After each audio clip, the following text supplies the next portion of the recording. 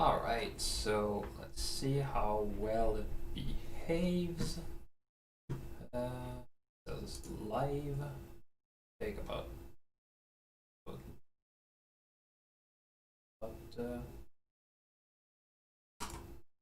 mute site. Alright. So actually let's check. Click, disable, click, done, save, and the button. So share, YouTube link, after now, and fingers it actually works. Yes, it does. So I close. See how many current viewers might be me actually. Pause a bit. So yeah, basically what I'm gonna do tonight is mostly just stream, just making working with some rigs, nothing too fancy, nothing too prearranged. Although I already had a good idea in mind of what I wanted to do tonight. Hopefully, hopefully it's educational for some people. If not, well, I don't know. At least I'll have something done out of it. So, one thing that always bothers me is that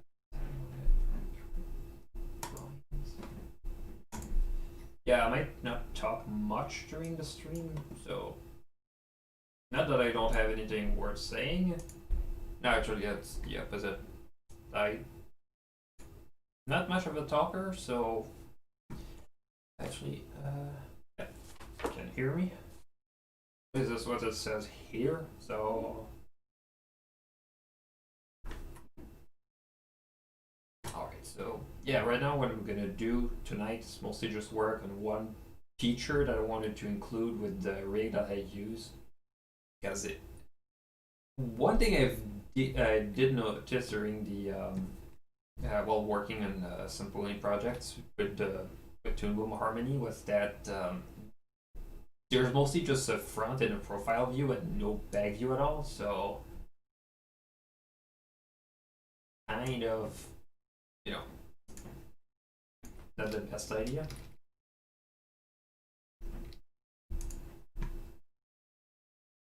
So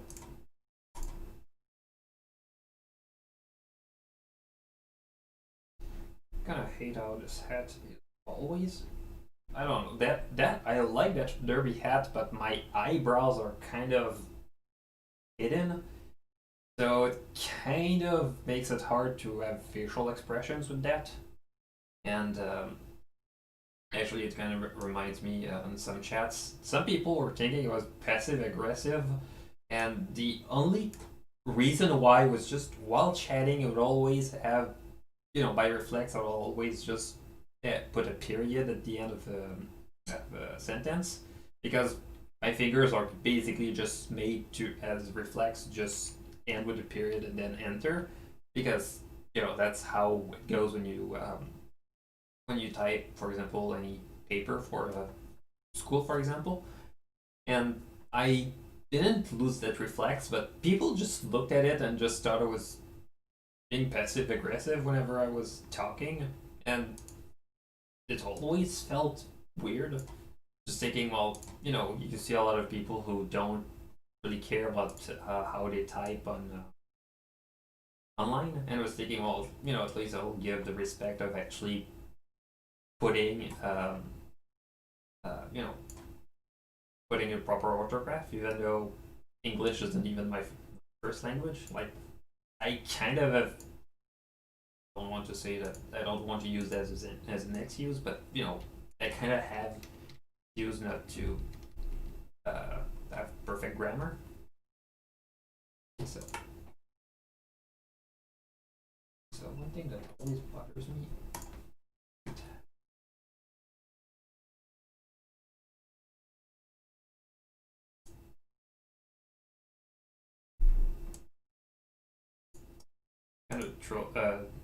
kind of feels like a throwback because back in the days I would. Oh yeah, I think I did say that on the stream. Although I didn't want to use this stream to advertise myself. You know, kind of accidentally did. But yeah, the whole idea is that while I was working on the animatic for the project, I realized if it's like one or two shots, you can just couple a solution per shot. But I realized there was a lot of shots of just Starlight from behind. Uh, in a couple of cases, it was because she was framed against the object, the story. And I was thinking, well, let's make it, let's show a bit how the difference in scale with Starlight. And and I realized, well, if I'm gonna have so many shots with her just seen from the back, let's actually make a part of the rig for the back, and then I'll be able to reuse it for multiple projects afterwards. So kind of hard to go with the.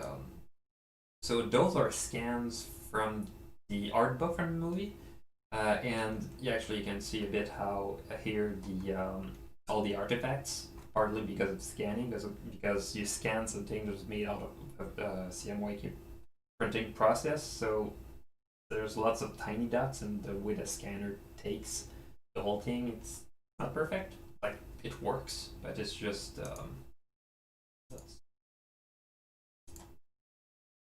but here in this case, the only thing it's gonna really be much of a worry about is just the way that the lines end, and even then, I think I'll just go with it, just figure it out myself, because even if the rigs are inspired by the movie, they're kind of an hybrid between the movie style and the show style. Partly because if you look at the movie style, just the way that the shines are, they kind of look weird when you look at them, and there's so many shots where you look directly in the eyes, and I wanted the shine to just pop, so I didn't want to just.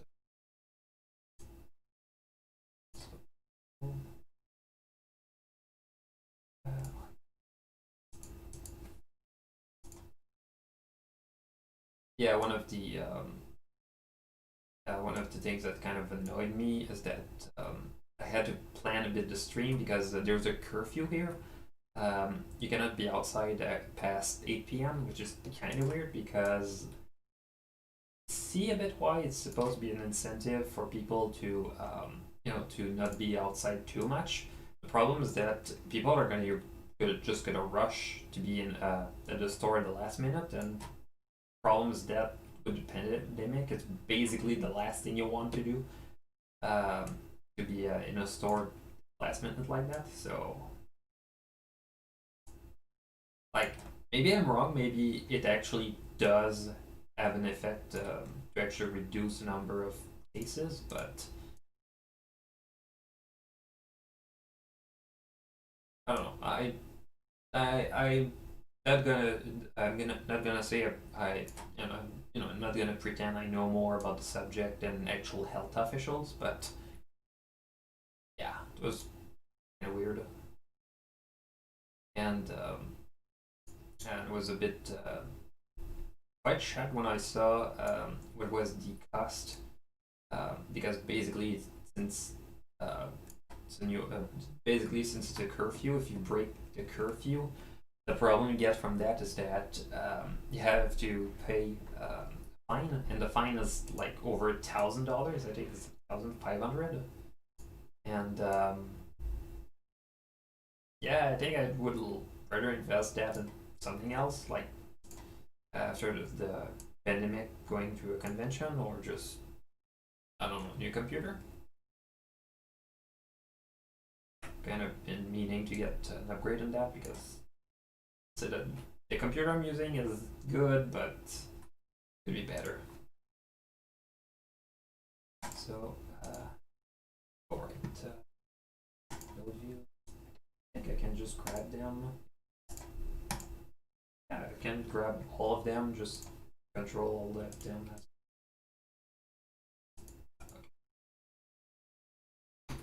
Delete this bit here. But I can do is just out this here. There we go. And I guess I delete those 2 points.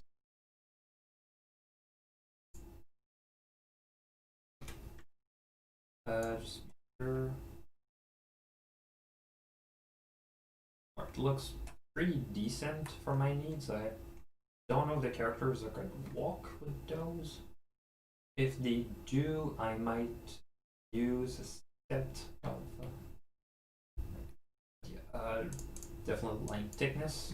Pretty cool with Boom Boom. There's a pencil editor. It's a bit different from the approach that you get with you can do is just this.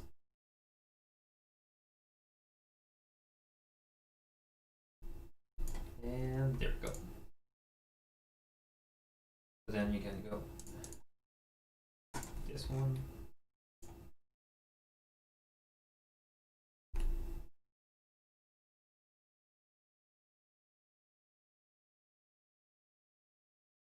Yeah, or one of the things that pretty cool with that is that one of the things I used to do with the lines, I realized at some point was not doing the best, but the idea was that was just pinch them at the very tip, would make them just pointy.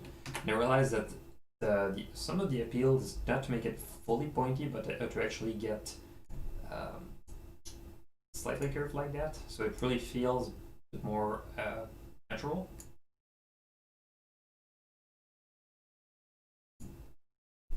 And there we go. Actually, that's one of the rigs I'm gonna work on.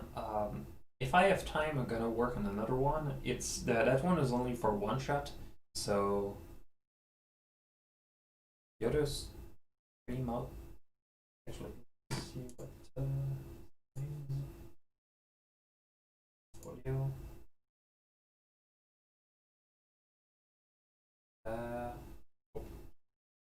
Kind of hate the behavior, but when you shake the whole well, you shake the mouse, you basically just make everything hide. I think you can hide, you can disable it, but I always think maybe I'm gonna need it like once. So yeah, actually that's probably just YouTube that is burping out. Can you actually hear me? Or because I kind of muted the stream on my side because I didn't want it to be echoey now. So I'm looking at settings, audio.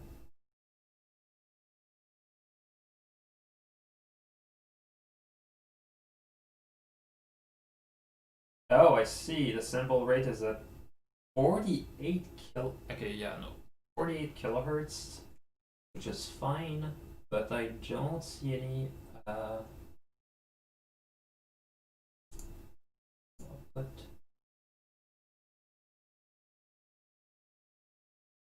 Okay, you know what? I'm at 160, which should be fine. Although I don't want to change the settings while I'm streaming, that would be kind of weird. Oh, well, not just that would be kind of weird, it would also be might break it, and I don't want to break the whole stream, at least not purposefully. Alright, so with those, if I'm gonna go with that, actually get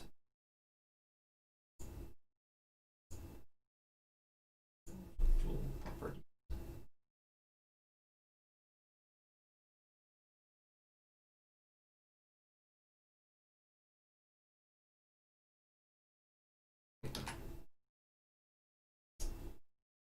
Yeah, I don't expect to have to animate those that much, but just to be sure. Effect code.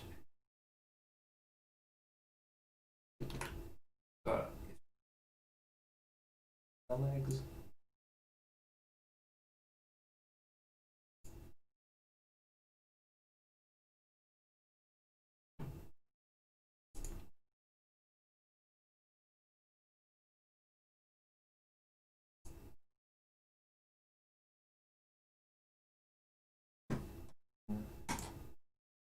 Yeah, I think I'm gonna call this good enough for the moment.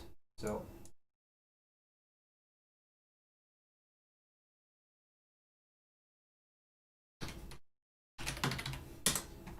blank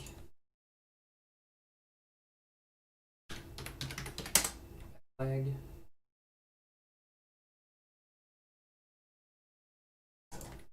I got both like this. I got back of the body, which I'm not gonna group them yet.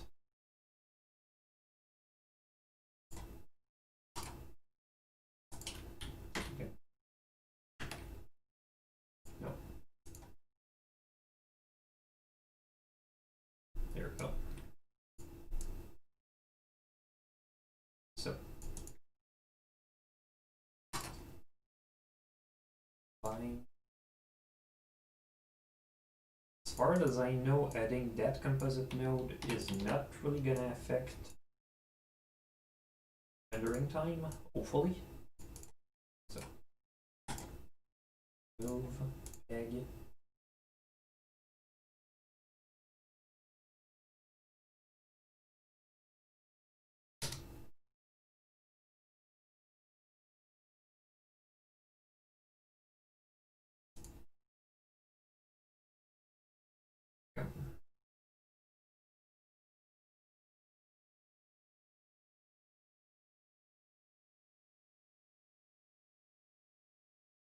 There we go.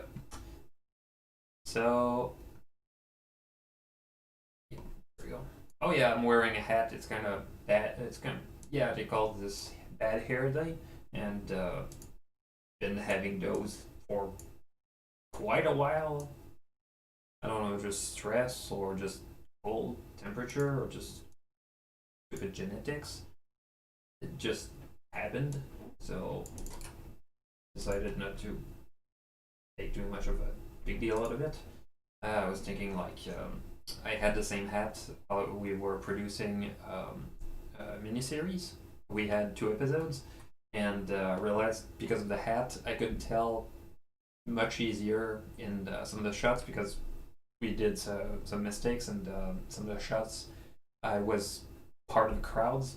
Like I think there was one of them, and since I was a VFX artist, I could just paint over to just get rid of myself in the shots. And one of them, it was pretty easy because I just took there was a bunch of trees, and I just took about piece of tree next to it and just copy pasted it with the motion blur and all. Nobody saw the difference at all.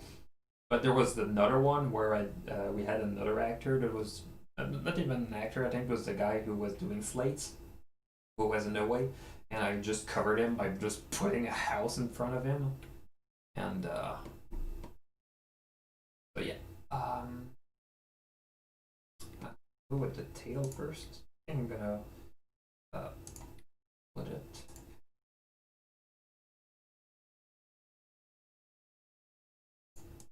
When I add, yeah, I have the option to add drawings.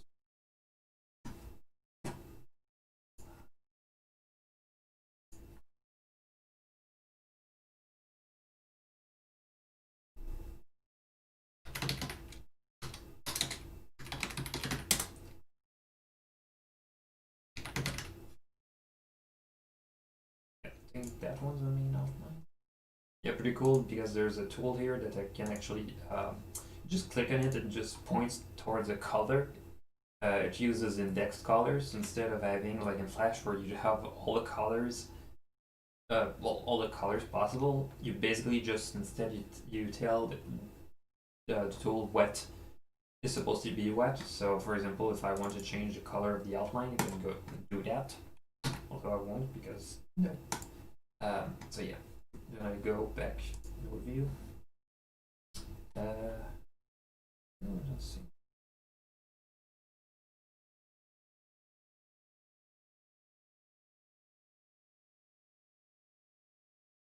If I use a tablet, yeah, I got this one along with this fan. I don't always plug it because even though it's a big desk, the problem I have is that whenever I eat in front of a computer, which I shouldn't do, but I still end up doing, you have the keyboard, the tablet, the mouse, drink. Yeah, I'm a huge pop drinker. So I just realized, well, let's plug and unplug it. Like I have a cable, which is supposed to be this one. I basically just plug it whenever I need it. There's no screen on that, like that happens. I think eventually what I'm gonna do, I have a table here, so I could basically just move from one to the other whenever I need. Uh, yeah, basically that. It's just I basically whenever I actually need the tablet, like if I'm gonna draw, for example, I mostly just draw for animatics. I like I've seen, I there's better artists than me when it comes to making actual drawings. So I know where is my spot. So whenever I do an animatic, I just sketch something roughly. Sometimes I just take a vector and just trace over.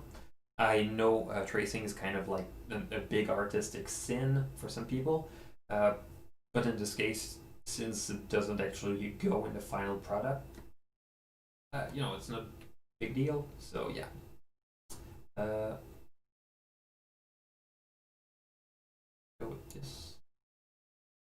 Nice.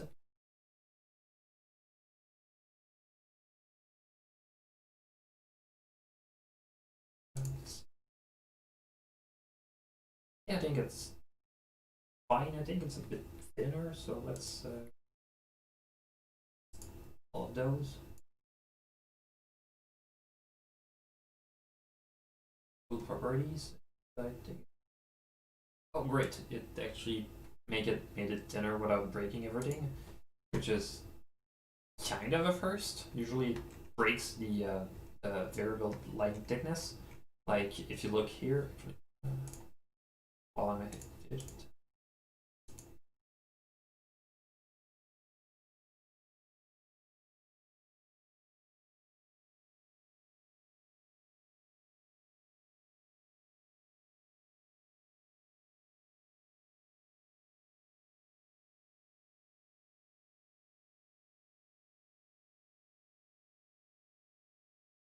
break, don't break, don't break.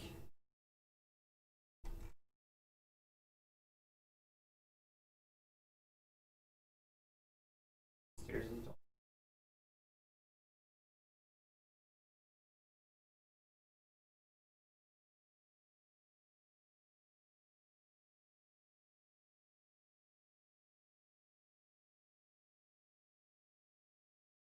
Oh, right. Now I need to kind of one of the problems since I started that rig back when I was, really new with Toon Boom. So there's a lot of weird quirkiness with that rig. So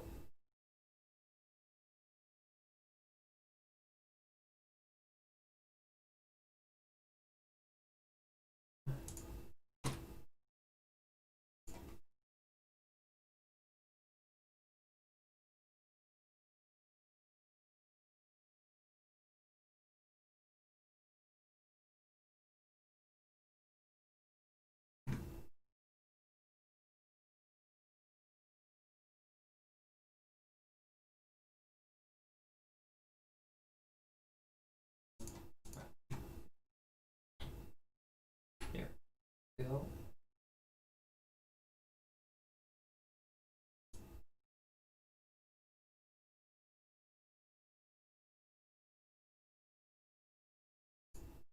And yeah, I could probably eventually at some point just put music. I used to do that back in the days, but yeah, getting a playlist that wouldn't get copyrighted by YouTube is kind of a disaster. So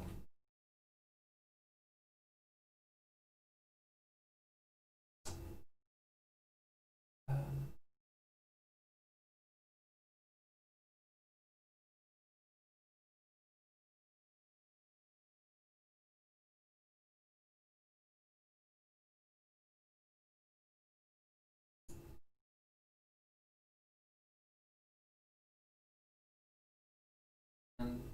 It already sort of looks smoother. Although I think I can work on that later.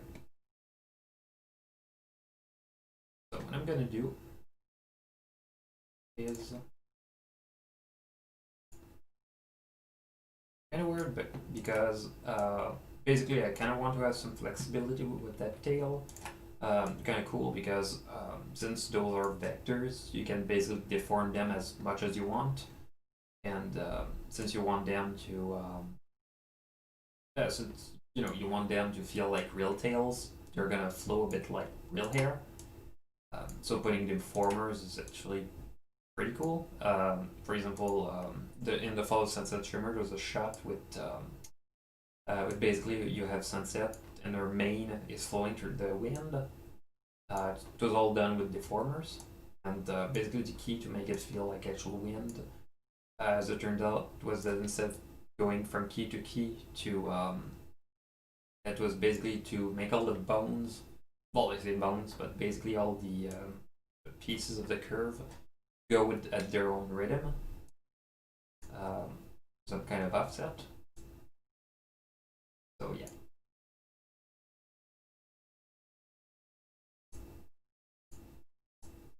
Yeah, it's kind of weird how our tail looks from the back. But, I think I'm gonna go with. How did I do?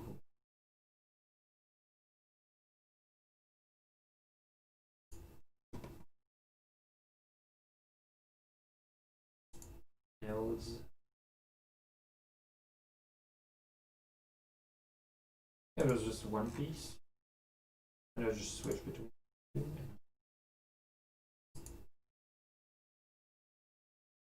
Okay. Theory, I don't need it.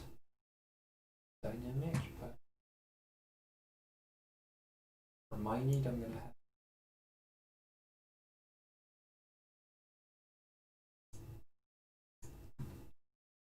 Tool. Oh yeah, I did another fix. Although I shown it on Twitter before. Basically, I realized that the way that the mount was handled, I realized that I could save a bunch of processing power just doing it another way. So, drawing here, have group line it. Usually I don't do those a bit faster, but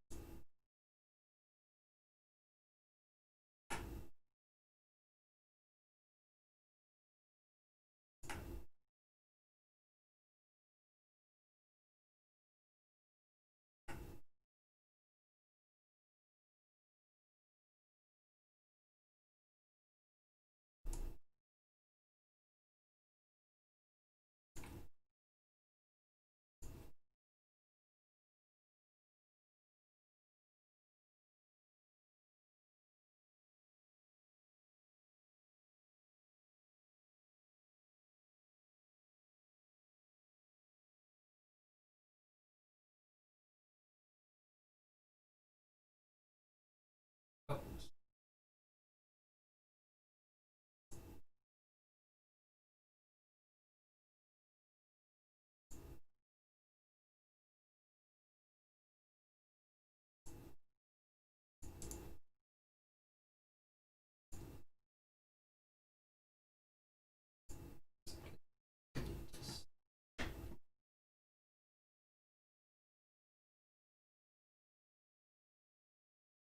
pretty cool because one of the things that just snaps on. So save a bunch of time with those curves. I'm to align them, although it's not really a new feature. Basically, the way it was from the very beginning. Actually, I was looking in another chat. Someone shared a video about the basically someone shared the a video about an old animation tool.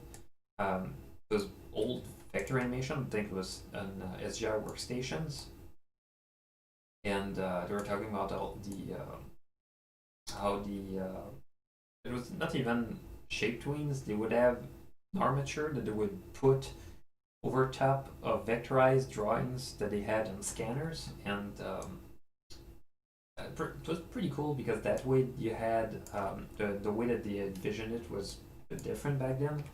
You basically had the technician who was an assistant to the actual traditional animator who was still drawing on paper, and the idea was that the animator would basically just guide the technician on what he wanted the animation to look like. Uh, nowadays, uh, nowadays a computer much more accessible. Like if you don't know how to use a computer, now it's kind of it's kind of a big deal. Pretty much every company. I can't really think of many jobs where not knowing a computer, or where knowing how a computer works is not part of the job itself. Um,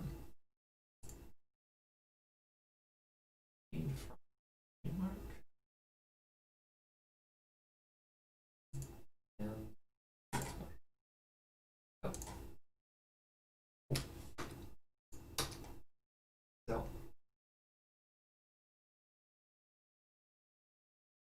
going back to the drawing itself.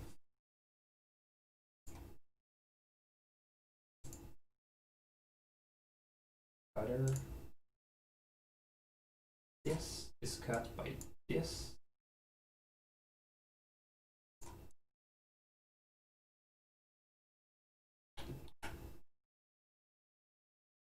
Oh, right. Cut by this. It's cut by inverted this, which is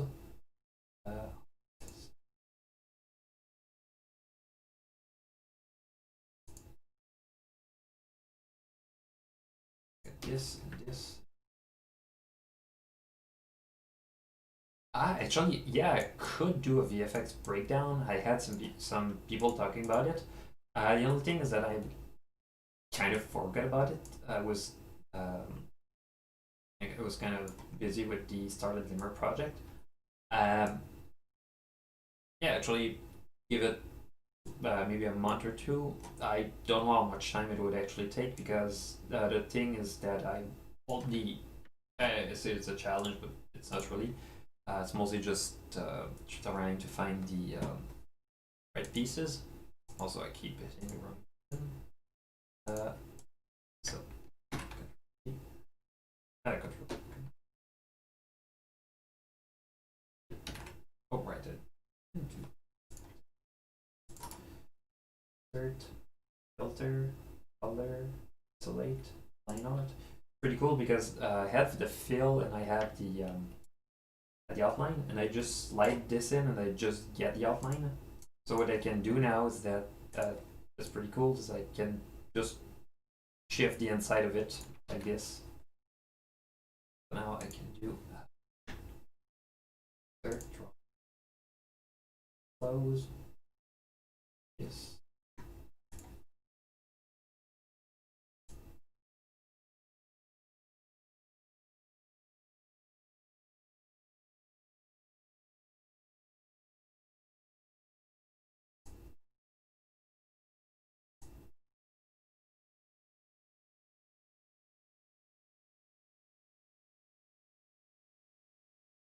And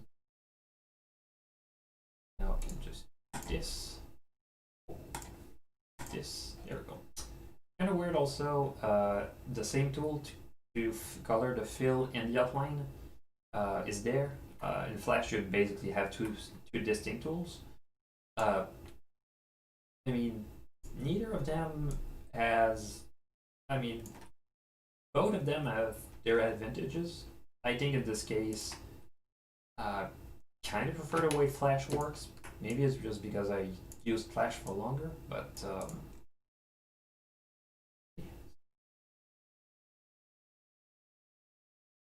just gonna disconnect those. Fill. Drawing. Here. And,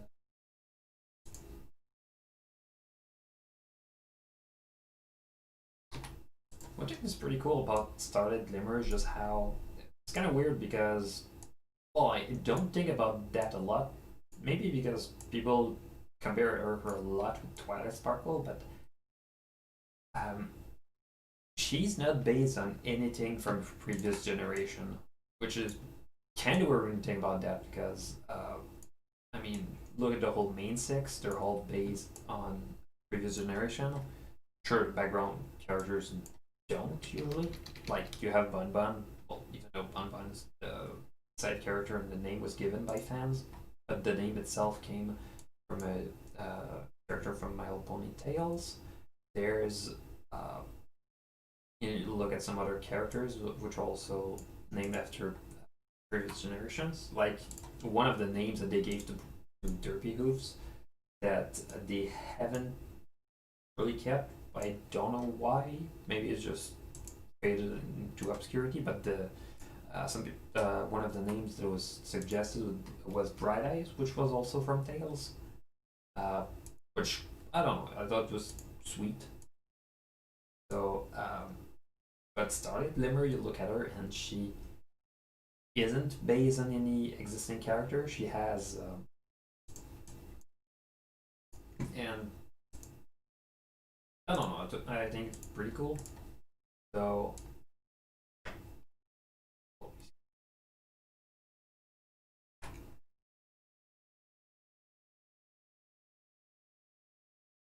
I gotta wonder how what G5 is gonna do with her because I assume since it's it's a toy line and all, I assume that they're gonna go with other ideas, but mostly just go with existing characters from previous generations, but mostly G4 because that's the one that actually caught on. Third.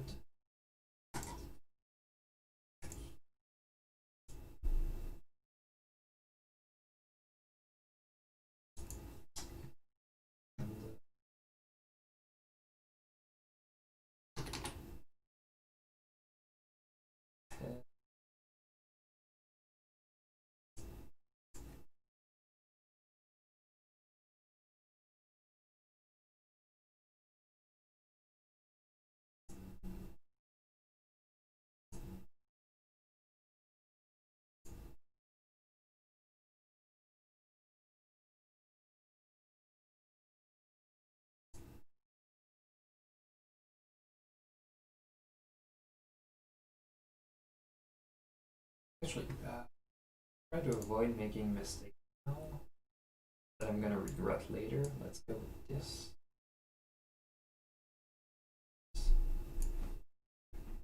Go back with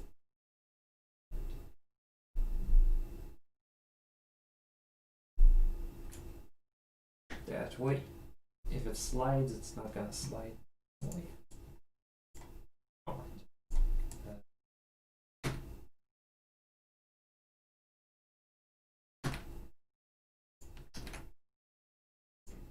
Birdies and so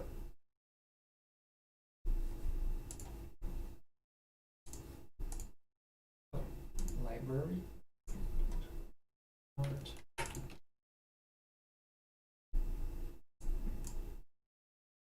Oh, right. Line art is in the wrong layer.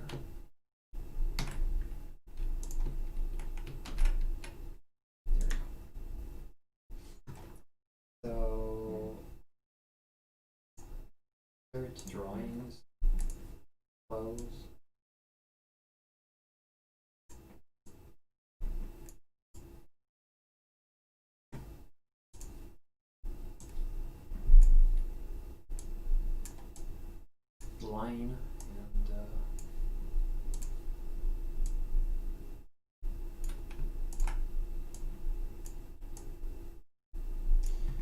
probably not the best approach to vectoring, but I think here it's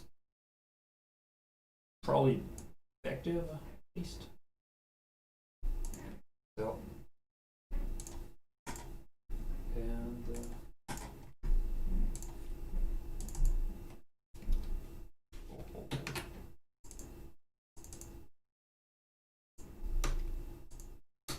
there we go. So, insert, cutter, and insert. There we go. So we have the whole tail,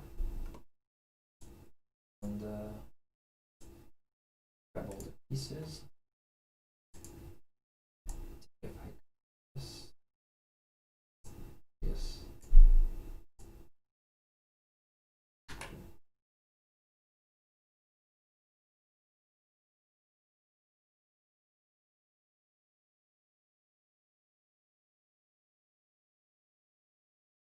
This.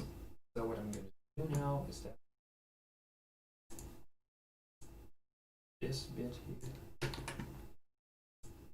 this bit here should also affect.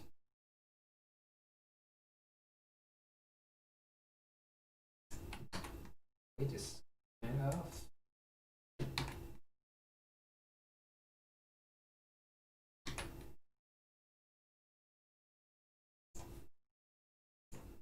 This one here.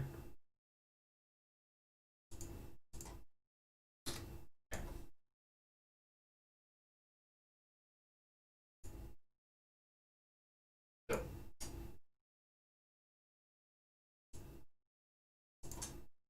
this piece here is going to have its own curve.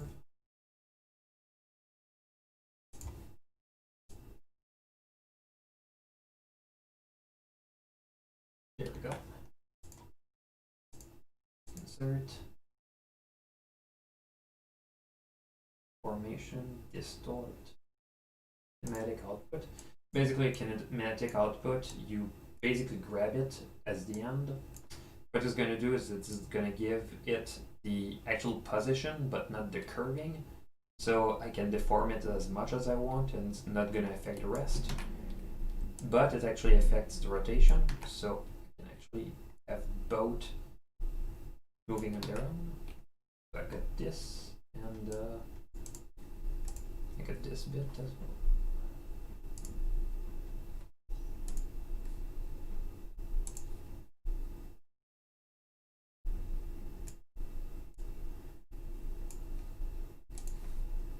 And there we go. And I'm gonna go with kinematic output as well. So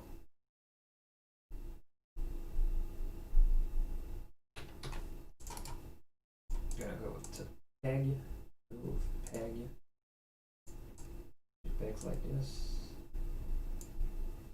And actually move tail in its entirety.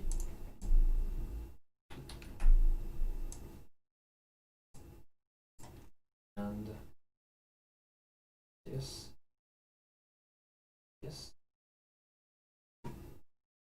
Actually, I look at the way that it works. And,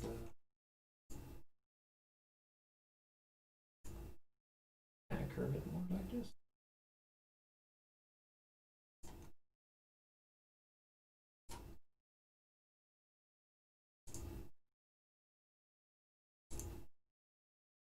So, so I got back legs done. The front legs, what I'm gonna do, I think, although it's not the best way, I think what I'm gonna do is just gonna go with a copy of the front legs. So I'm gonna. I should have taught this a bit through. Yeah, I think this one is a bit. Cheating, but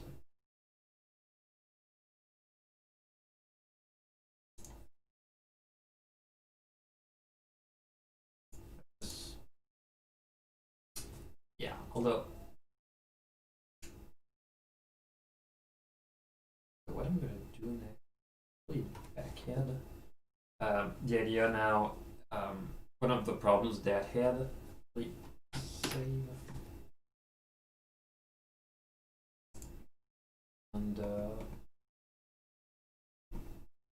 Yeah, one of the problems with the head is that even though the head is kind of 3D, uh, past a certain point it just breaks. So, what I could either I yeah, I think if I just use the same head, it's gonna break again. What I'm gonna do instead, I think, is I got the skull.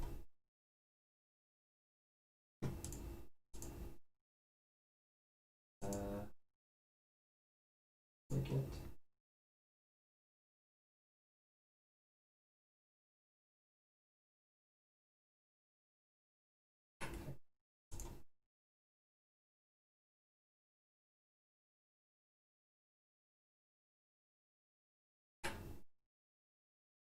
Kind of bothers me because I'm doing that outside of the rig.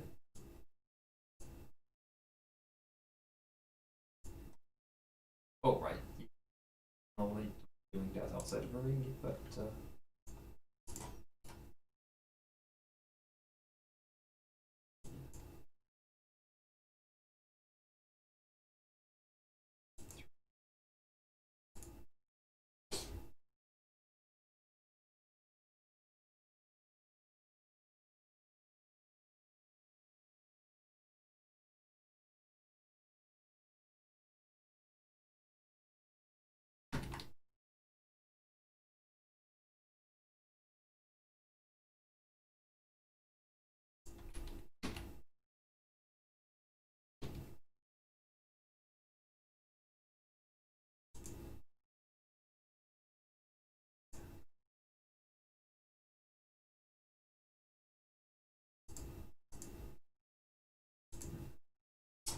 what I'm gonna do afterwards is just to delete the head itself. So like,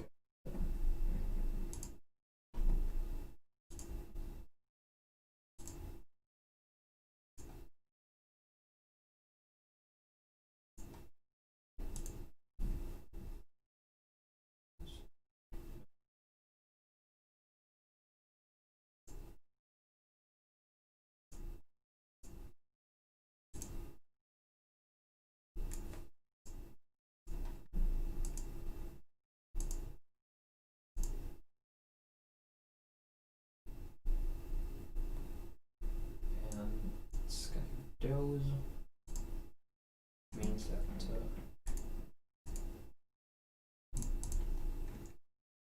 and actually pull the shadow layer for the moment. So yeah, the idea is that it's supposed to behave like the other head.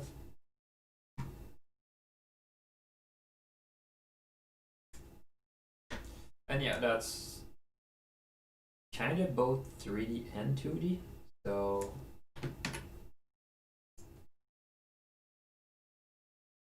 yes.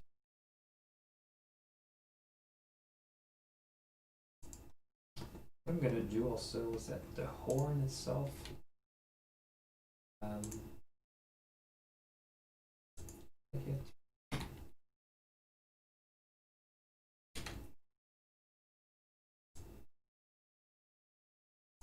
Yeah, the horn itself is kind of based on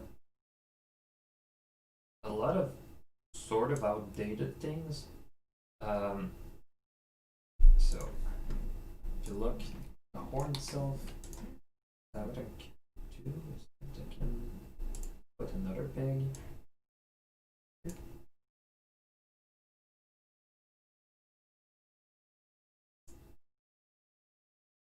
Hold on. Put a peg.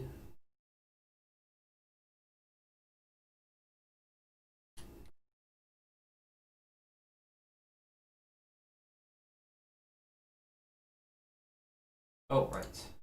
Well, again. There we go. Do in perspective view. Just broken again. Yeah, perspective view is still broken. what I'm gonna do is figure out which axis is the one that.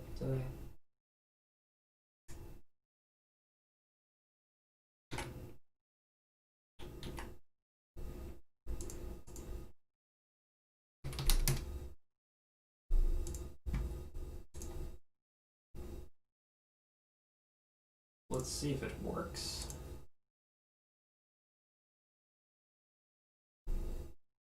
And it does, great. Is it difficult to do it with being a single person? Sort of. One of the problems with that is that for emotional support, you're kind of left on your own. You have a lot more control for the project itself, which is pretty cool.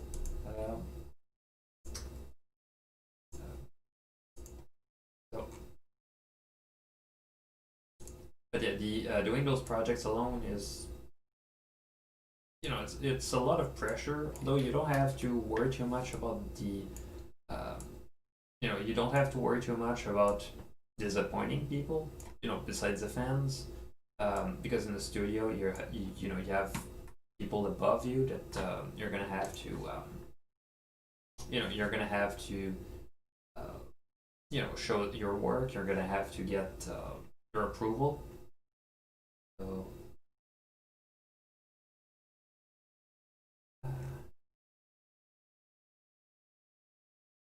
I could do here. I think I'm just gonna go and copy here. Put here.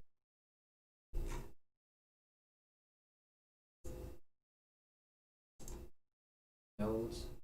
It.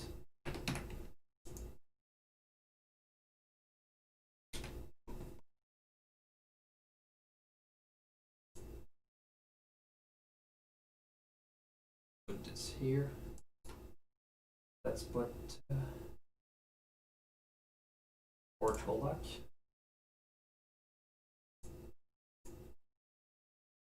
Oh, great! It actually behaves exactly like I want it to. So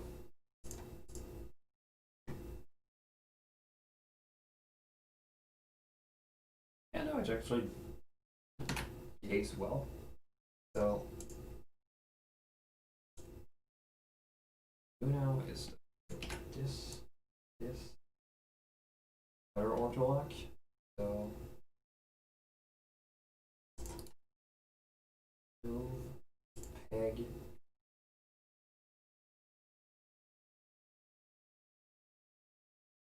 And this.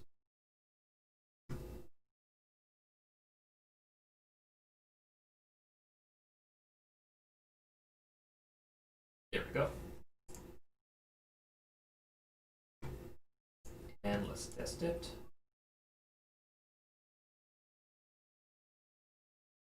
Hey, it sort of works. Probably gonna have to tweak it later, but it sort of works. Keep in mind though, the this rig is not meant to be. That rig is not meant to be the full copy of the ad. The whole idea is that I'm basically just gonna use this as a kind of an approximate, the whole thing. So I got this.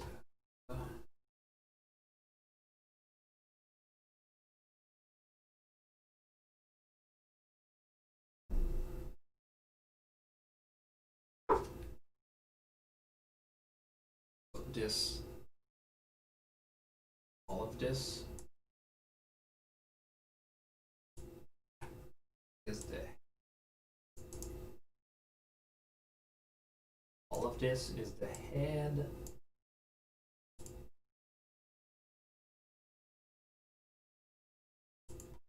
So let's see if I can input and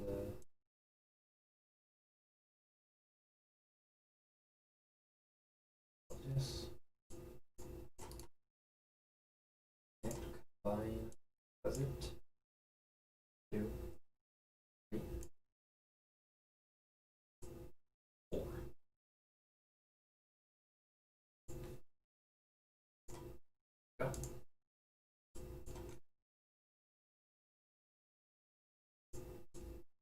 of those pieces that respond to this for the rotation.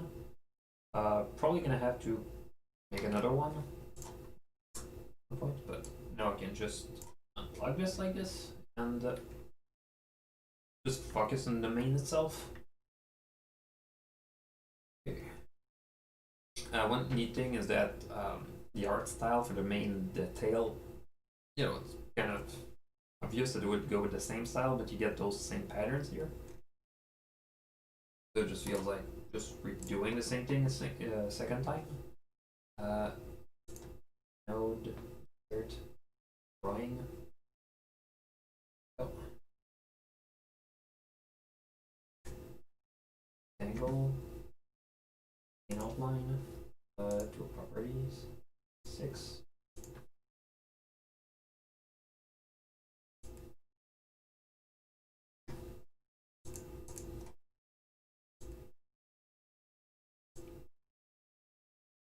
Kind of a shame because just like the false sunset shimmer, I'm kind of in the same corner with starlight glimmer.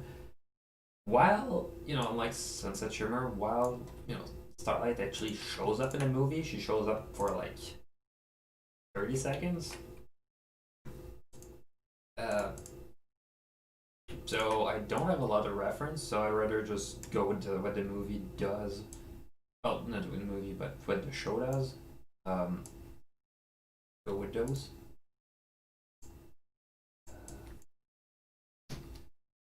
It's streaming for 57 minutes. Okay, that's actually pretty cool.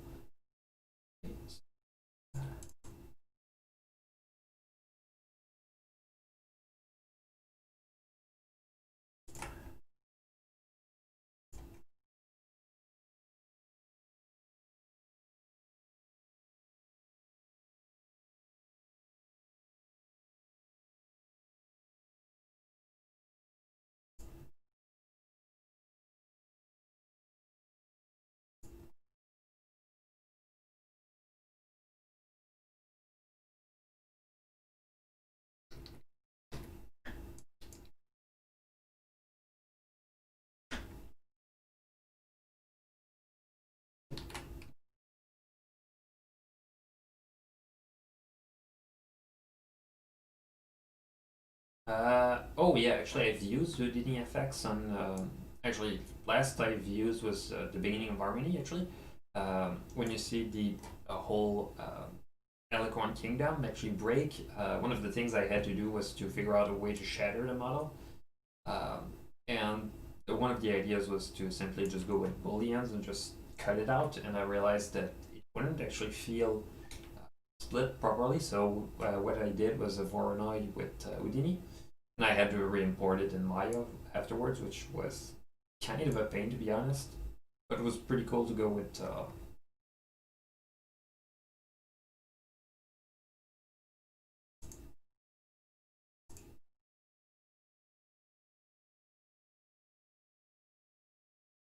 alrighty, so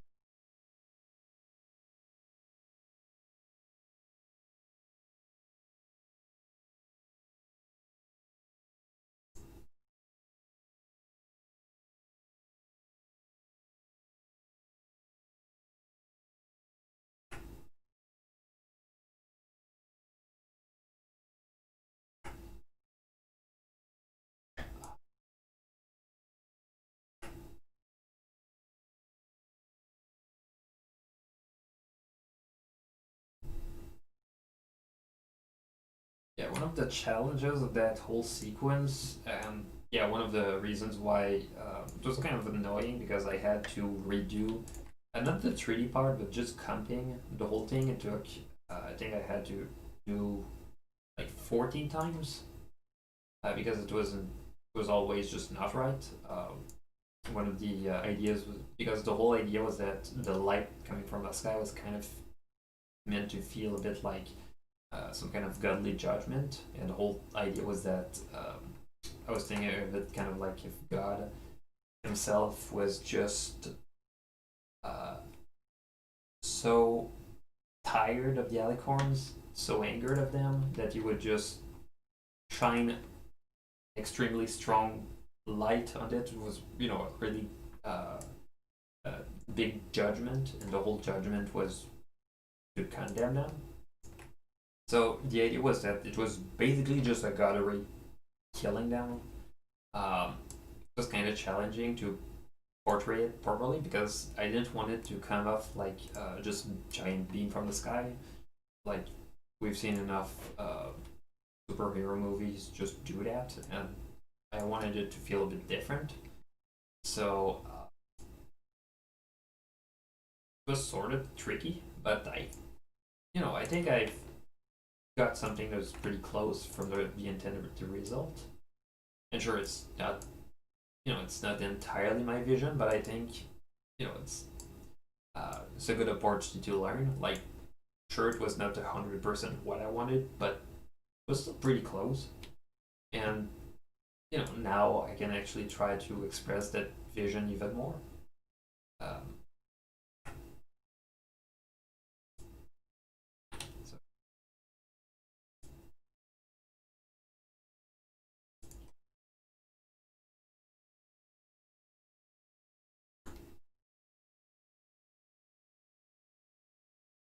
no, actually, I used Nuke on school projects, but After Effects is just much less trouble for independent projects. Like there's a render queue, which for Nuke you basically have to just give up on those.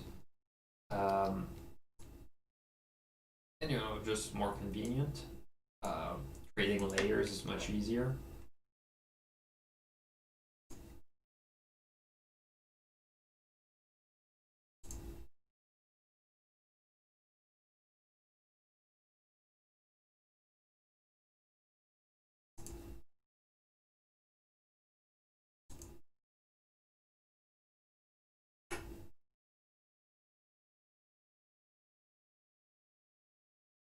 But yeah, Doing Boom Harmony is pretty good for the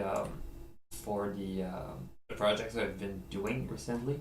Um, it's pretty cool because with previous projects, one of the things I was kind of disappointed was that it was pretty hard to be subtle with elements. Like if I wanted to have a subtle head movement, um, the problem is that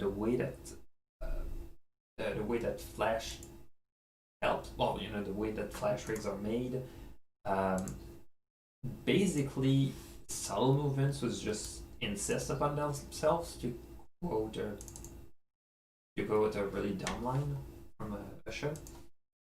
Basically, the way that um, basically the way that I can do actual very subtle head movements here, just life changing. Um, you can go with one thing that's kind of annoying is that if I want, for example, to go with some quick head movements, sometimes I'm gonna have to basically rebuild the whole rig from one post to the other. And the problem is that you basically re-rig the whole set to work with all the pieces you already have. So you're kind of you're basically having to rewire everything with some controls, and those controls. I'm thinking like the opening of the Fall of Sunset Shimmer. You have Celestia turning her head, so I had at some frames to just disable it with an image switch.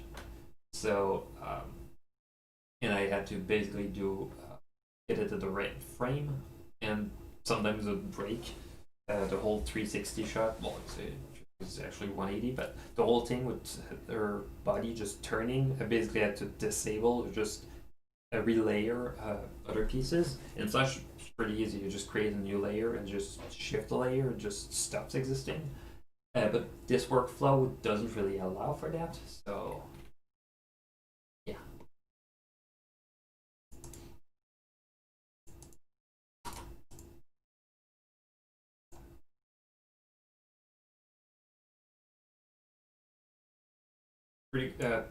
pretty wild too because I've been doing the Starlight Glimmer rig first, but I'm gonna have afterwards to I'm gonna need to make one for Twilight, and the whole idea is that instead of building a whole uh, building everything from scratch, I'm just gonna take the Starlight rig and just add the stuff that's missing, or just change the main. Uh, which the main itself probably gonna take me a couple of hours. Gonna be pretty easy. I'm gonna have to add the wings. What I have for wings, I have some old ones from the False Sense of Shimmer because Twilight does a cameo in that one. Uh, but everything else is that there's not a lot to. There's just the poses when they're closed and that's it. But yeah. So let's go.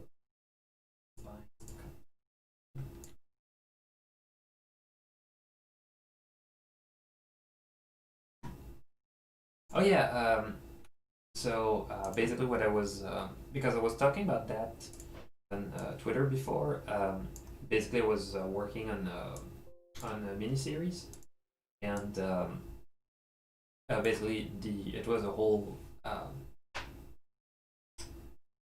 the whole idea was that we wanted to make a mini series about the history of Joan of Arc, and it was pretty cool. We did 2 episodes to see how well it would be, and basically just to pitch the idea. And right now we're basically looking at what are we going to do with other episodes, like what we can do better. Um, hopefully we can because we did a lot of it during the pandemic, so and filming during a pandemic is quite a nightmare. Since I was uh, basically just assisting with the VFX. I was, and usually I do VFX, uh, at a VFX studio. I'm not actually taking part of filming the whole thing. So I was just next to the director, just thinking about the way that we shoot the VFX, and basically just giving ideas of how to approach it. Streaming software, it's OBS Studios. Actually pretty straightforward. I've been using that I think I've been using that since 2014. Uh, Working pretty well. I just have scenes I can transition from them. I used to have an overlay, like I had in the corner here. I had basically I had it was before YouTube changed it. We had an overlay with all the comments from the people in the stream, and now that YouTube is offering that on the side, I thought it would be much easier to just get rid of it. I also had links to Patreon now, but then I realized that it's kind of over the nose, and I thought let's just go with something simple. Um, I'm definitely gonna stream more because I'm gonna have nothing else to do with my time at the moment because of the pandemic. Um, and the idea was that I would not only would I try to improve the whole thing. It's pretty cool. I have now the webcam. I used to stream without one, and I just thought, it's kind of disappointing to just try to talk about the all stuff, but not really using any body language for that. So it was pretty neat, and it's pretty cool because I was kind of concerned about security and all. And I bought, well, I say I bought, I actually had it for like 5 years. It's just a USB 2.0 hub with actually switches. So instead of having to unplug and plug and unplug and unplug, basically just press the on off switch, so I don't have to worry too much about concerns of security. Uh, it's not like a laptop where you just have to little thing over the shutter. Uh, some manufacturers actually put that on the laptop itself. And there's Apple, who basically said that because they wanted their laptops to be so thin, um, in some cases putting a sticker over it would break the screen because the margin of errors were so tiny. And then they complained because their keyboards are way too dust. Like, make laptops for people who actually use them rather than your ideal their ideal image of a guy who basically has just a table, a laptop, a mouse maybe, and that's it, and that needs nothing else. Like, and some companies actually do care and actually have do well. I mean, all of them do testings, but a lot of them just design their devices without really thinking about how people would use them. Oh, I'm thinking mostly Apple because actually there's rumors that Apple is gonna get they're gonna release some new devices where they bring back the MagSafe, and MagSafe for people who I'm surprised, and there's some people who still don't know about that. This is an 2011 MacBook Pro, and this is MagSafe, and so the idea was that you go with you just go at a cafe, you type on your laptop, which you can't really do that now because unfortunately there's a virus. But the idea was that you'd have a laptop, and let's say that there's someone who walks in next to the table and just knocks the power cable. What would happen with that is that just snaps like that. The laptop doesn't move; it just stays on the table. You don't have the laptop being yanked at the table, and then the lady who's there, who was about to give you coffee, she doesn't feel terrible for wasting over $1,000 in a machine that's probably out of warranty now, or warranty doesn't really cover those things. Obviously, it's one of those cases where it's pretty helpful. And then Apple got rid of the feature when they decided to move to machines with just USB Type C. Like that feature alone was really helpful. It was sort of a game changer when you compare to other laptops. And I think that was inspired by deep fryers, or at least Japanese deep fryers, because by law, they realized that if you just yanked on the power cable and the deep fryer just went in your direction, you'd injure yourself. Okay, it's pretty rare to go to that point, but you could get killed by that. So just the idea that you had, a way to prevent that from happening with the deep fryer was really helpful. And doing that with the laptop, it's not the same level of safety you need. It's mostly just your wallet that's going to thank you. But being able to do that with a laptop was also pretty cool. I think there's another company that did that. There's Microsoft with the Surface Pro that also has that feature. And, I thought it was pretty neat. And then they got rid of it. And there's rumors now that they're going to reinstall it because they realized that a lot of people needed it. They're probably going to add back also either SD or micro SD cards support, because on that one there's a micro SD slot that there's actually full size SD card. It never works, but it's actually helpful. I say it never works. You always have to play with the whole thing, but just having that feature is really neat. So it's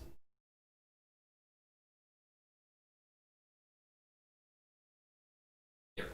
So actually, it's pretty. Oh yeah, join emitter. Okay. Connected. Let's put this here.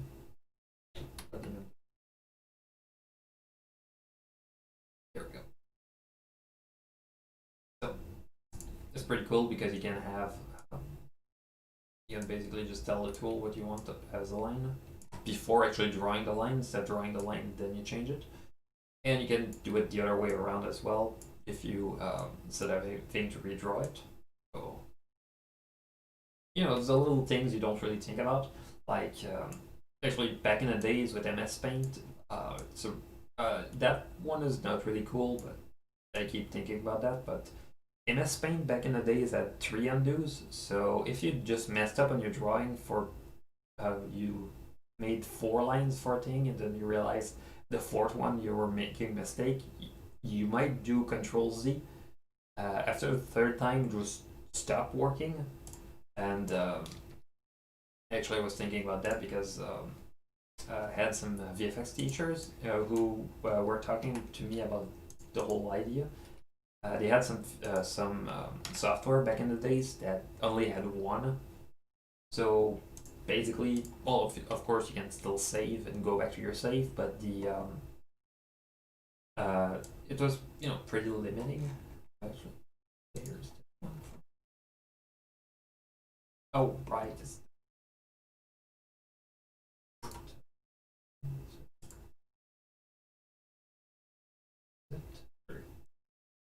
oh,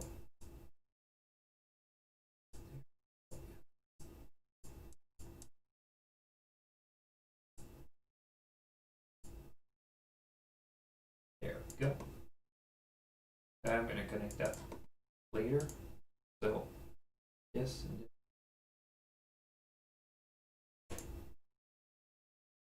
and drawing.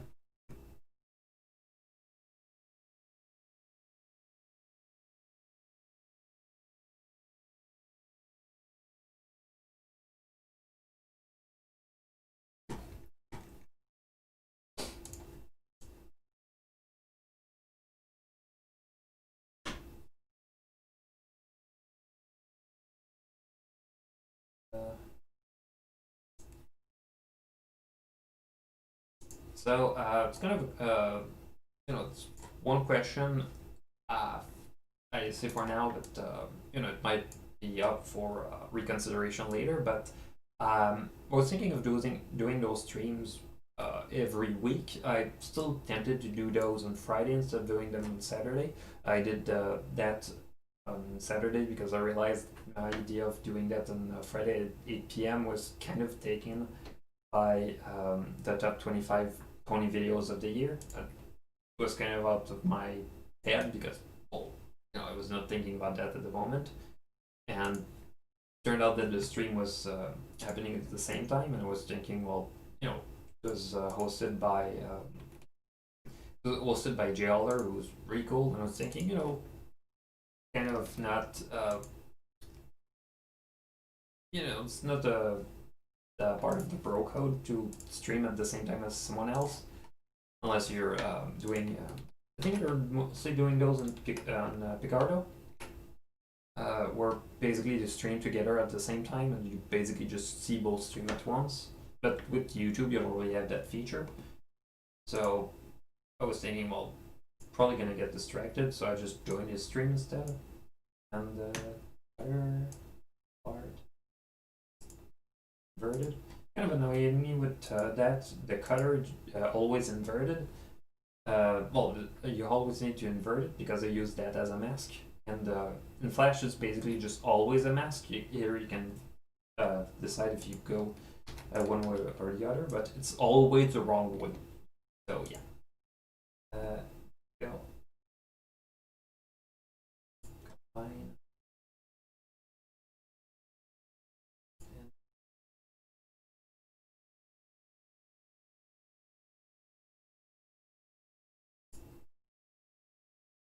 There we go. And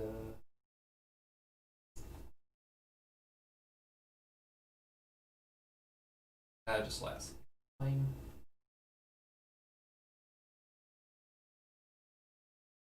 I'm gonna do with the flow of that one. Just this and this, like this, and if I have any tips to determine what's the point go when reconstructing basic curve, it's basically just guesswork at that point. You unfortunately, I don't have any recipe that actually works the best. Um, Basically, when you look, for example, at those points, you look at the curve itself and you see how it just behaves, and then you have those, for example, those two spots here. Actually, I have. It's gonna be interesting. I have an old tool I made back in the days for Bronicon. Basic curve. So,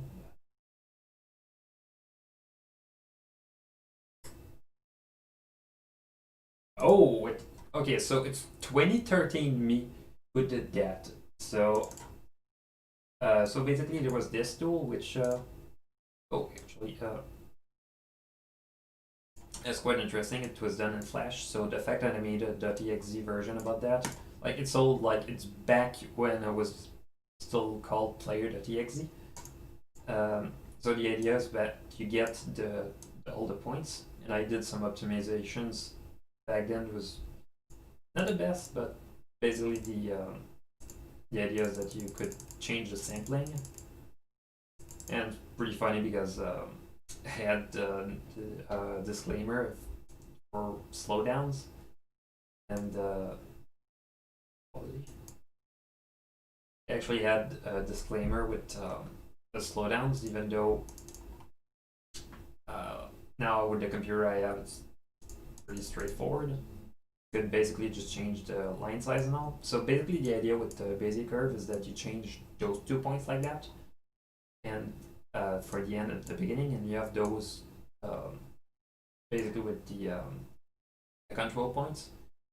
Some curves, what they would do is that both control points, since basically that's you have basically multiple orders, and the order that you usually have is the second one. Some curves, for example, would only have one, so both points would be like this, and it was pretty cool because you could actually change the way that it would behave like that. I'll even have a grid like that. So yeah, it was pretty cool, and then you have all the control points, their coordinates. Yeah, there was some lag with how they behave. I think it was just an optimization where the idea was that I didn't want to update it at every single frame. Yeah, I'll probably need to go back with the coding and all, but yeah, it was pretty cool. Like, and I used that to explain to people how basic curves worked. Yeah, now that since it's done on Flash, it's kind of I wouldn't say it's lost media because I have uh, actually there's even a data app. So for people using Macs, although I think it's 32 bits, so it's probably not gonna work uh, because nowadays Mac OS is not supporting those. Uh, yeah, uh, that happens. But yeah, the it was pretty cool because I could use that to teach people how to use basic curves, and playing around with that. Eventually, you just get a good feel of how those curves actually behave, and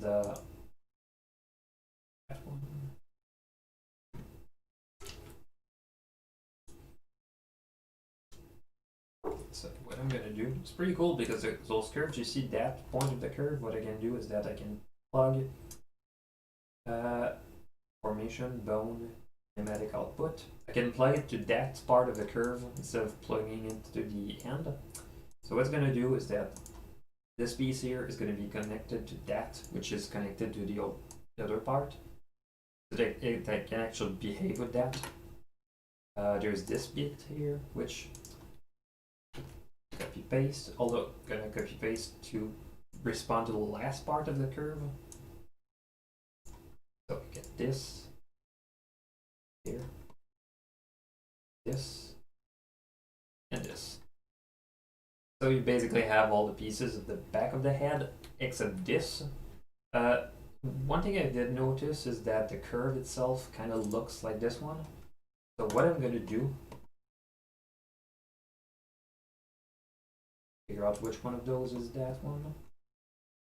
Oh yeah, it's pretty annoying the way that Toon Boom works.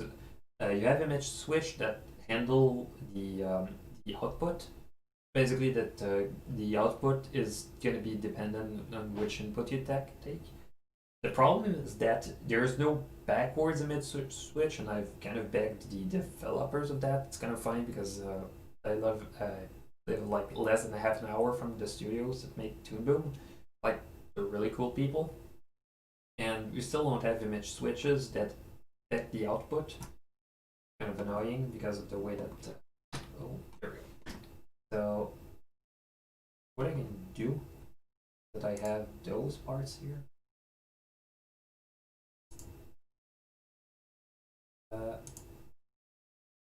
There we go. So what I'm gonna do is that I'm gonna take those,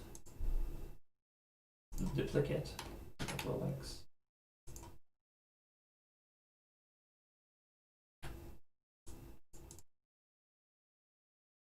Fine, composite.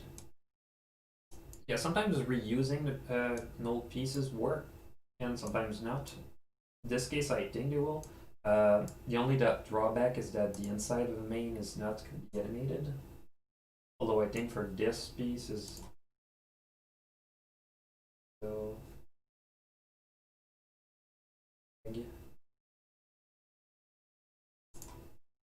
Go.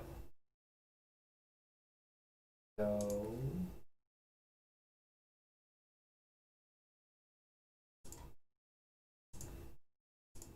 local and scale, local as well, -1.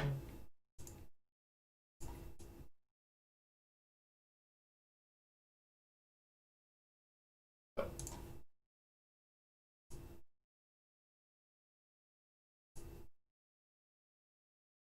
what I'm gonna do is that I do modification first. Okay, there's some remnants from.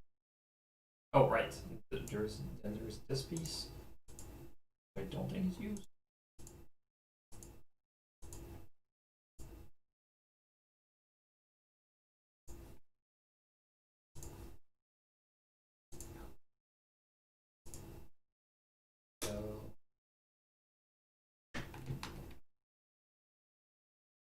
So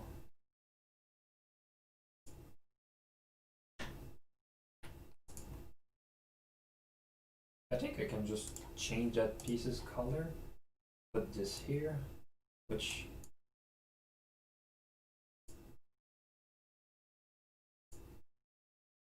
one downside with that is that I'm gonna have to one line here. And yeah, one of the downside of that rig is some of the lines are not the right size. So here we go. And there, yes.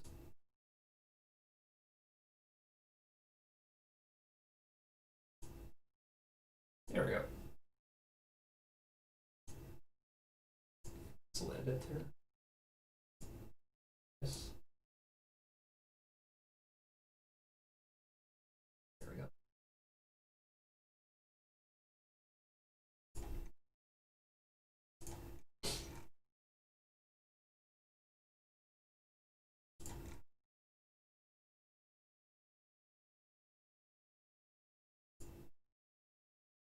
Oh yeah, I think I'm just gonna create a new composite. Main, back of the main, and skull, which is I move this. Oh right, stupid, stupid, stupid, stupid. There we go.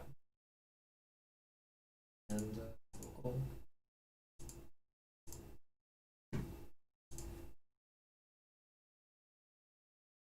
Then I have this peg here.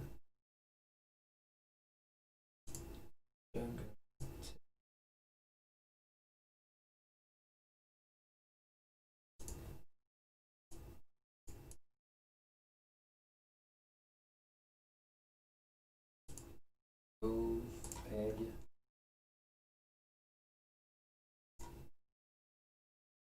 And I think in this case I just go with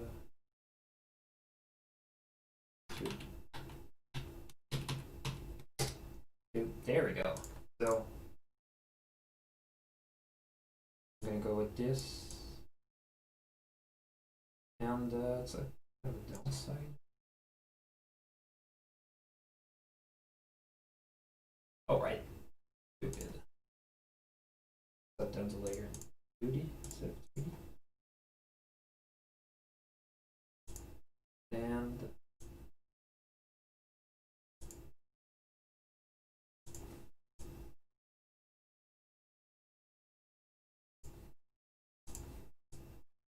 oops. There we go.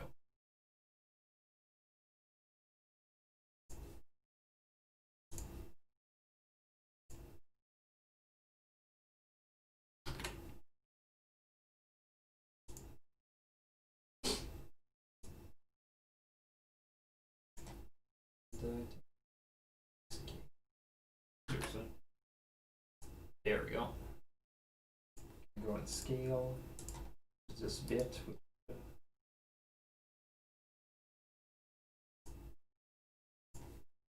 -1. I think what the scale should be. Although in my case it's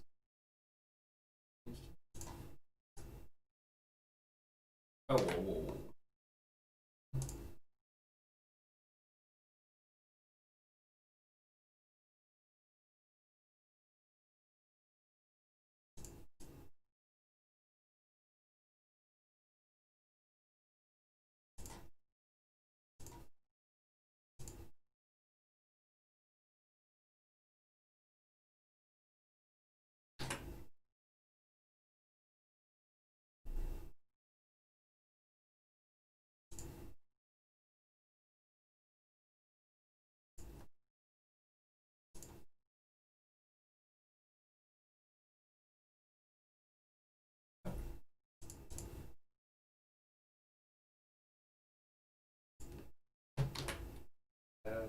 I'm not gonna go with something that deep.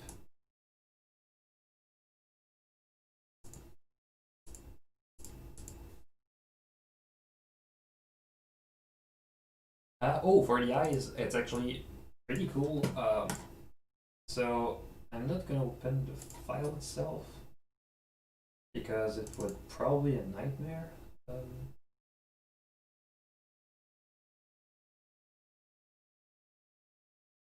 I think it's the shot.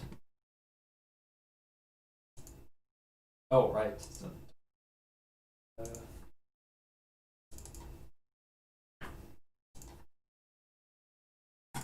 so here's full quality renders from.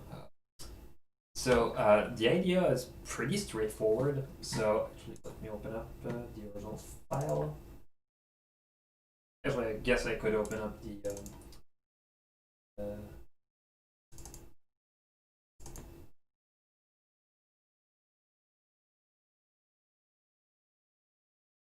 Don't misbehave.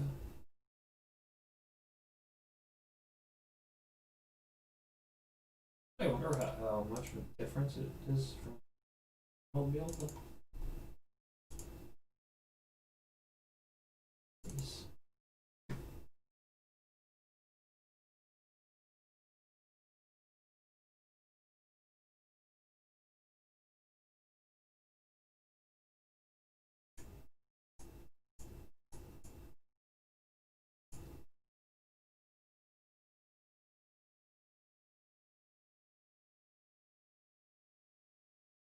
So actually, that one idea came from a discussion with Viva Reverie.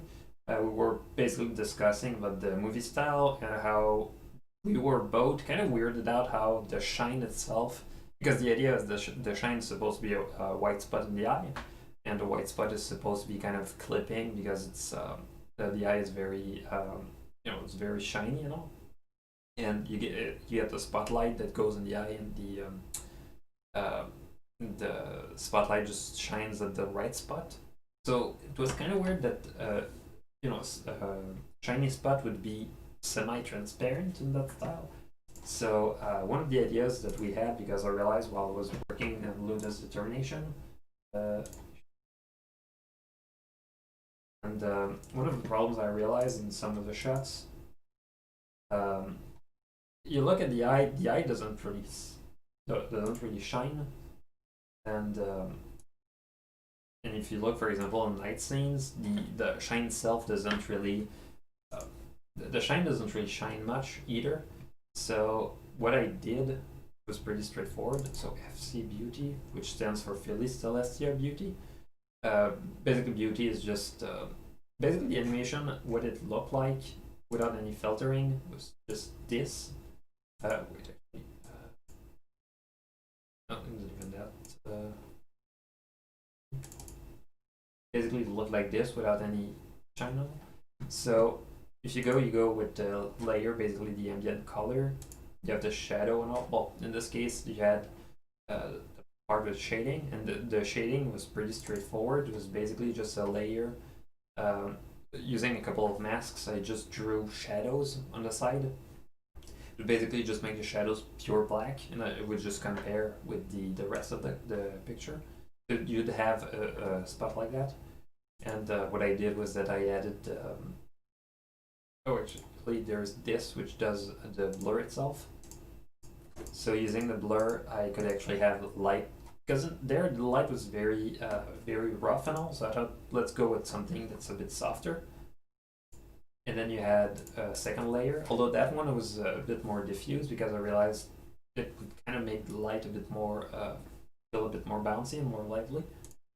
And then we have some bit occlusion, which is just generated with the outline, which I blurred, and I just had uh, two other layers, three actually, just to make it more crunchy and all.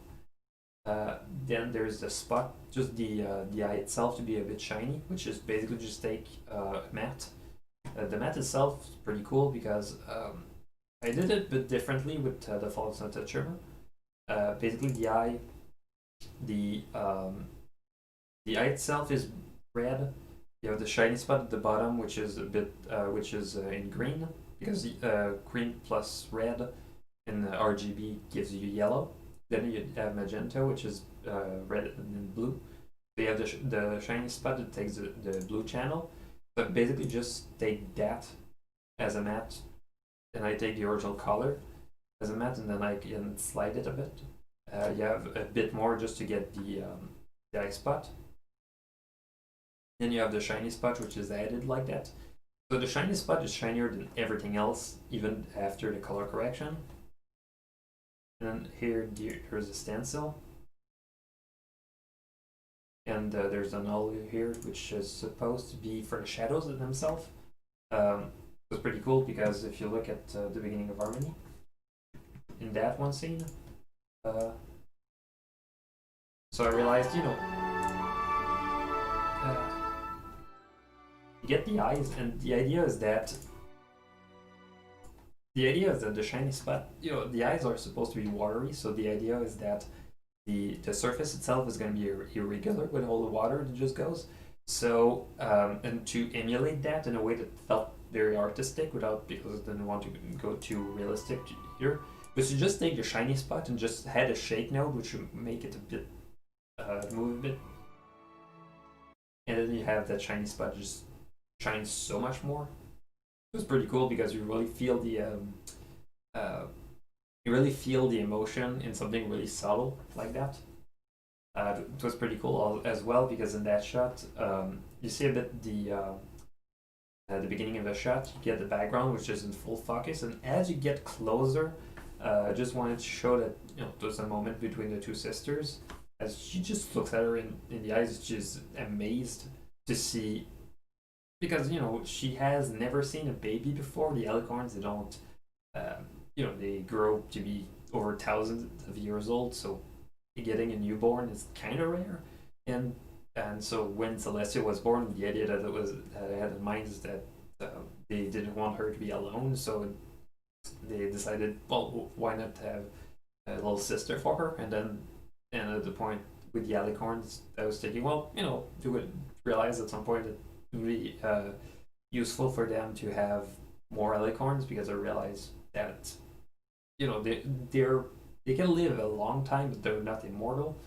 So the idea was that so I just wanted to capture a bit how she's amazed of a new life like that, which kind of returns later, because the idea that she loses all all of her own, but the one that the one that she almost saw being born, would be still with her, I thought was very important. Also, there's some little details are that are not really don't really see that much in the picture. Um, but the idea is that you have the a caretaker who is supposed to be. She's kind of inspired by Radiant Hope. Uh, I just thought the design was cool, and I thought, well, let's go with something that's feel like someone who would be a bit of a doctor. But the idea, but it's a bedroom. It's not a hospital room. It's not. And the idea that I had in mind for that was that they kind of staged it just because they thought, well, if Celestia would actually witness the actual birth, she'd freak out a lot, and they thought, well, she's young. They don't want her to be too easily scared by those things. So the idea was that all the scene here was kind of staged. You have on the side, you have the one who signs the birth certificate. It's kind of weird because of the design of the shot, I needed him to be here instead of here because you have the relationship with those three characters, and then I realized, well, I cannot put him next to her like that to ruin the flow. So I put him here, and I realized, well, he's kind of signing the birth certificate, but like in the dark. So I just thought, well, people are not gonna care too much, and I thought, well, his horn is glowing, so it's gonna be fine like that. So yeah, it's quite interesting also because you have Dusk and Dawn, the names of the parents that they have.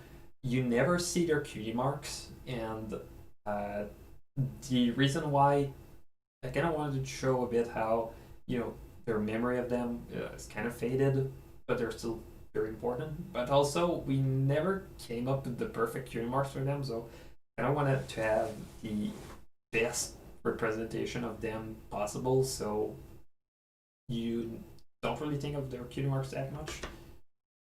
I gotta admit, it's not the best idea ever, but it happens.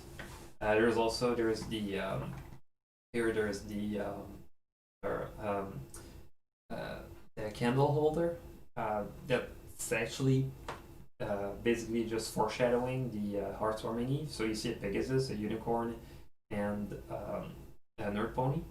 And I thought the design was pretty cool. It's kind of a shame you don't see it that much, but pretty neat. And there's another character you see very quickly. Uh, oh shoot, it's true. You don't see her here. It's in the other shot. I hope it's not overexposed. You see here a model of we called her Ponko. It's basically a really someone in the group was just learning Blender, and we decided to just make a Pinkie Pie, but like funny Pinkie Pie. So I just decided to add this here. There's a lectern with some music notes. You barely see anything because of the depth of field and the fact it's very contrasty. But the original idea was that there was supposed to be kind of a reference to the inner light, but also a reference to Luna's determination. But the idea was that I wanted to put some notes that would be the part of Luna's theme there because I thought it was kind of neat because you know those alicorns they live forever, so they have to find some hobbies, and they haven't invented television yet. So besides reading books and writing books, I don't know. I was thinking maybe he would play some instruments to try to entertain himself. So, but that part kind of faded into the background. That happens with those projects. So, and they call it basically the idea is that you aim for 120% to get at least to get at least 100% instead of aiming for 100 and getting 70.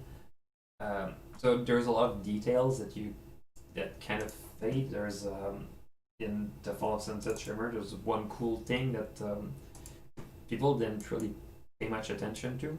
But if you look at the room where Celestia is when she looks at the mirror with all the artifacts, like there's lots of banners and all, and if you look very closely, those banners they have all the things related to Luna. Like there's in the back, there's a painting of Luna. Stars World. So the idea was that after um,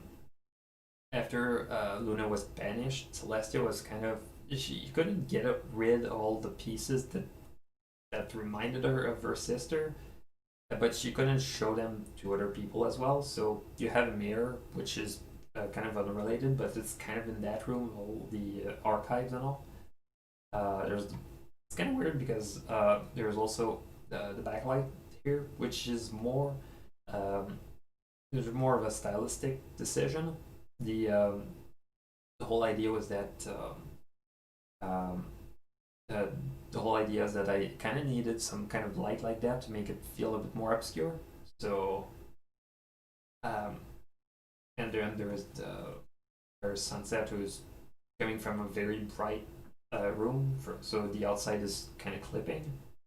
So it kind of helped the mood. You basically just only see a bit of the Celeste in the corner, which also kind of helped with the animation. Like it could focus on Sunset Shimmer much more than Celestia. Like you wouldn't have to fight going back and forth between the two characters, even though they're at the opposites of the screen. Kind of tricky with those things with animation. So yeah,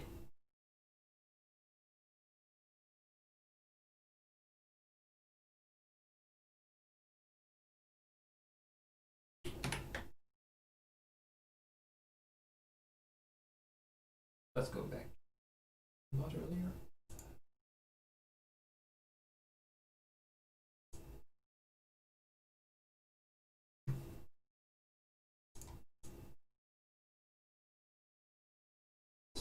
And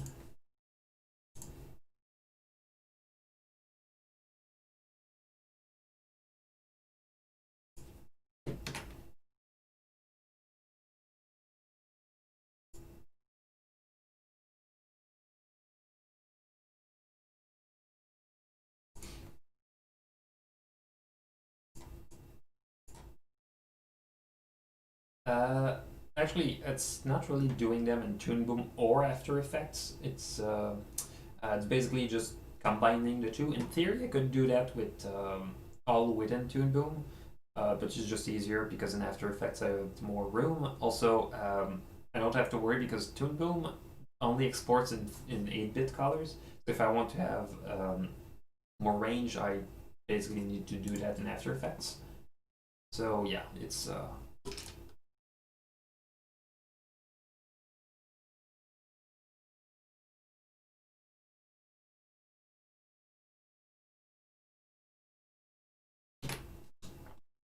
alright. So what I'm gonna do now.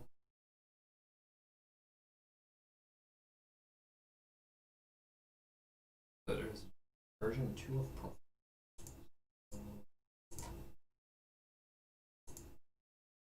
Forget.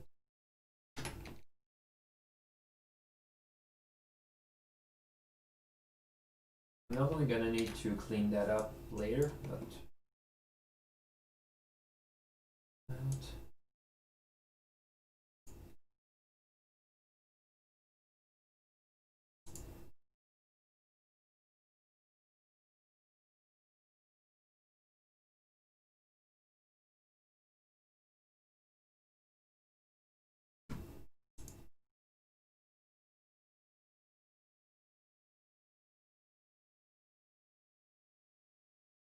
So let's update this.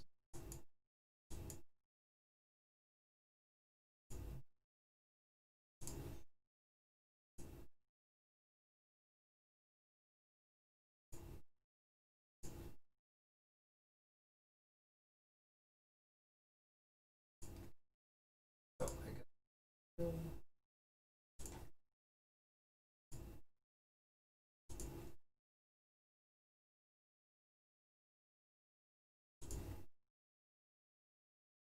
got. Oh yeah, one pretty tricky part. Well, say tricky, but it's not forgetting about the whole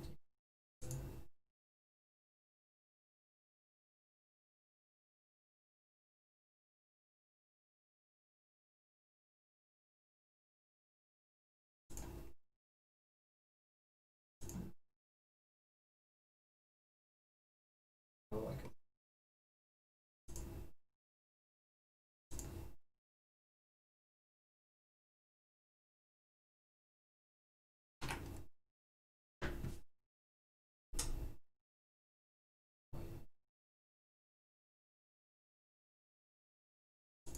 Yeah, what I'm gonna need to do, I think, is gonna go with.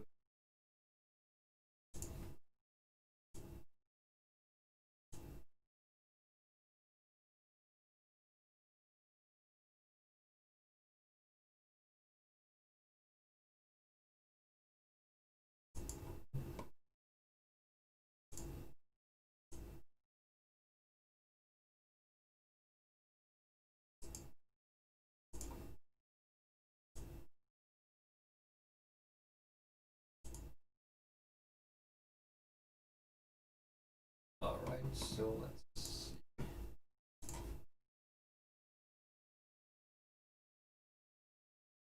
Alright.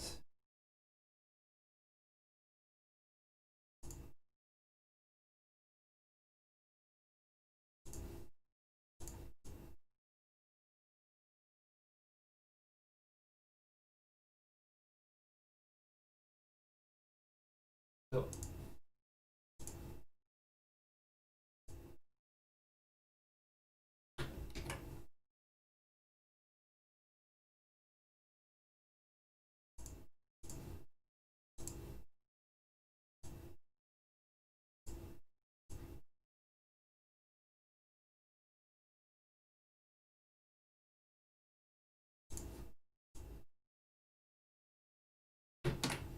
okay, I kind of hate how I move those things in space.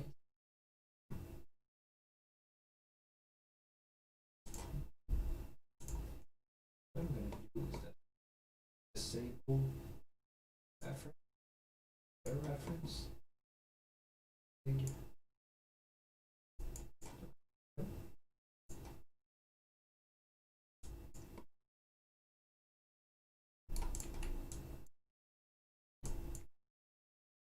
Alright. Well, page view.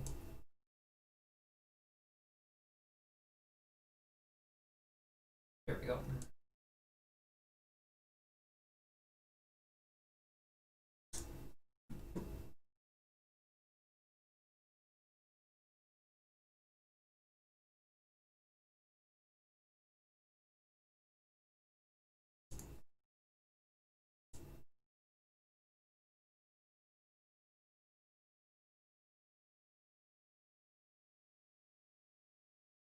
Yeah, it's kind of an annoying part of the way Toon Boom works.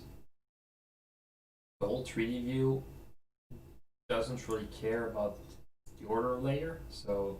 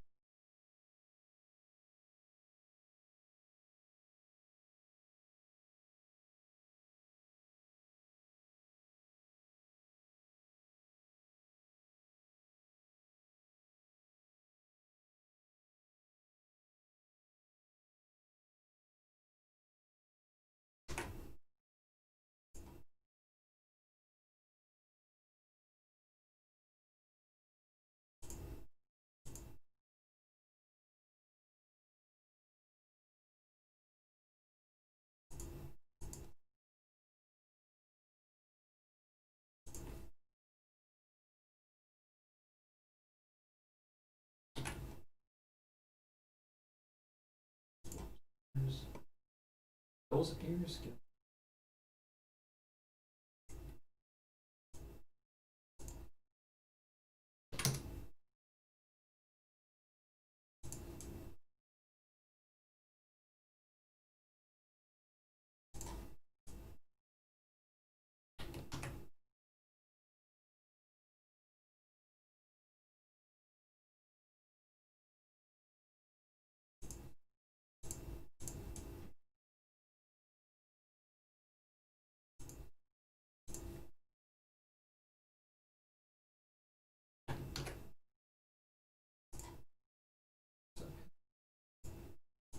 Yeah, from the looks of it, I cannot move them too much or else it.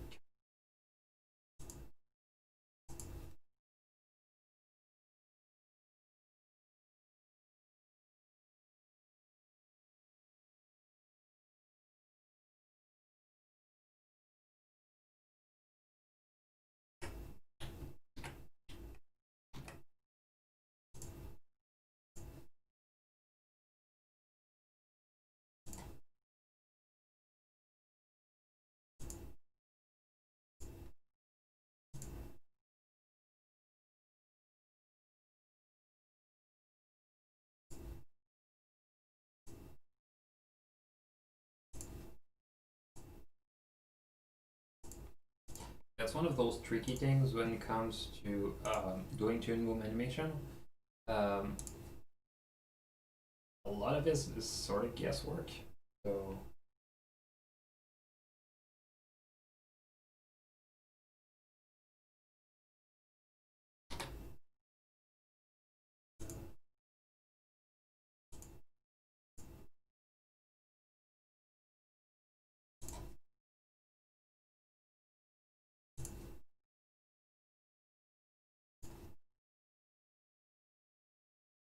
there we go.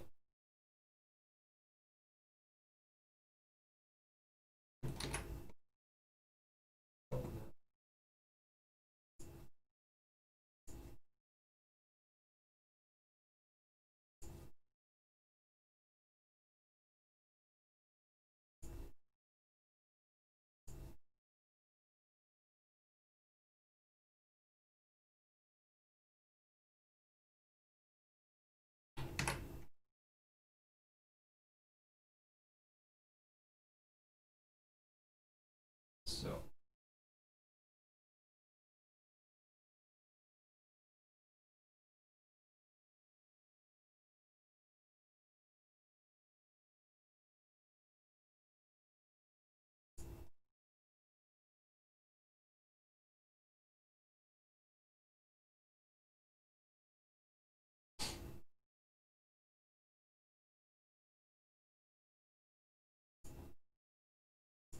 what I'm gonna do now is go with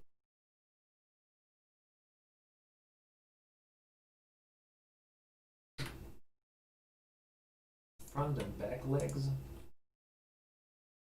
are just gonna be kind of annoying. To select two of them, I need to hold Control, but in Flash I need to hold Shift. So click it. Delete.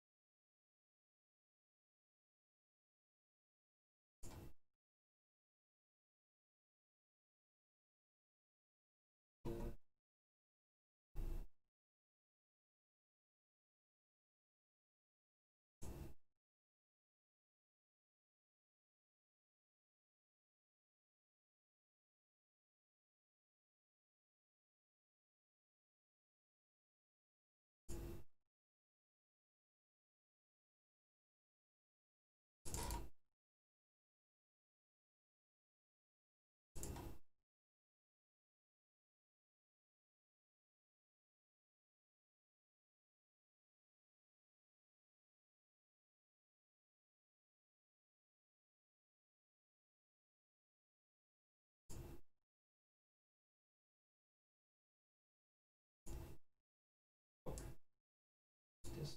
There we go. Yeah. So you have the back of the body like that. So you have.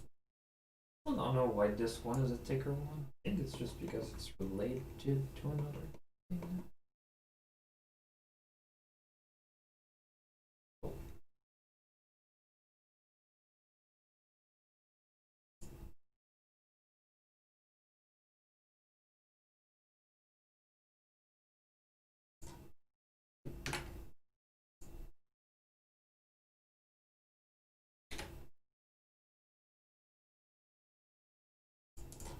so I got this no peg, kind of a spaghetti. So I'm gonna need to reorganize afterwards.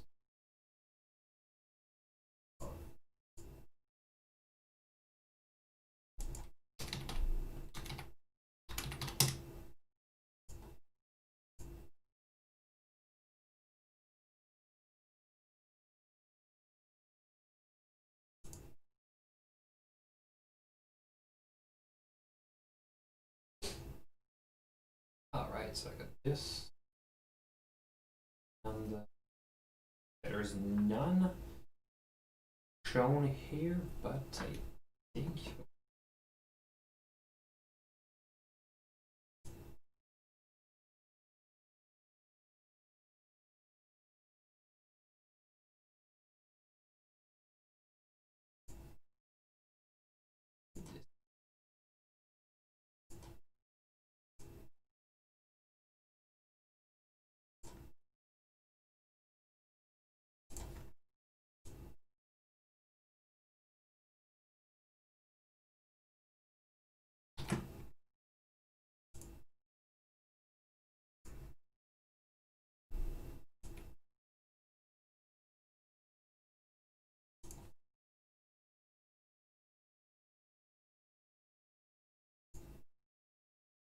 node view.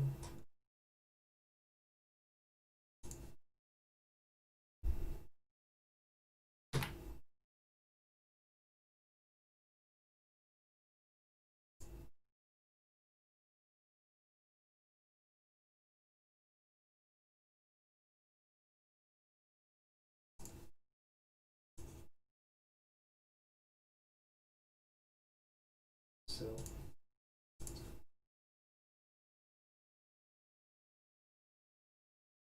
oh yeah, one pretty cool thing also. It's kind of a 3D effect. So what I can do is that I can go.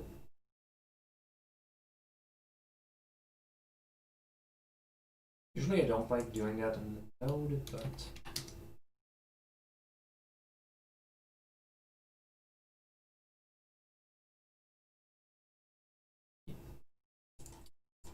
so what I can do is I can offset this piece.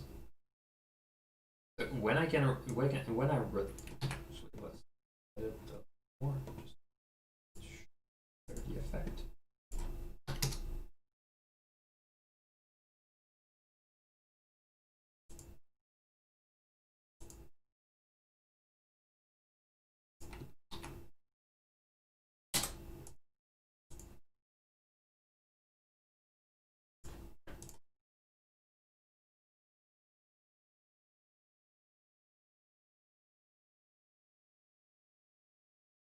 Oh right, I think I need to get not this there. What I need to do kind of bothers me because it's a hack. Move, light back transform. This position like this. Insert, move, egg.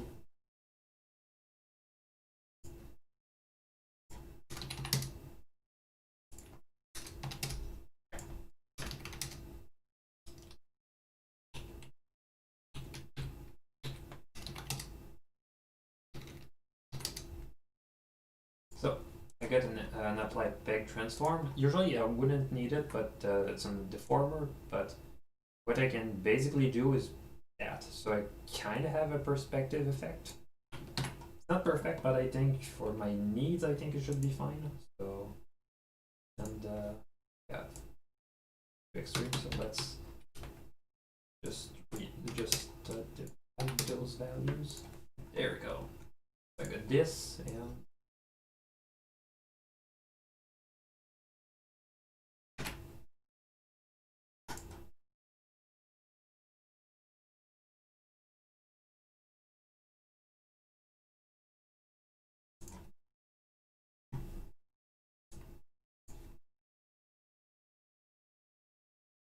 yeah, I just realized you have handle lines a bit.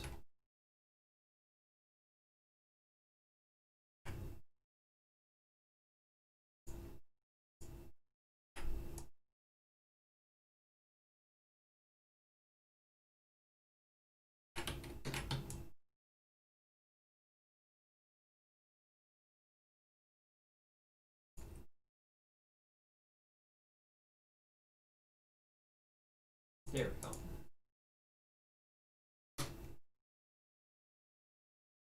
It's pretty cool because those projects really help me to basically figure out a lot of of things on my own that I wouldn't really have thought about. Uh, if I had to, if I was in other productions.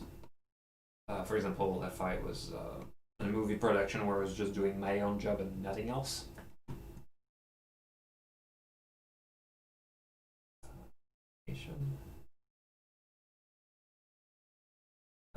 Might have, although I'm not going to do this now, in part because, yeah, it's probably gonna bloat a bit the whole video, but at some point I'm gonna do a fix just to add the eyes, just on the rotation.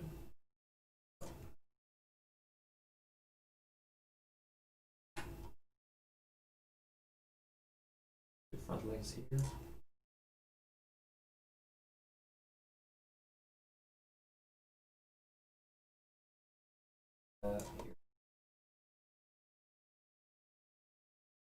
So all of this is front of the body, and all of this is the head.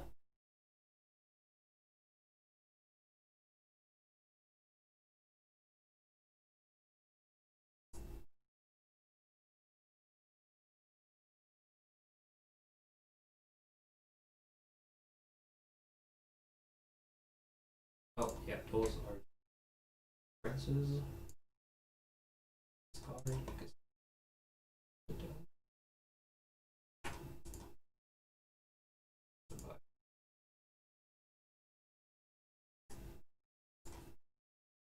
I'm kind of curious if I. Oh yeah, front of the body is not.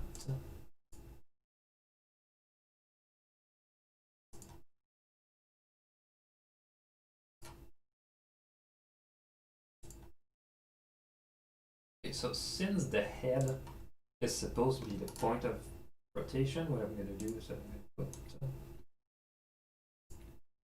I usually wouldn't do that, but I think for those needs, I think it's necessary. I have those things, and so here.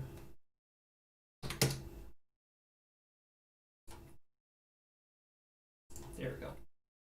And then you have this bit, which is going to be the tail, and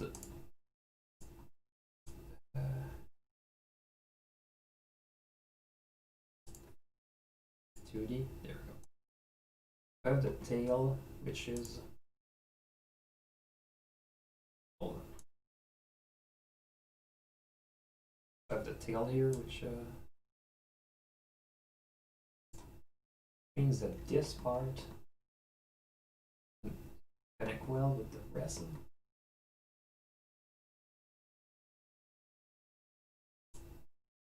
Actually, I'm curious to see how it's gonna connect with how it's gonna behave with the rest of the this. Oh right, stupid.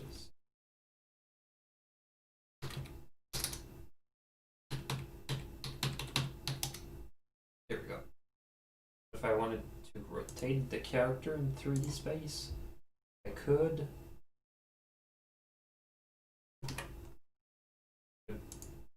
Is it a bit? Is extreme as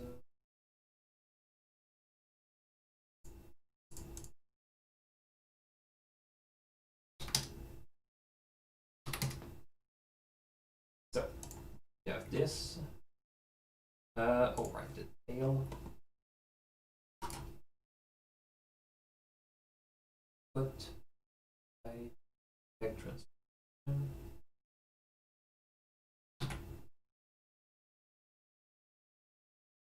There we go.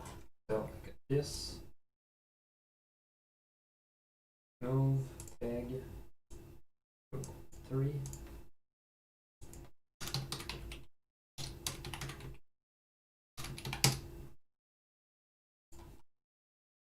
Does it? Duty. Pretty cool. What I used to do, which is not the best way, thinking back was that instead of separating with line art, I used a node which would basically swap the colors, and I realized at some point that it could break at some conditions. So there we go. Hold on. Yeah, let's go back with add.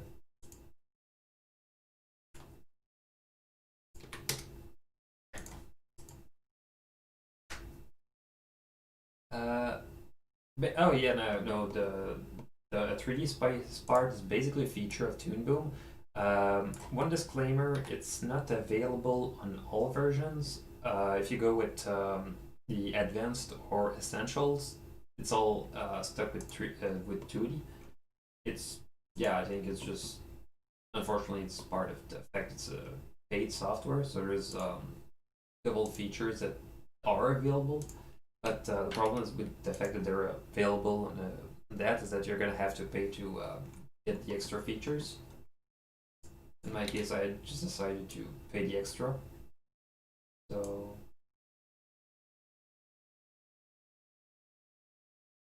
I think I can just write this.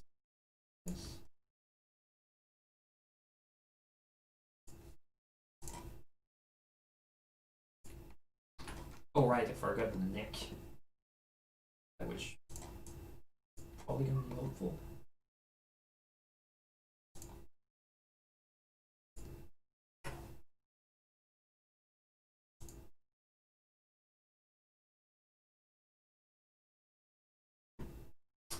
Um,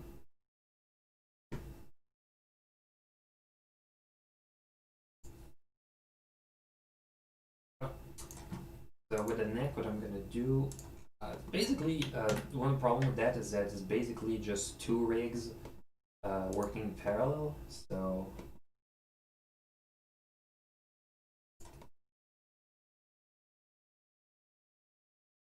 at least the two rigs kind of work while they work in parallel. They're independent. So if I change one, it's not gonna break everything else. There. Nodes, duplicate.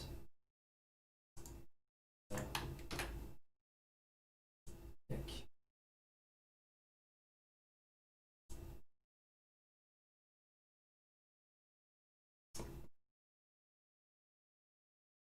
So what I'm gonna do with that one is that the neck is gonna be part of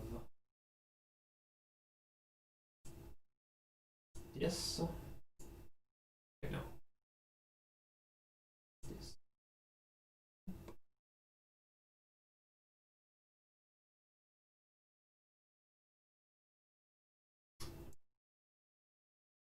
There we go. So the neck itself, I'm gonna layer it above everything just for a moment.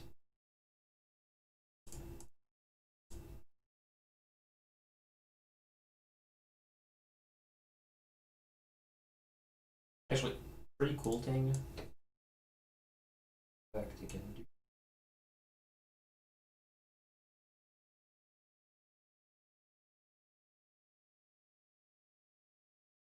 So you got the neck. Gonna do as I said earlier. I have this and this with the former.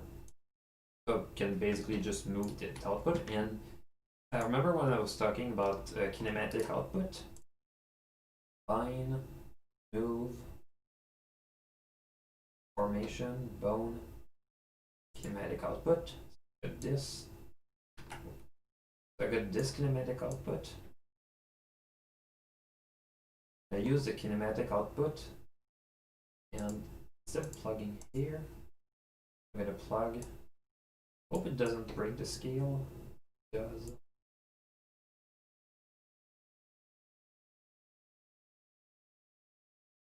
Oh no, it doesn't break the scale. It just breaks the. Look at this, and now that this is put into place, I can do this. Oh, wait.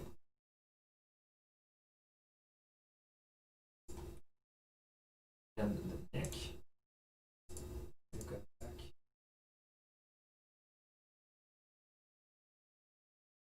this place.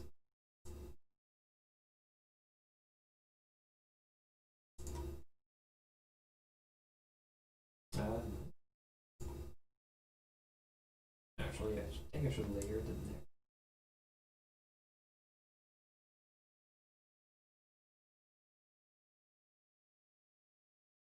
And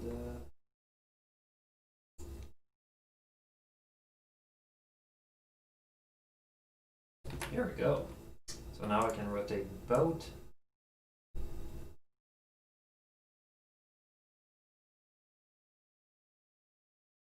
It kind of breaks past this point. I think it's just because it's not meant to be rotated the other way. If it does, what I'm gonna do is that I'm just gonna go with probably gonna shift a couple of things. Yeah, just happens.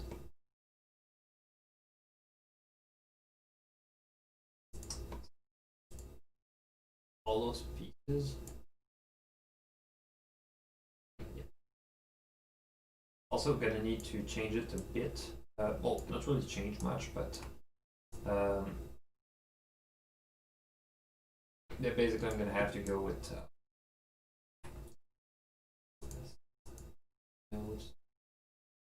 that group, but third backdrop.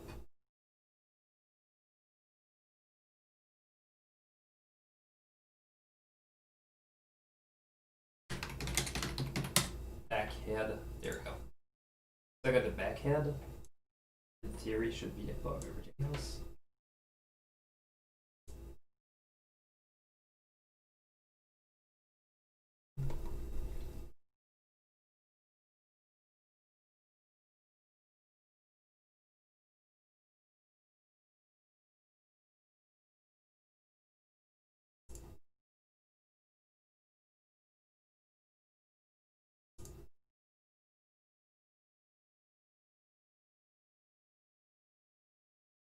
And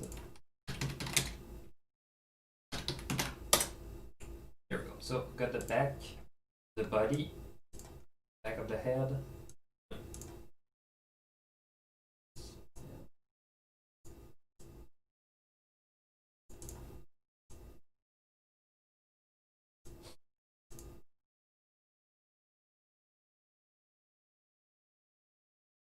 So we got this. Right, I should probably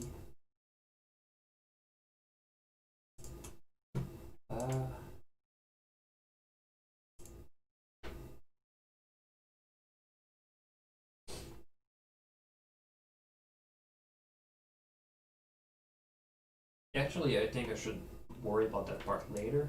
But yeah, basically you have the body which responds well to rotation.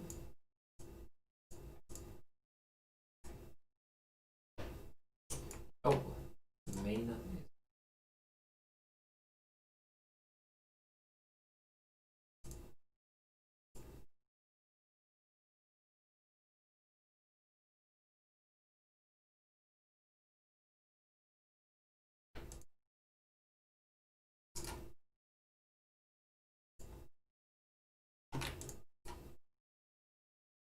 Fine, commit, and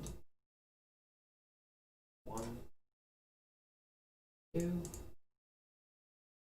2D. There we go. Then just add the thing. When I rotate this rig,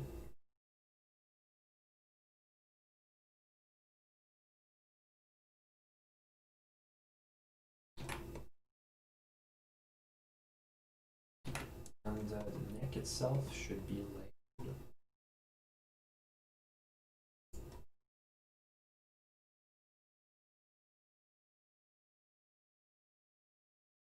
Hold on, I need that neck to be.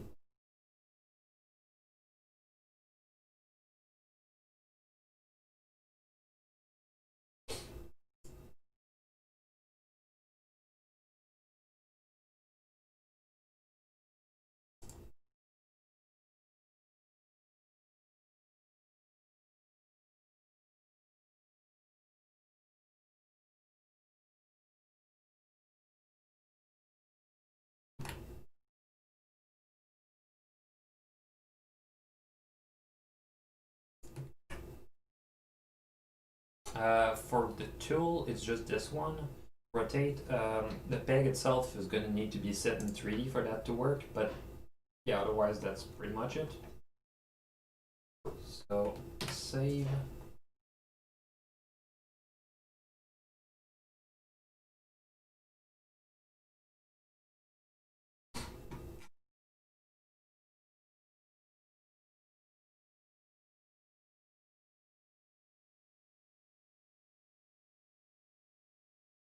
Uh, it's actually a bamboo that I use. It's this one. I'm pretty sure that model. Oh, I say bamboo. It's by Wacom, but pretty sure that model is this is discontinued. It's pretty old. There's lots of models of better. You can get that for like $50 in store. So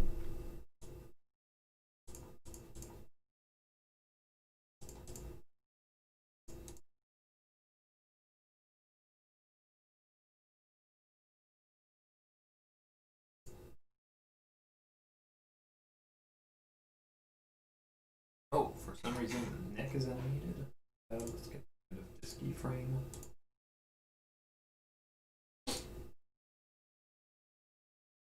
There we go. So we got all of this. Oh, yeah, back body. Yeah, there it's the back view of the back body, but actually the back view head. There we go.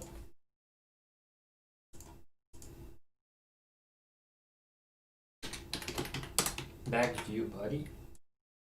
There we go.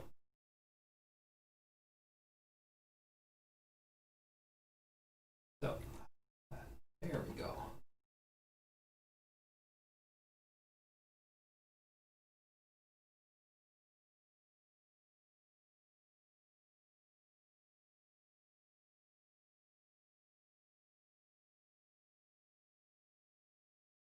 I'm gonna have to think about the way I'm gonna approach shadows, so it's gonna be for another stream.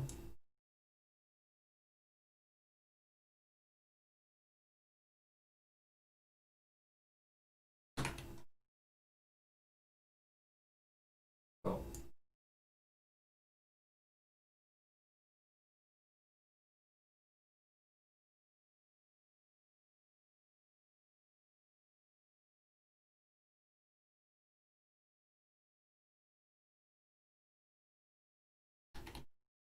oh, hold on. I was sure I did duplicate. So go to duplicate.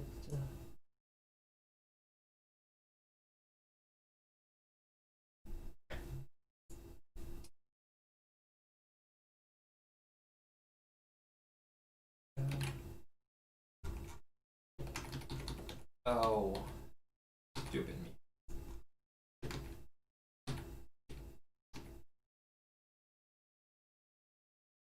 So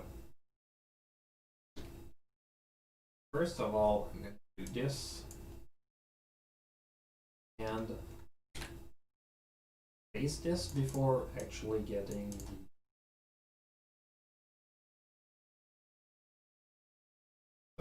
this part here now. Duplicate.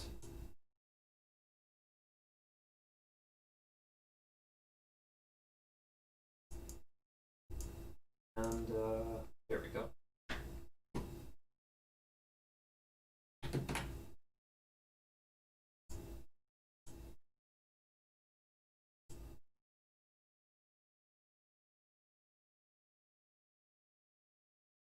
There we go.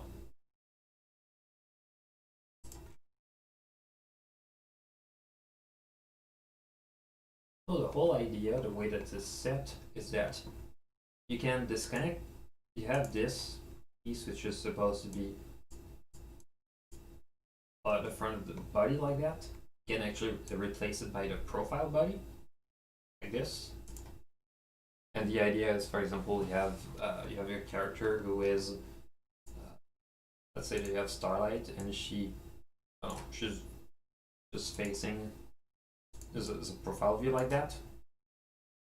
besides the ears, which actually I have an ear switch now, so uh, so just have to go. There we go. So you have that, and then you have a main controller. There we go. So you have the rig already set. Pretty straightforward. But the idea is that you have the head also that you can change. This, this. So what you can do now with that new rig is that you get the view of the back head.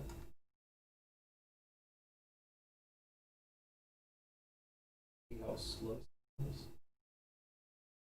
And you go with this. Oh, right, the scale is all off.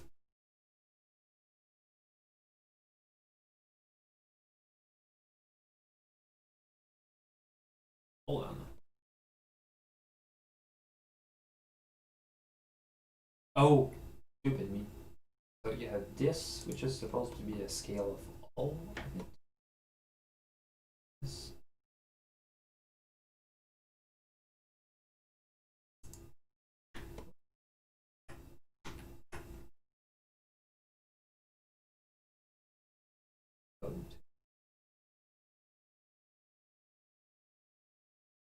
There we go.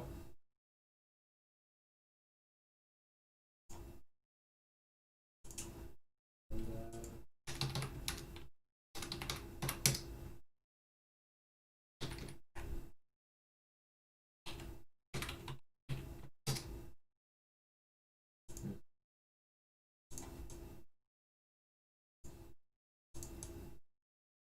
oh. Actually, let's get rid of the neck from this.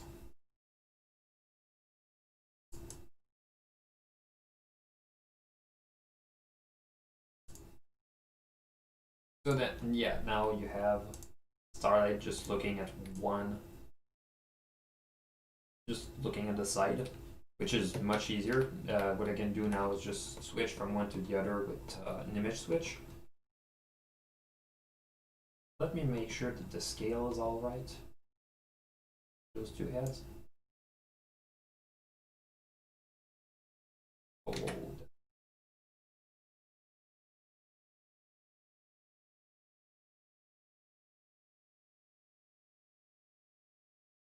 actually, that part is just for a shadow.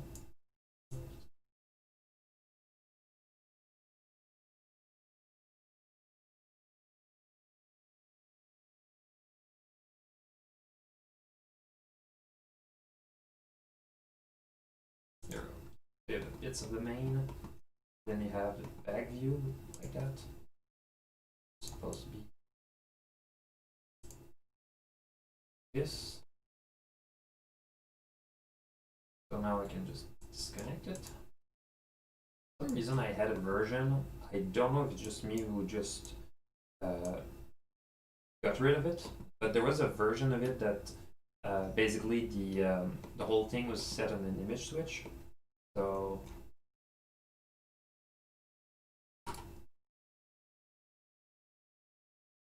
this would be 2D. All right. So then what I can do is that take the profile body, disconnect, and just switch it back with the profile body. What I can do, and just make sure that the scale is all right with the back view.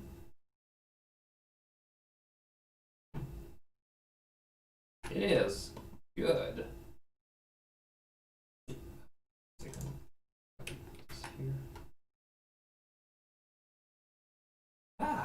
Feels good. It took 2 hours to do that, and yeah, basically what I do now is just that I connect the whole. I can basically just connect the whole thing, and it's all based on one screen cap. So let's see again. I'm gonna need. Yeah, I got my backup drive. Just So yeah, it's pretty cool because of all those features that are just there. You get the there's a couple of other cool features as well. So ground shadow, which this is one. Yeah, there we go. This one, there's the reflection, just this one. So the idea that I had was that basically what I wanted to do was that basically if I had reflection on the ground, I didn't want to have to deal with lots of weird things. So I have a tool that basically just makes a reflection match. In this case, it's not perfect. I think it's just partly oversight. Just the fact that I think this one is still sort of 2D. Oh no, it's actually behaving properly. Just, but I don't use it a lot in that project. I think it's just me that didn't. I planned the story and all, and originally my plan was to use it a lot more, and it just happened. But it's pretty cool because I still have this. I have a tool for reflection. Those reflections actually behave like reflection. Um, if you look at old projects, yeah, the problem I have, a lot of cartoons have that when they have. It's mostly for shadows, but for reflections they also have that. Uh, Basically, the idea is that they would just flip the image vertically, and doing that is yeah, basically it's just basically the problem you have with characters and their 2 feet. You can kind of cheat it. When it comes to characters with that walk on their 4 legs, the problem that you have is that they're gonna disconnect. For some reason, the back leg here still disconnect, but it's even worse. Like it feels like the characters are standing on 2 of their legs, and the other 2 are just floating in the air. So I wanted to fix that, so I did. Um, so yeah, it's pretty cool to. So yeah, it's. I think it's gonna be a pretty good improvement from the beginning of Harmony. One cool thing with the beginning of Harmony, um, you look at because there's a lot of improvements that you have over previous projects. Like it's pretty cool because you had here. I had to cheat it, but the reflection that Celestia had on the ground, I had to basically just animate the keyframe just to get it to basically just to match here because the hooves wouldn't touch the ground properly. I had to cheat it to her father as well, which if I recall, it was rendered in 2 layers, so the back legs would connect properly. No, actually, it's not even that. I literally just cut them out. Uh, it's the same here. Like those hooves here just don't connect properly. So just the fact that I have a fix for that, it's pretty quick to do, is like a game changer. There's some pretty cool things like there's this shot here, which looking back, it's not, there's a lot of weird stuff, but the fact that you could actually rotate around the characters with that, kind of like I did with the Fall of Sunset Shimmer, just the fact I could rotate it around the character like that was just like game changing. Like I could actually have the camera that would just actually go above the character and then just fly like that. The project took a lot of time just because of I had to implement those features like in the middle of production. It's kind of why on the Starlight Dimmer project I want to avoid those mistakes. But there was also other stuff like lots of personal stuff that I had to deal with. So yeah, it was. There was also another scene, the scene where you have Dusk, who's basically just realizing that he, kind of done for him, and he just rotates his head, and just if you just look at the inside of his mouth, It was pretty cool because the basically transition from a mouth to show the inside of his mouth as it would rotate to the side instead of just still showing the inside, it would actually show the outside with the wings. So in a very slow movement, and I thought if I did it quickly, just cutting from one to the other, it would kind of cheapen it. Like it wouldn't feel right. So it's kind of one of the things where Toon Boom really helps to just sell the emotion. And it's kind of a shame because the animation was it had to be cut very quickly because it was a very intense scene. And I had to go with the tempo of the song, but the original animation, the idea was that as what about to he knew it was his last moments. He knew that he was just hoping them to be happy. You see him smile for a few moments to the very last, and it was really sad because I tried to make it fit with the timing and I had to cut it out. So yeah, it happens with those projects. So um, you have this scene here, which it's kind of a shame also because of the contrast and all. You don't really see that Dusk reunites with Dawn as they see that their daughters are they're gonna be safe. So and then you have this piece here, which it's actually not a reuse. I basically redid what I did in the Fall of Sunset Shimmer when the you see Celestia just turning into smoke as she teleports, which I thought was really cool because the show just went with when it teleports, it just put some sparks. It looks cool, and on the TV budget, it's pretty cool. But I thought let's make a rig of the two characters in 3D that just matches the position and just make it blood like that. And the other was just a smoke emitter. And on my Starlight Glimmer project, I have teleportation as well. I'm gonna change it a bit. What I want to do was to have some vortexes to make it feel a bit more to just make it feel a bit more magic.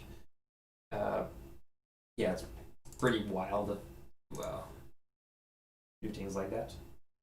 So yeah, it's been 2 hours and a half of that. So let's see Twitter real quick.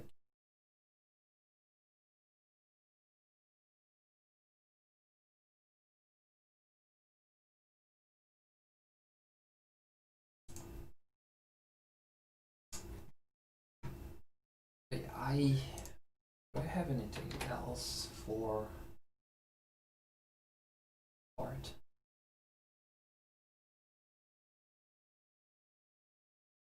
Yeah, I think I'm done with that part. One thing I wanted to do was to work on the future Twilight. Although, yeah, I'm kind of going with you on that one because with future Twilight, I there's still a few bits that are still unclear. Although one thing I can do now.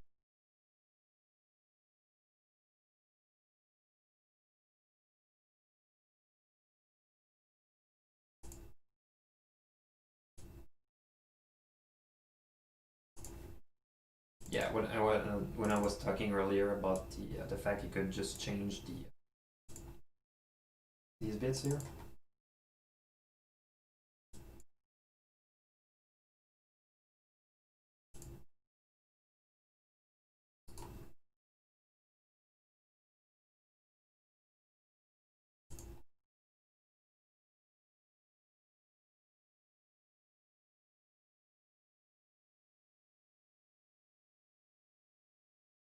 Cool because Twilight's eye color is kind of similar to Celestia's eye color. So and in this case, the rig is not supposed to be very complex.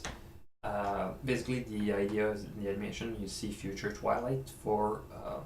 It's very short, but I think it's important for the story. So yeah, I have this, and I only need a back 3Q view. So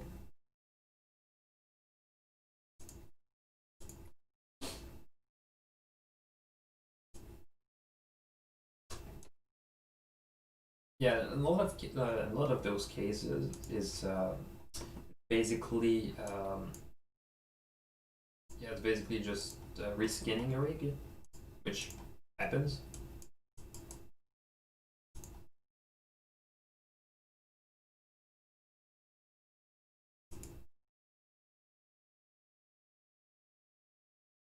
This actually, there we go.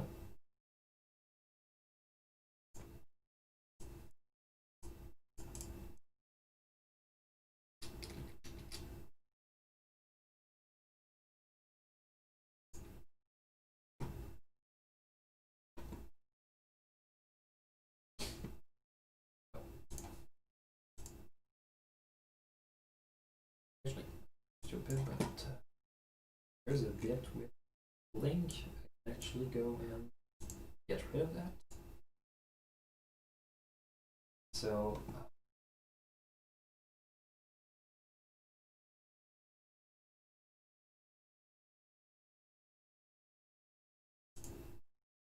those eyelashes.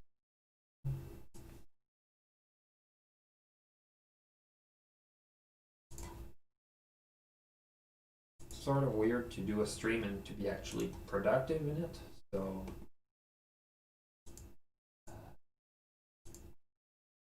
hold on. How come the eyelashes are locked? Oh, they're locked. Yeah, it's kind of weird the way that those when those layers are locked.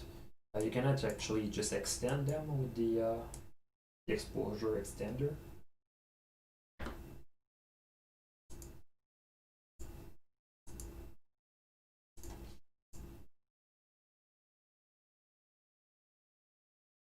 Uh,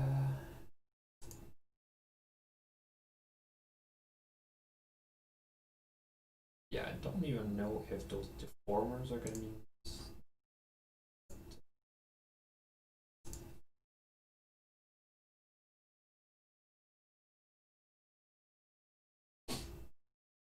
You know what? I'm gonna go and just make my own.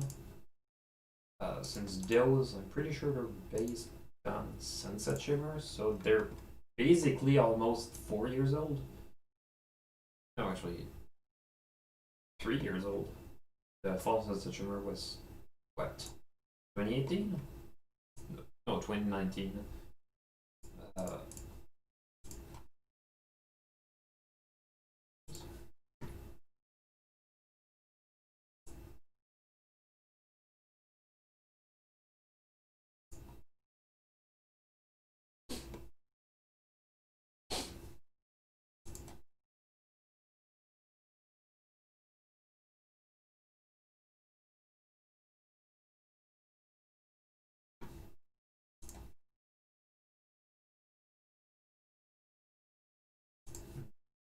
I'm gonna need also to look at how they did it in the show because I think basically what they do is with Felicia and Luna is that the animation of the character is well the main itself is just a loop and for Celestia and Luna it used to be 40 frames but I think season 3 decided to make them smoother so yeah, I'm gonna need to go frame by frame to see what it looks like. I also I'm gonna need to bring the episode in Handbrake because the I basically need it in format that the software is gonna recognize.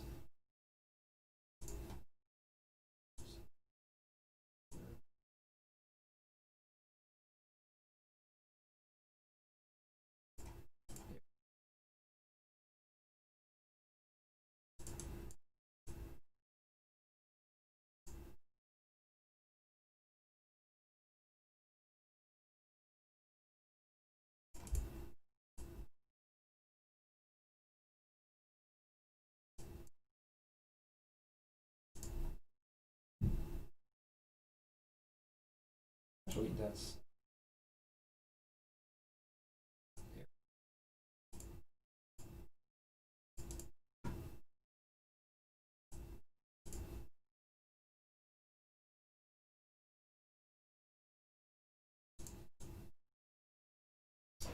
kind of annoying because it's an angle, and Toon Boom doesn't appreciate angles like that.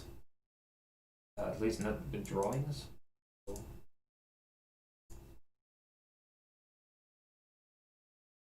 tool properties.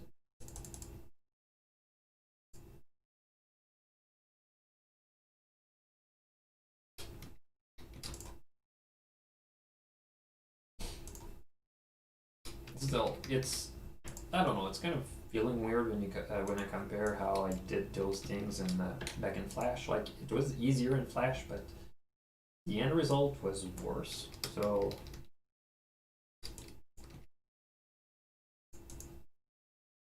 so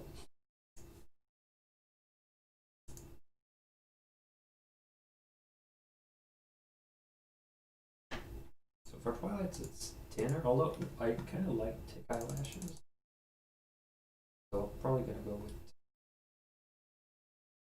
Also, it's kind of meant to be seen from far away, so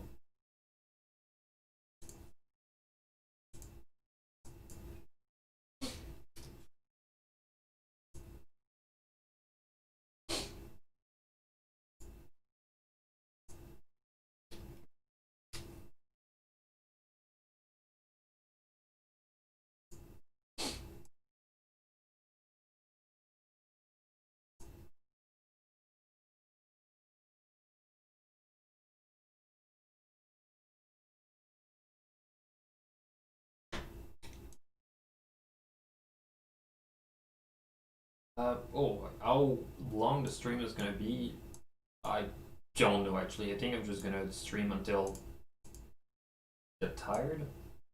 Uh, Usually those streams I do them for like 3 or 4 hours.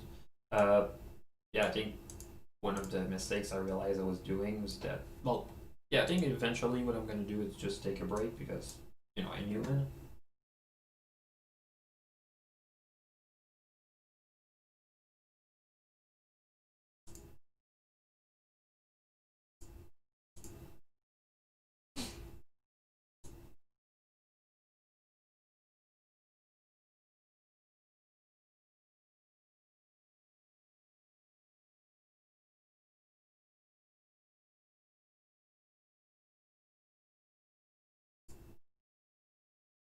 There's one thing that kind of bothers me with future Twilight.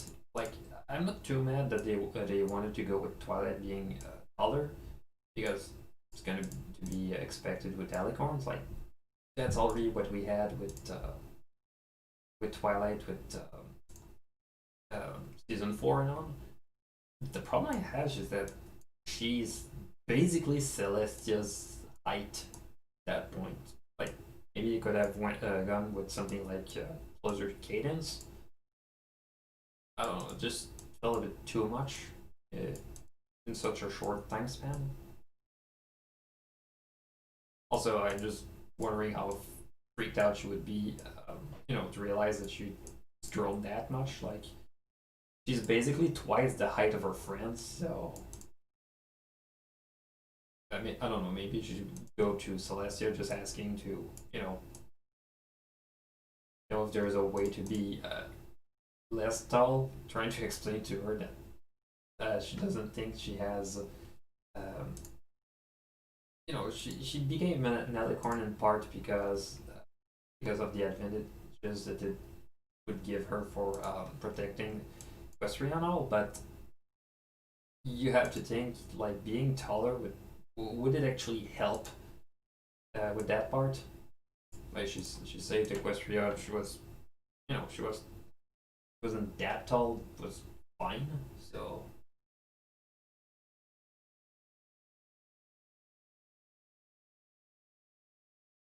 why is it here?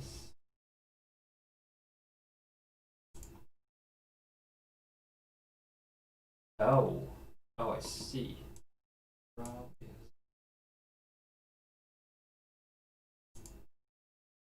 There we go. So I already have that part. Actually, while I'm here,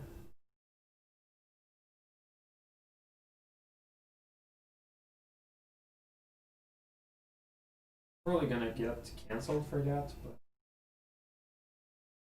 Oh, I don't have end break actually. I thought I had it and I actually converted with media encoder. And because the episode I got was in MKV, so let's see what happens if I give it to it. Yeah, season 9. It's pretty cool because basically the episodes of the show, since I got them in KV, it's pretty cool because the episode will actually open up in with Windows. I think it's just called video now, but the actually what's called movies and TV, which is probably the worst name you can think of with for that, the but yeah, the fact you can actually open them in Windows straight up, and we all know that people using MKVs, they don't usually use them. Well, they use them, but the way they access them is usually kind of weird. Okay, you know what I mean. But the fact it can open them without any complaints instead of needing to use VLC, which is also pretty good, but the interface is kind of, more annoying. It, I don't know, just looking at it and just thinking how big the throne is.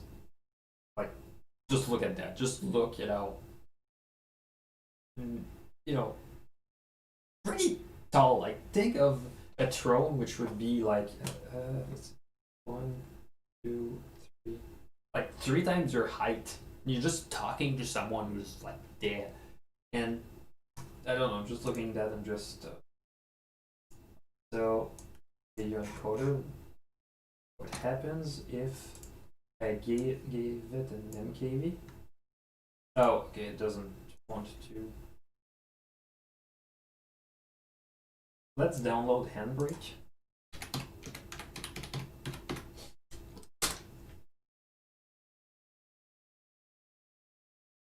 Yeah, basically Handbrake is yeah,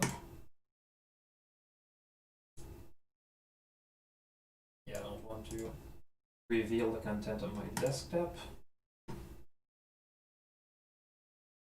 Yeah, I always wonder, like, is there anything spoiler worthy or something I cannot show on YouTube that would just be on the thumbnail of the desktop? I always freak about that, and like I've been streaming for like 6 years and it never happened. And I just think, there's some people who, they get kind of famous for showing the wrong thing on the stream.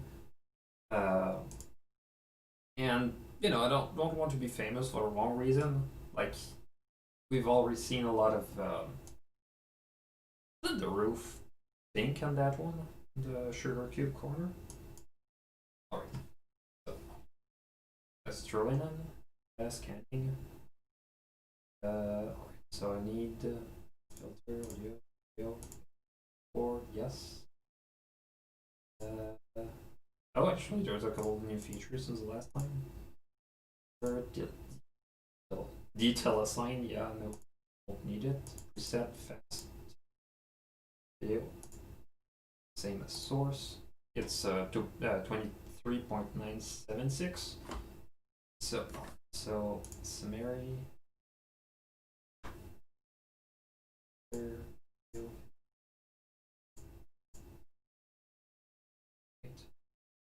Now up here, summary, and starting go.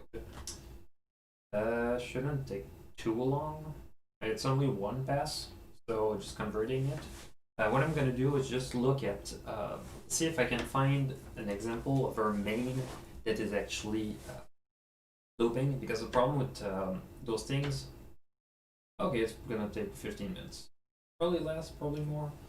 But basically, one of the things for Celestia's main, what we had to do was to basically go and yeah, it's tracing, but back then the project was supposed to be show style. We kind of just went with it. Yes, and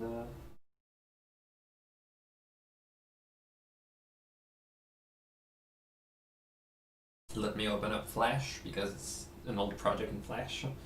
Um, yeah, basically, um,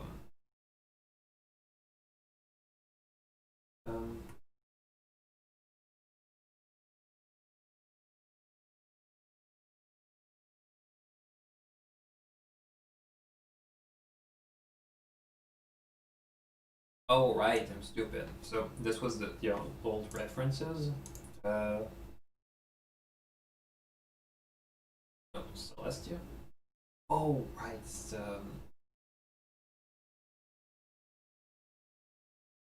hold on.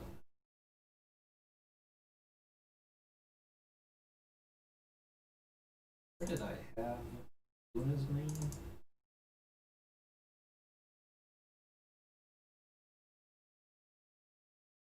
Library.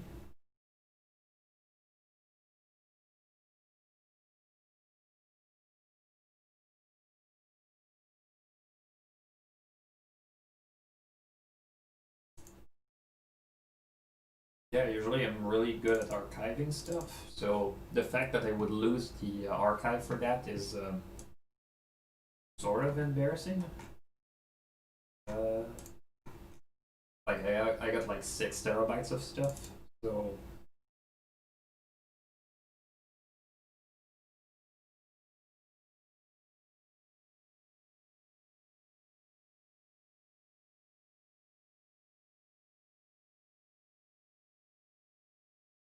Celestia adult and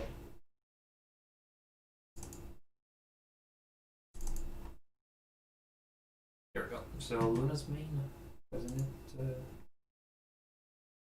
Oh no, actually yeah, the for Luna's main, it's kind of a shame. I think I either lost it or it's somewhere else. But the idea was that every single frame was vectored and basically just vectored from a reference.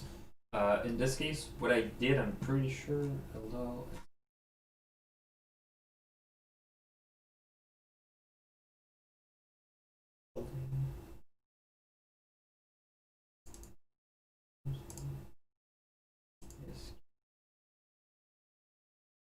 There we go. So the idea was that I needed to find I needed to find a reference of just every single frame of just Luna not doing anything, and I basically had to and that project was done before season 4. Wait, is it before? No, it was before season 5, and I needed to find a reference of just Luna standing, and it was pretty tricky because I needed to look at all the episodes of Luna, and Luna was just not showing in a lot of episodes. And I got really lucky. Like the sequence is 40 frames long, which is about 2 seconds. Oh, actually, it's a bit less than 2 seconds. So uh, I needed to find a good reference of her just standing there, just not moving at all. And if she had slight movements, I could try to compensate with it for that, but that was it. So the idea was that I needed to check all the episodes for a good reference, and there was just that, just Luna just standing and doing nothing, and I was really happy because I could use it both for reference for a main, but also for a tail. For Celestia, what I had was oh no, I think actually for Celestia it was pretty cool because I realized that her main is basically a copy of Luna's main, but the only difference was that um, basically the way that the fill and all. So I already had a good color reference from vectors from the show. Well, not vector from the show, but vectors that you use for promotional material. So the colors were the perfect ones. So I just needed to just match the gradients. So I was pretty happy. So yeah, just basically that approach. So the problem with Twilight with in the episode, let's see, season 9. I'm gonna need to, and it's kind of a shame because I didn't think of doing that. Uh, so there's this reference here, where you have Twilight just walking and her mane, which looks like to be just a simple loop, like either 40 frames that they just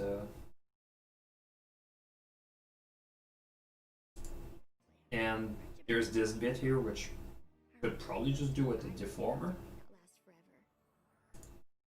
Um, yeah, there's not a lot of reference because not only is old Twilight just um, old Twilight is just there for a couple of minutes the, during the episode, but that's the only episode where she's in. So that's not a lot. That's just that's a lot to work with. Fortunately, I don't need her for a lot of it, but yeah. In terms of height,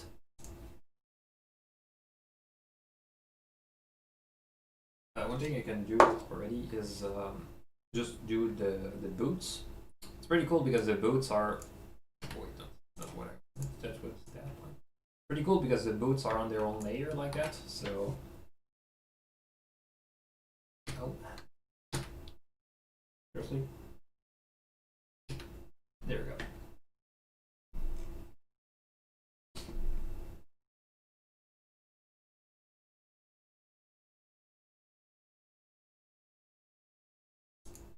So we need to get new colors for those boots.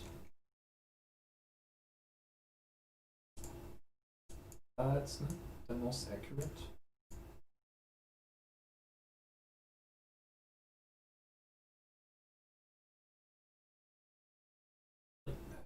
Disconnect this.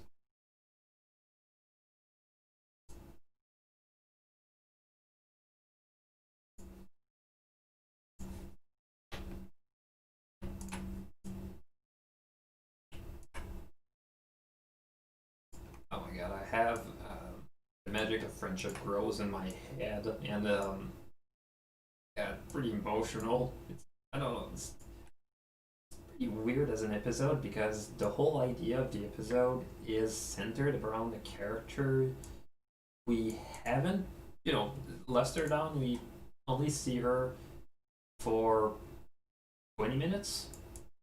Oh, I say that, but the whole story is not about her. She's basically just a character who's basically told the whole story about how Twilight and her friends, how their coronation, well, how Twilight's coronation went, and just saying that things don't always turn up.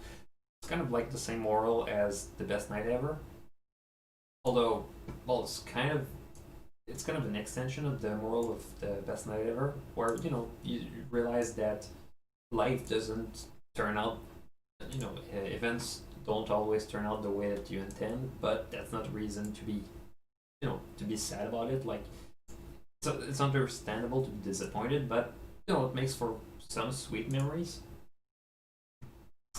So you follow Lusterdown, who isn't, she's not a character who was previously introduced. She doesn't have any, besides being Twilight's main student.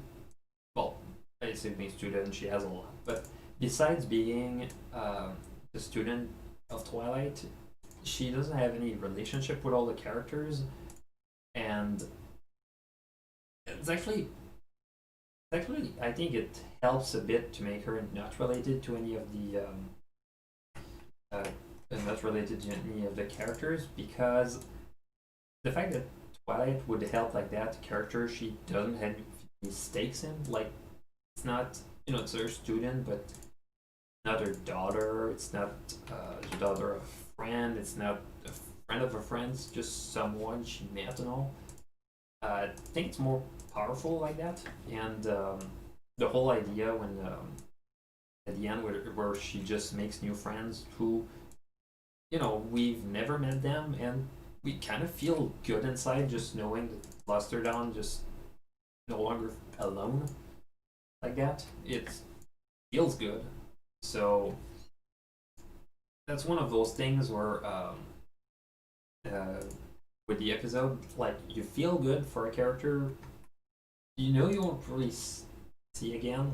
Like obviously you'll see in fan fictions all, but you still feel good because um, you, just feel good because it's kind of part of the work that the Twilight did. Like she taught, it shows the importance of what she valued,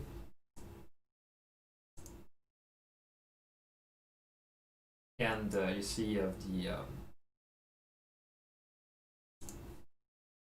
uh, words like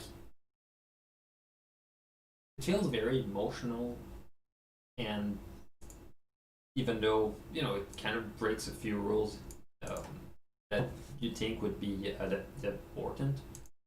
Like you look at her, when she just waves goodbye to Twilight, and she that moment where she just joins a few other characters. Like there's a Kyrian, I think there's a dragon, there's a couple of ponies and all. They just wave at her as she goes and all, and feels very emotional, even though you've never met them. Partly because, and it's pretty important because it's pretty important to see that uh, how important it is to Twilight, even though she's not related to them, and the fact that she just sees her work just evolve, like to see what Luster Dawn is going to be able to teach on her own as well. So it kind of feels good to see all of that, and how it's kind of like the show staff telling us, it's your turn now to spread our word. Kind of like how Luster Dawn, she feel a bit like Sunset Shimmer, like Twilight and all, at their very beginning, kind of like how we as fans used to feel. So, oh, I can actually have.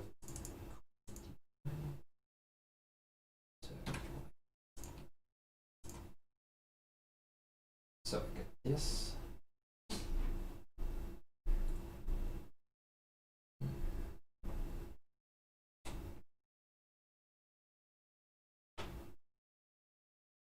Actually, it's probably not going to change. Butter. There we go.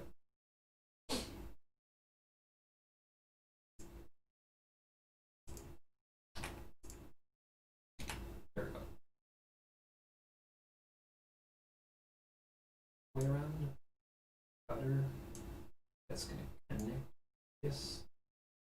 And so basically, code colors and can be visible.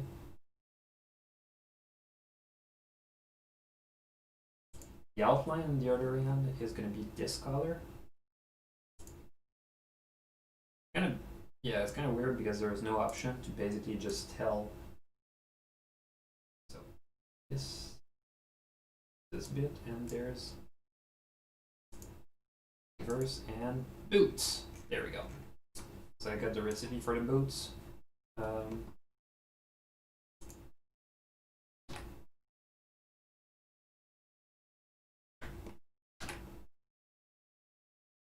So this, and then I think I connect this very last. This, there we go. Scale might be a bit off. Yeah, I'm probably gonna change that bit afterwards. So I got the boots and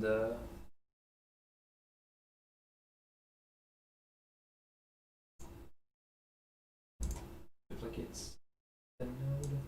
So there's the back leg. So I'm gonna swap this this.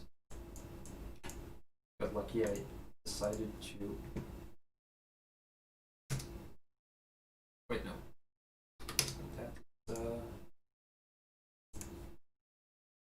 yeah, there we go.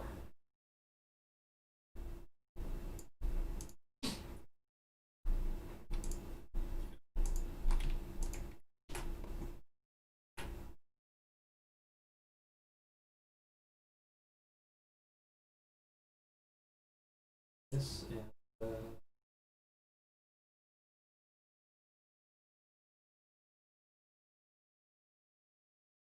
hold on.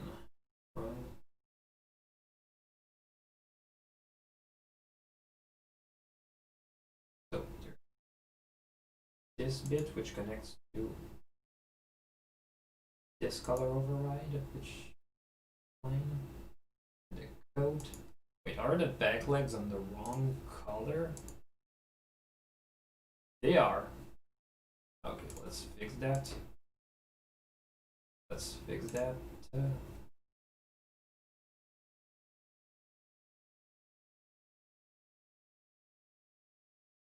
Actually, I have no idea which one it is, but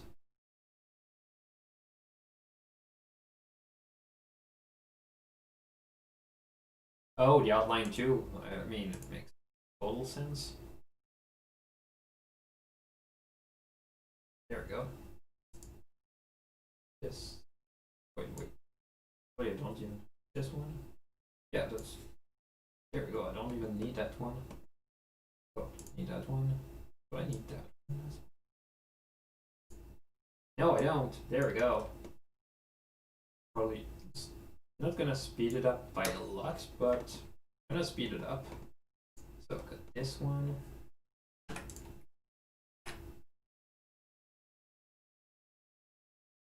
There we go.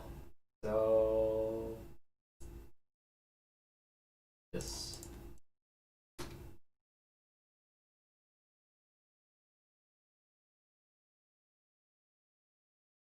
I think I have a vector of your cutie marks somewhere. Would need to open up another rig.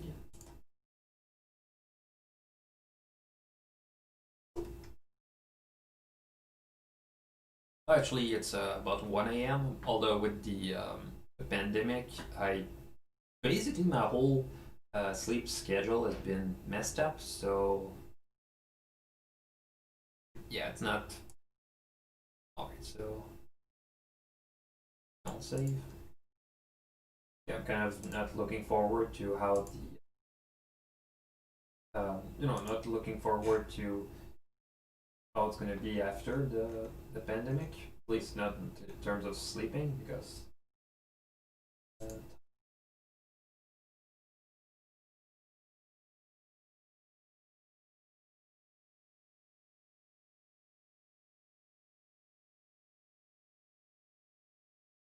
oh, yeah, documents.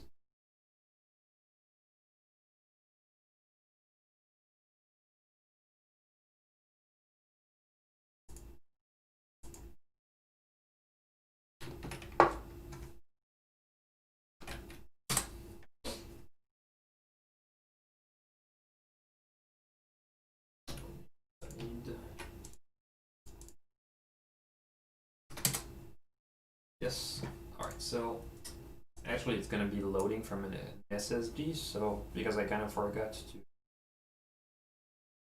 Yeah, I kind of forgot to actually load in my hard drive. Here, it's gonna be super fast.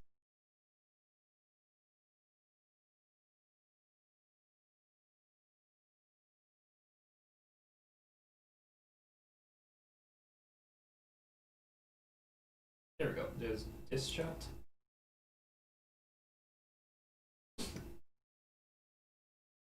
Yeah, that's the one shot I was talking about earlier.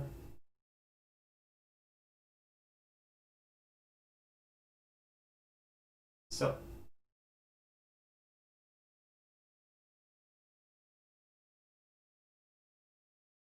and so in theory I could go back 40 frames.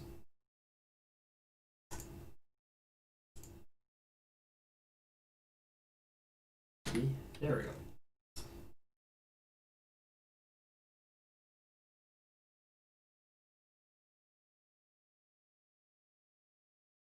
And she's not covering the main, so yeah, actually pretty wild position. I'll just need to compensate for that.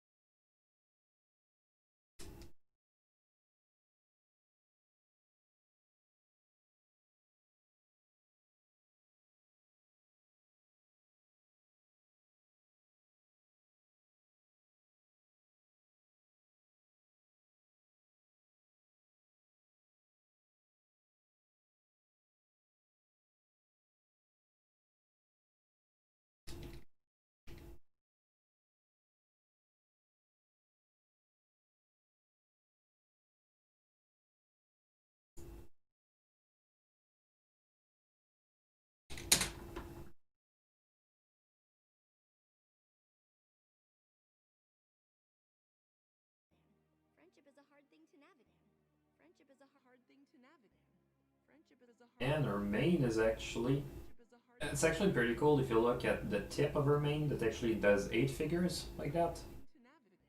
Um, yeah, it's actually pretty wild, although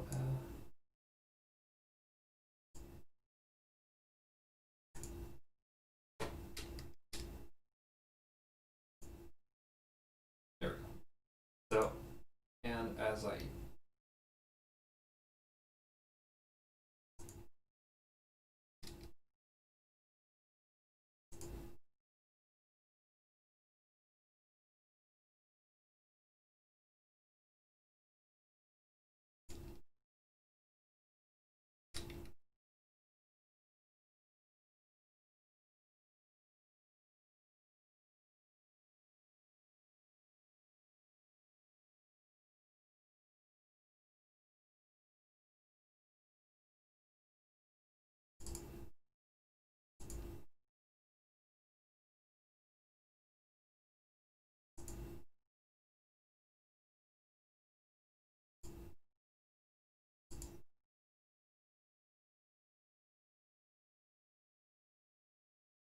and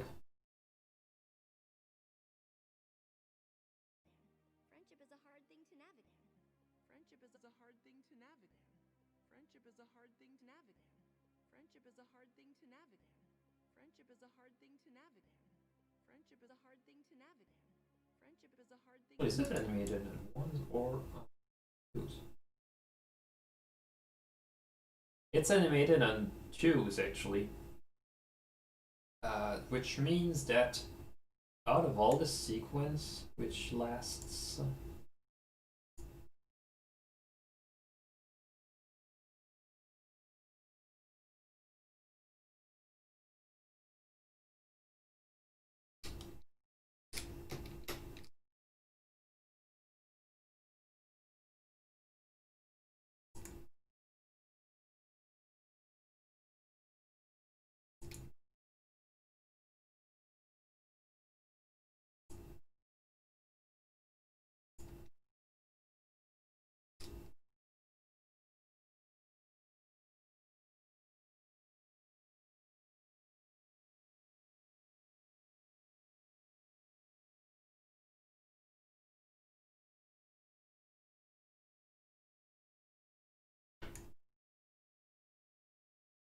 there we go. So this means that this sequence is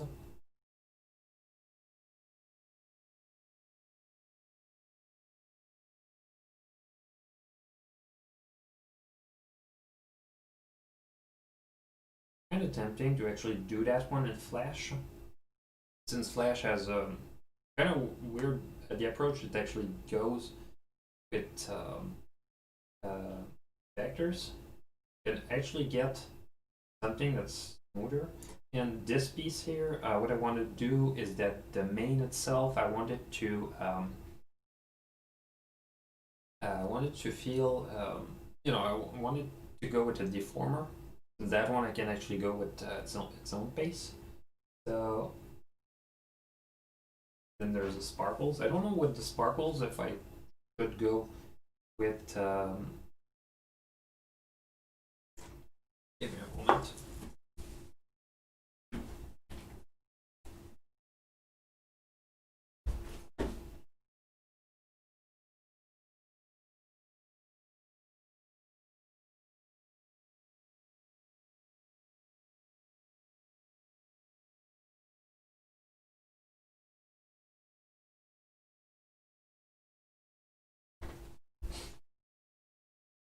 All right, so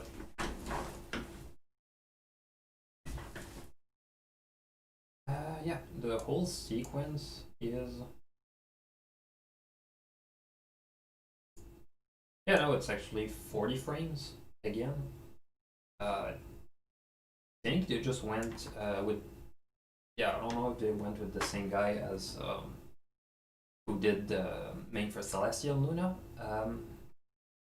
It could have been. I mean, it could have been someone else. Like, I could check the credits, although the credits are never that specific on that matter. So, uh,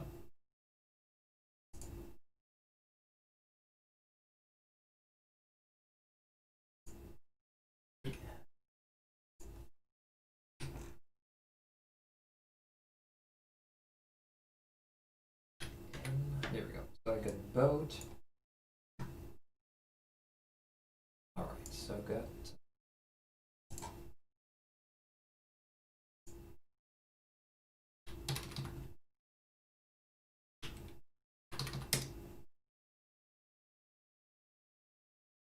Is it enough? Friendship is a hard thing to navigate. Friendship is a hard thing to navigate. Friendship is a hard thing to navigate. Friendship is a hard thing to navigate. Friendship is a hard thing to navigate. Friendship is a hard thing to navigate. Friendship is a hard thing to navigate. Friendship is a hard thing to navigate. Friendship is a hard thing to I navigate. think it's enough.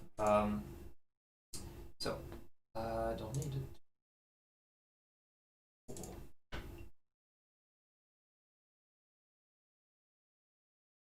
So what I'm gonna need to do, I think PNG sequence is gonna be better. Just be sure.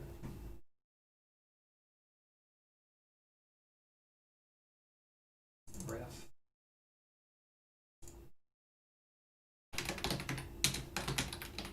Future Twilight. Main, even though it's main and tail. So, and render.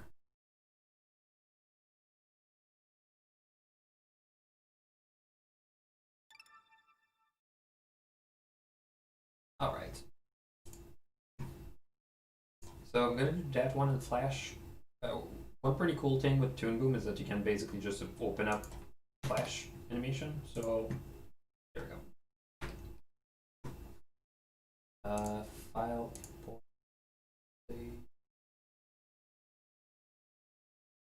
And I was freaking out when I did that. There we go.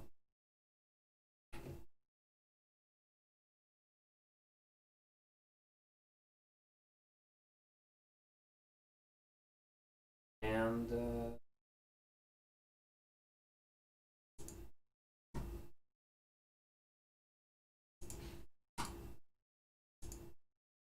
there we go.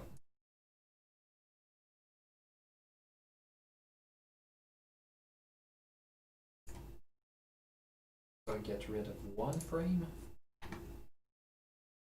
Yeah, what I'm gonna do is that I'm gonna do the inside of the main on a separate layer from the inside, but the inside separate layer.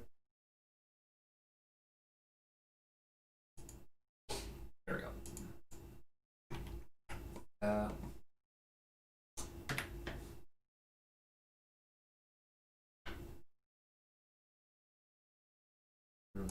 Go with one color, like yeah. I'm gonna color pick really quickly, so don't have to worry too much about it. One pretty important thing when it comes to those things is that I need to get the it's a mistake I did with the first time I did the main, but I need to get the vector points to be sort of similar when I go from one to the other. So when I go from one to the other, they're gonna actually map properly.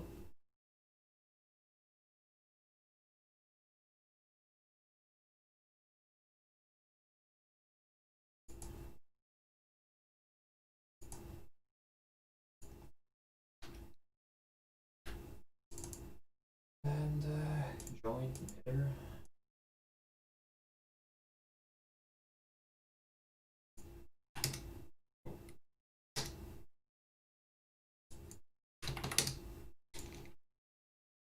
Actually,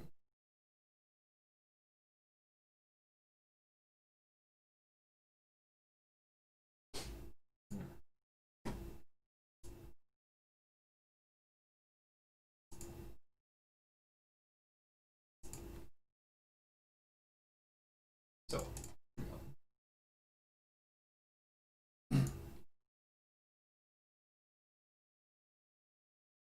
oh right, lock this layer.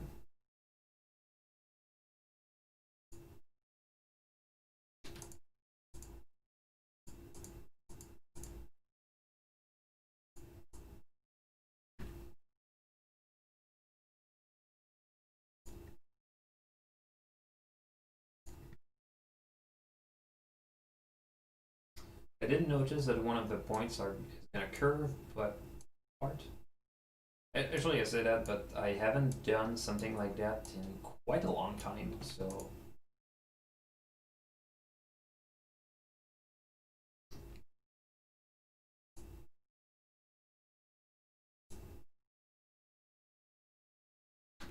kind of kind of throws me back. Like remember I was doing that.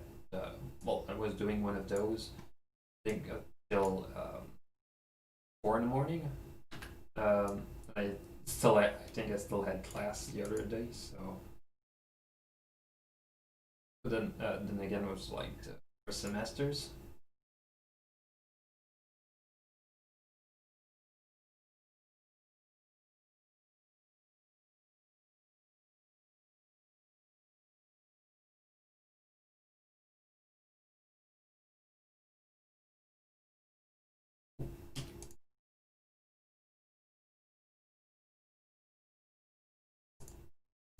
All of those points.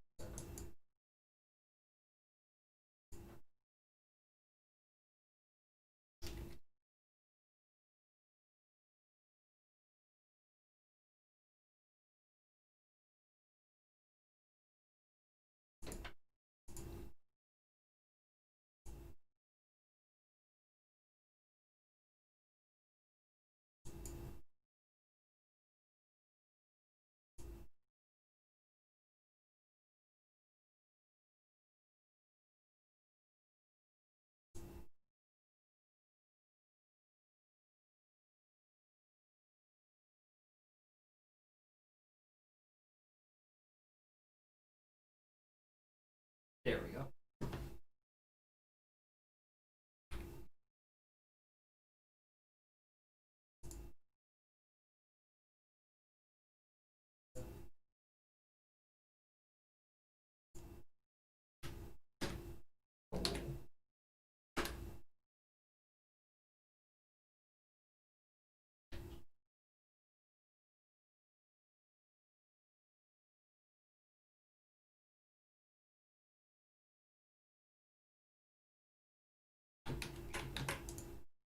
Oh yeah, I was forgetting about that line, which is kind of weird. There was no line similar like that here, so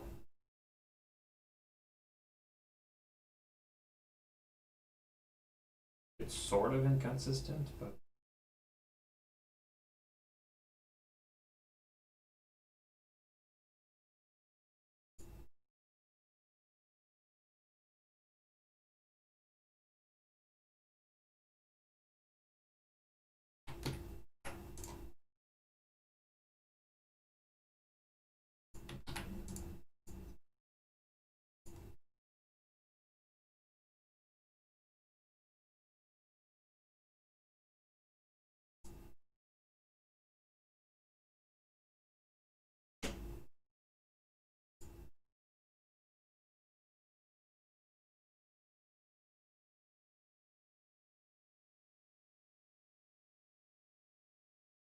it's sort of weird that they did that one on twos, like the maybe it was uh, due to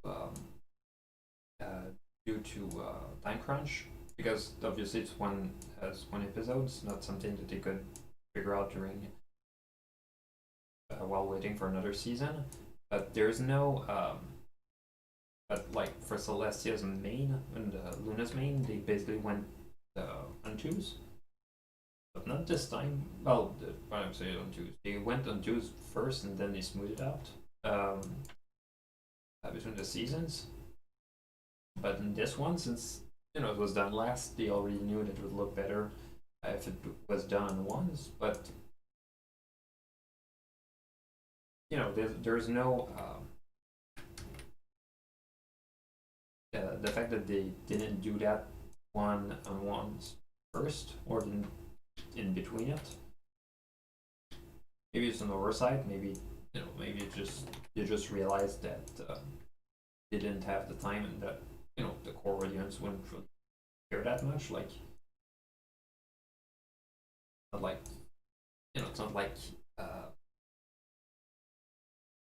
my opinion on that little detail. Not really, it's gonna really throw the whole thing down or not, but if in between as well.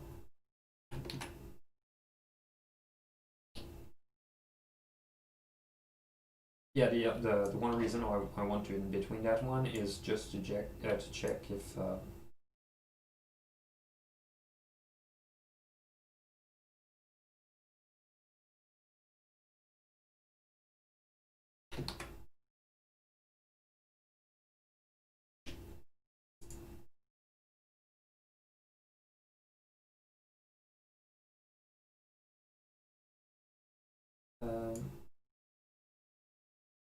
don't.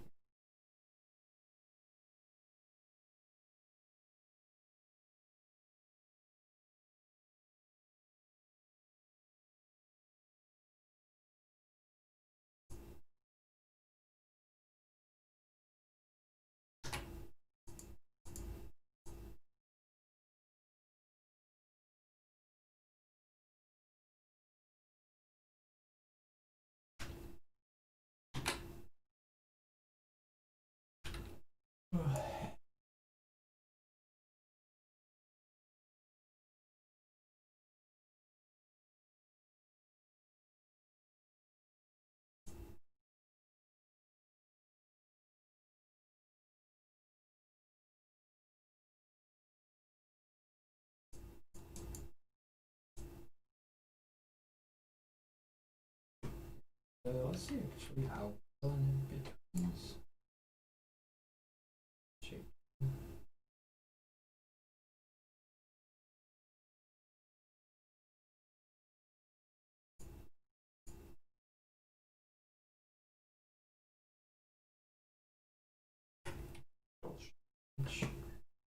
Actually, let's put shape hands. Gonna hate those things because though it's still better than yeah, because I think in Harmony there's no shape hands like that, so there.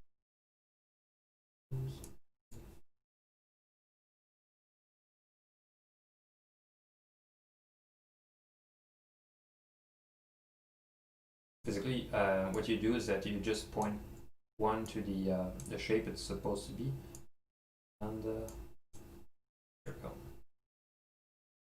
Oh, actually, it does in between well.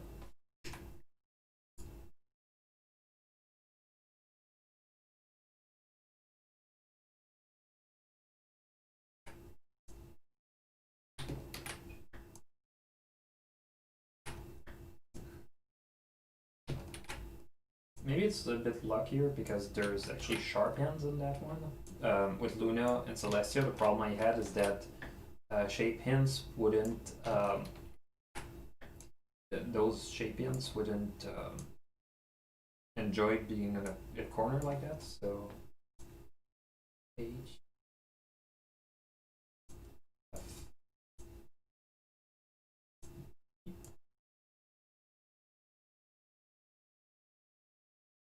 Yeah, it's pretty cool. You don't really see that because it's on a big screen, but uh, basically the one thing that there's all of those hints they have letter on them, and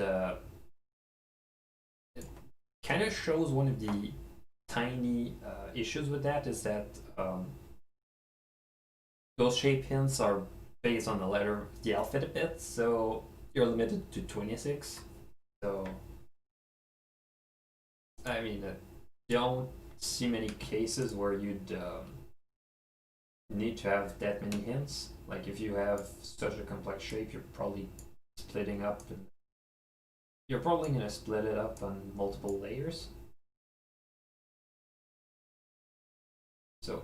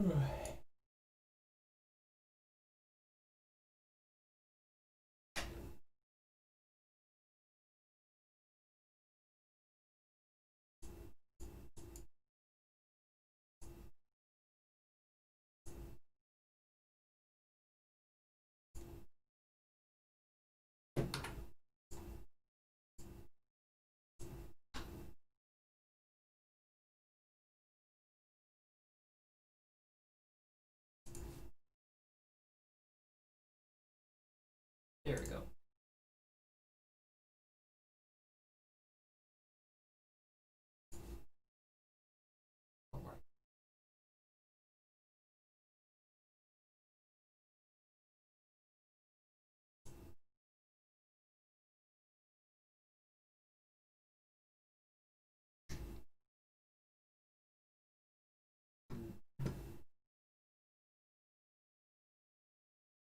Yeah, I don't know if I'm gonna get. I don't know if I'm gonna go with just much deeper tonight. Like, it's a lot of tiny things to deal with. Um,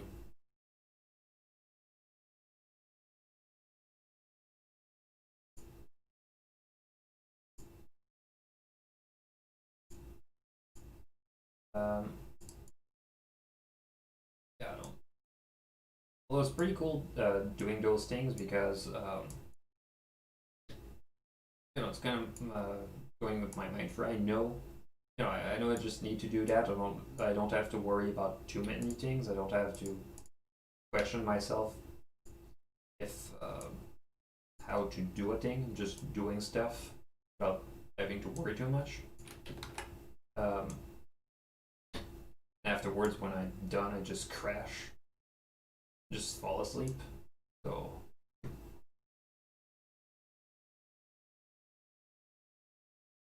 pretty effective approach to get myself tired. To be honest, like that I would recommend that to people, but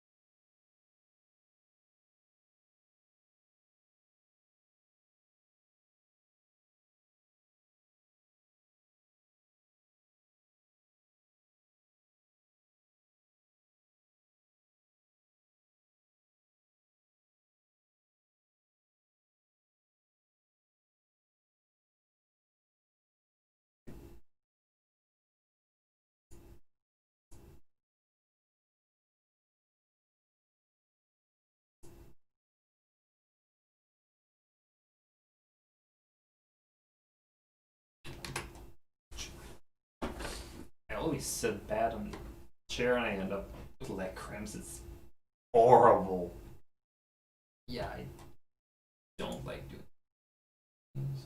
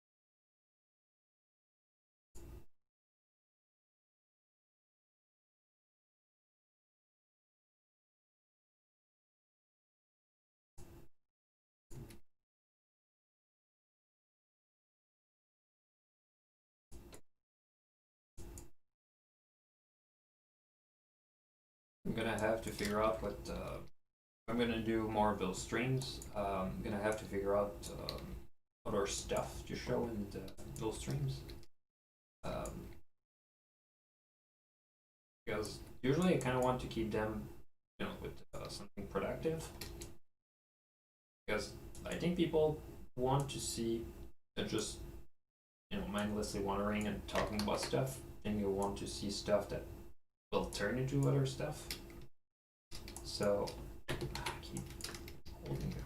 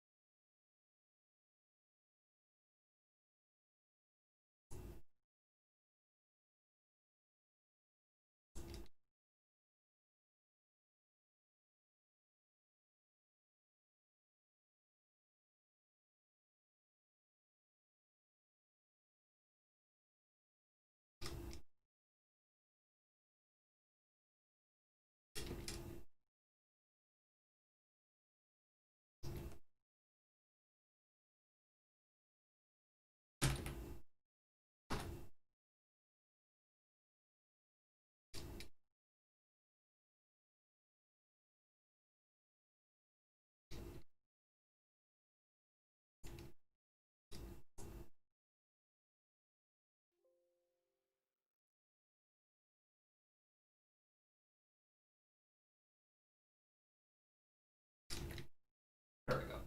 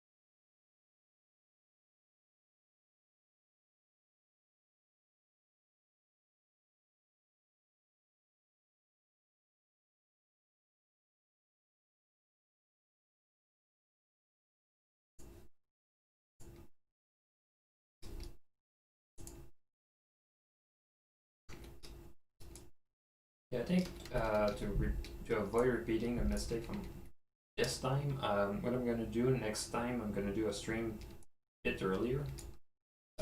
One of the reasons why I didn't do this stream earlier was just that, well, I was hungry and the curfew is at, well, yeah, we have a curfew at,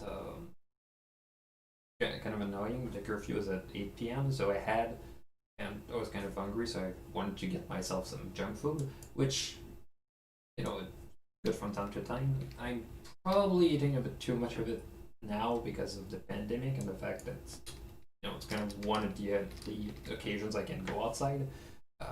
Most stores are closed, so the only thing I can do whenever I want to drive is to get basically to just get to the drive-through. So I had to be there before 7:30 because they close it early because you know, a lot of employees, they need to be able to have enough time to drive back home or to take public transport back home.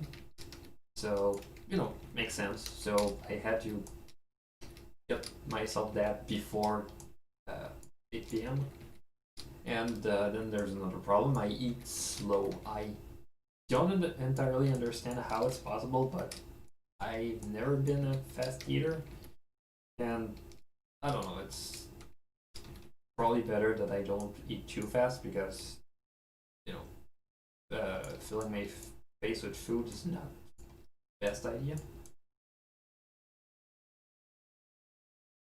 But yeah, basically the whole thing was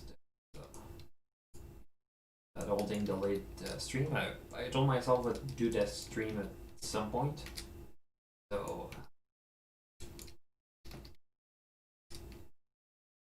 and yeah, I haven't. I've done, you know, I've done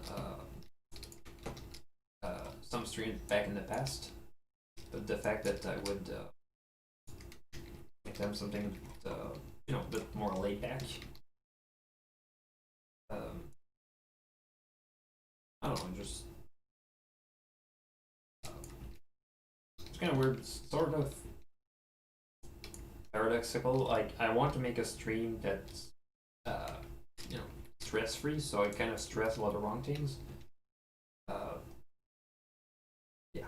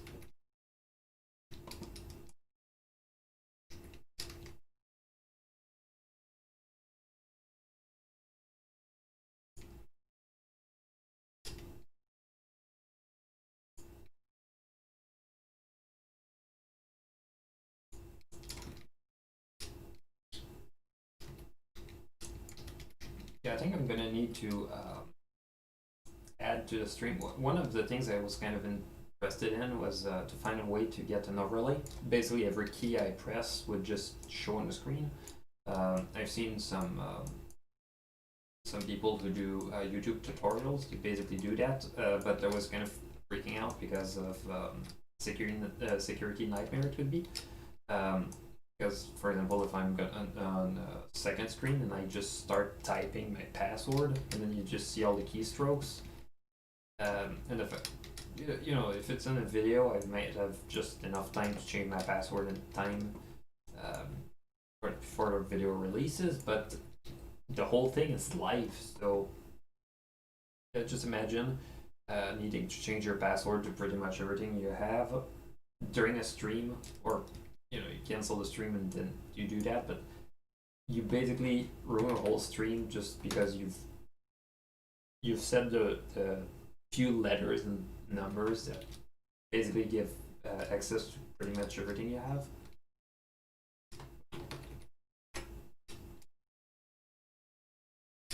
So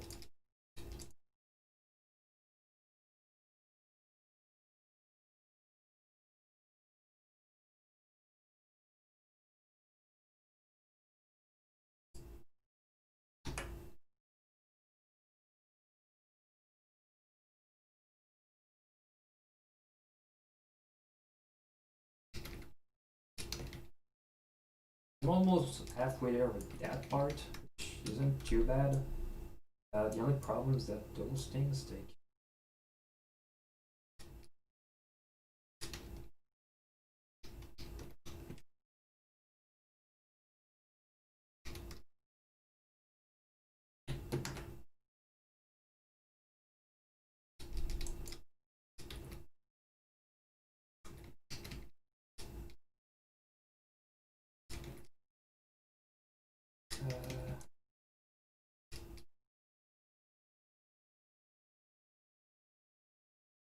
What I was talking about. Sorry, I'm just. Uh, yeah. Yeah, I'm halfway there with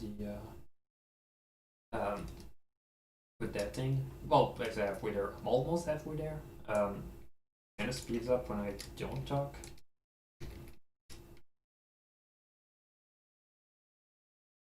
One thing I did notice while working in studios and all is that I'm more productive at home just because I feel more comfortable in my own environment.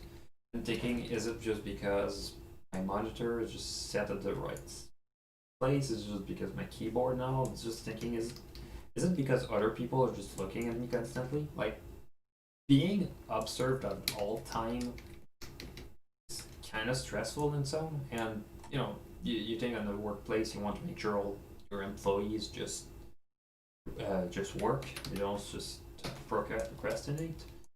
But then you think, well, it shows in their work if they procrastinate or no. So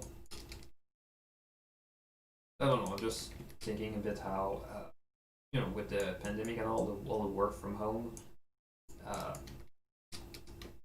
kind of wondering how it's going to translate after the pandemic. Like, are people going to be more doing more work from home because now people realize that more people realize that a lot of work can be done online thanks to a lot of the fact that we have an infrastructure that allows that. Like we have fast enough internet for that. Back in the days, one of the concerns was actually when I was still living in my parents' house. One of the concerns was that we had 140 gigs for 3 people. So having that little bandwidth would make streams quite a nightmare. Like I remember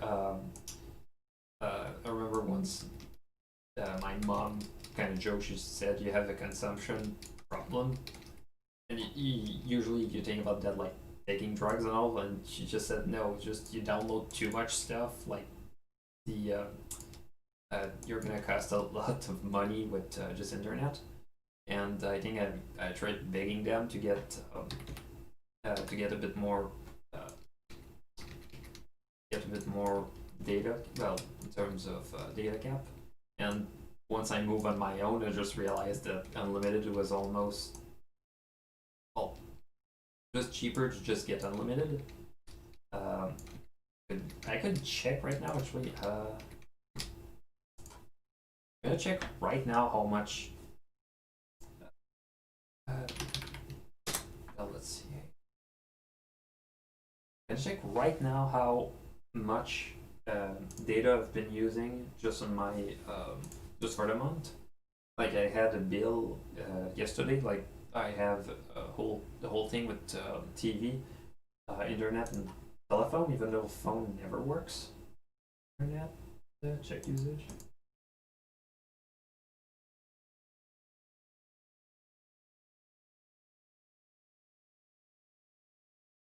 So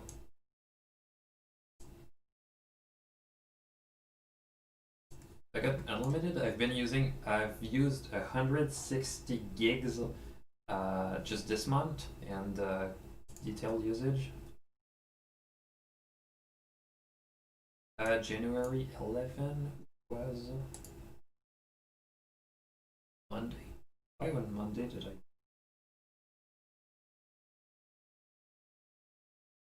I remember I had a stream this month, which was I think it was 16th.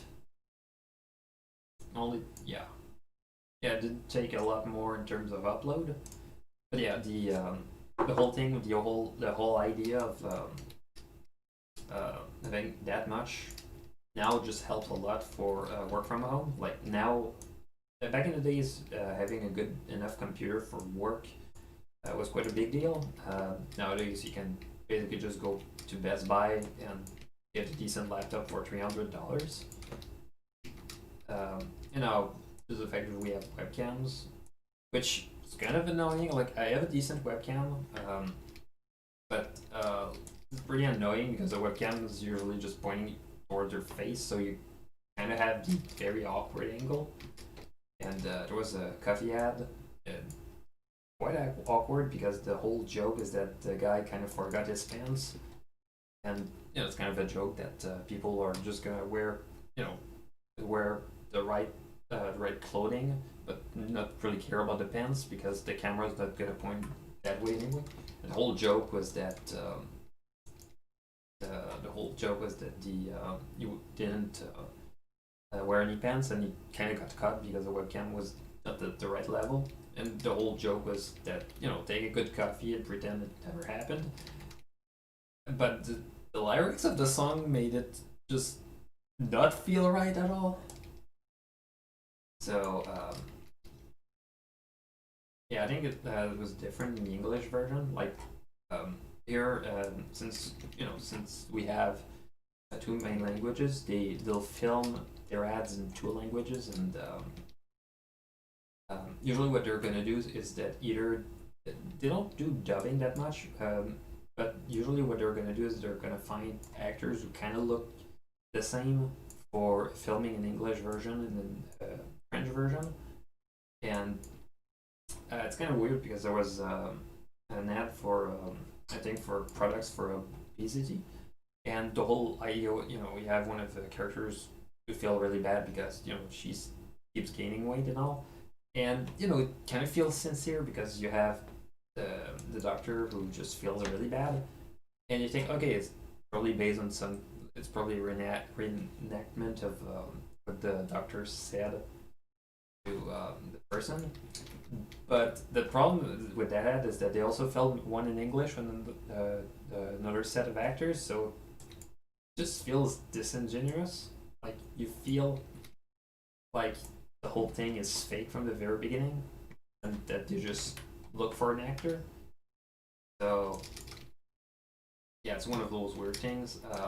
Sometimes they'll rewrite jokes either because the just works better in one language. Uh, there was and yeah, it really depends on what is being what is being sold. Like some products just work better with some jokes. You don't need to stick to the script as much. But if you have very factual stuff, you need to basically say the exact same words because you need the correct information to be given. For example, if they have an ad, coronavirus, like they explain, for example, if they're going to explain how something works, they need to have very exact information being given. But if it's just an ad for brand of chips, like you don't really need to worry too much about being specific. Remember, it was an ad for Pringles. Like they filmed the two versions of the same ad. And I think the whole reason was that just in case they would lose the rights to the song, so they had one version with Funky Town, and then they filmed another version of the exact same song, and it just say the character, instead of saying to play Funky Town, it just says, just play some music and then just some generic stock music, which I don't know. It's kind of feels weird. Like you know exactly what you're missing because you've already seen the ad, and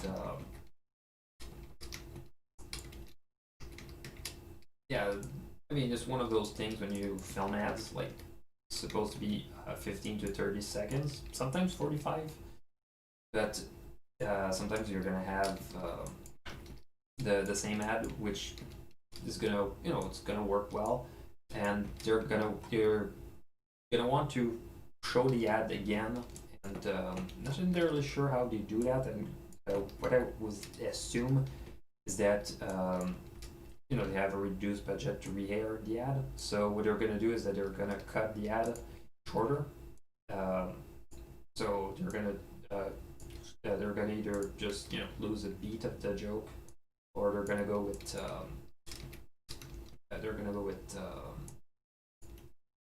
I find the right words. They're gonna go with something faster paced. But you've already seen the longer ad, and you already expect a part of the joke, and now you just feel like you've lost a bit of it.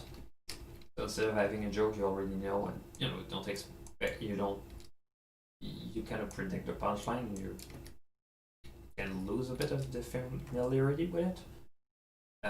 It's kind of weird, and since it's have the length, now they can just air another ad next to it, so you lose a part of the joke, you get sold more stuff. Yeah, it's kind of annoying. How long the live stream? At the moment, it's about 4 hours. Yeah, I think I'm gonna go with a stream of about 5 hours. I think I've done longer streams. Although I think what I'm gonna try to do is to finish that loop, which is basically just kind of annoying because to try to follow the style, to follow the I could try to do that with deformers, but kind of loses the quality of it. Or I could try to do it on my own. Yeah, but in this case, for the sake of being more accurate, and also because I think other artists are gonna need it, yeah, I'm gonna go with this one. So yeah, there's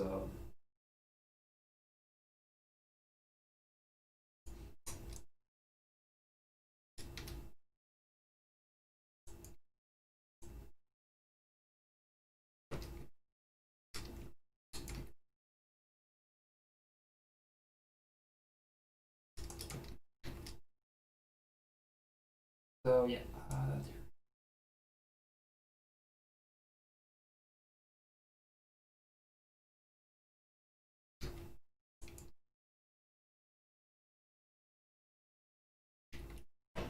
Say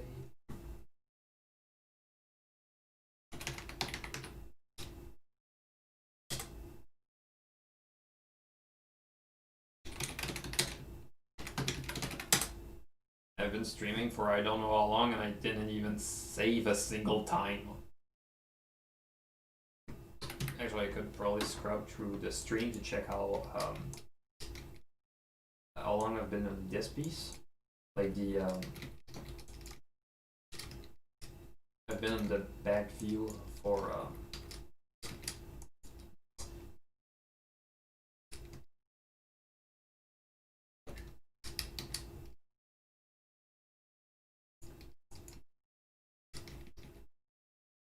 but yeah, I'm gonna stream for another hour. Uh,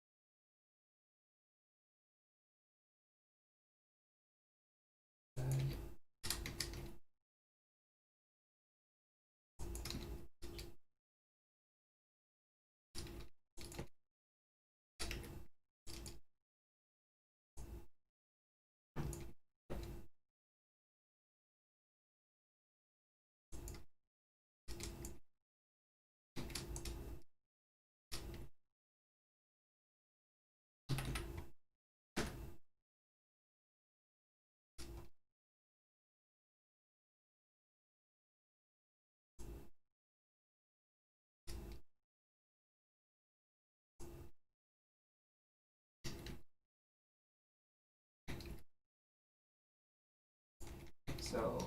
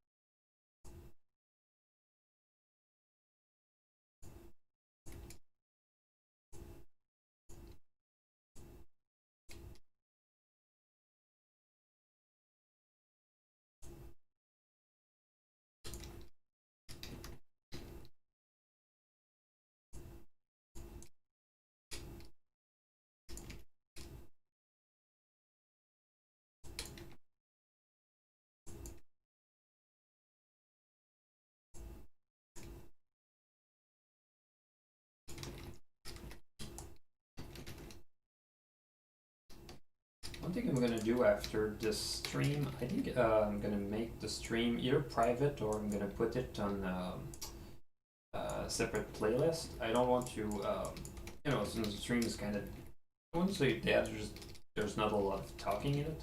I don't want to, I don't want it to be on forefront of my channel. Also, there's some people who just enjoy the animation without wanting it to, kind of like a magic trick. They don't want to see too much in depth how the whole thing was done. They kind of want to just imagine it. Although it's kind of weird to think about it like that, but there might be people like that. So the whole idea that with those streams, I think it's that. I think it's probably going to be a better idea to just set them either private or unlisted, so people can actually look at back at them. I don't know how a lot of people would want to rewatch those streams. Like, they're long and there's not a lot of new stuff added. Although you could scrub through it to see if a piece that they've seen is brought back. I don't know what. Like, I don't have that kind of patience myself.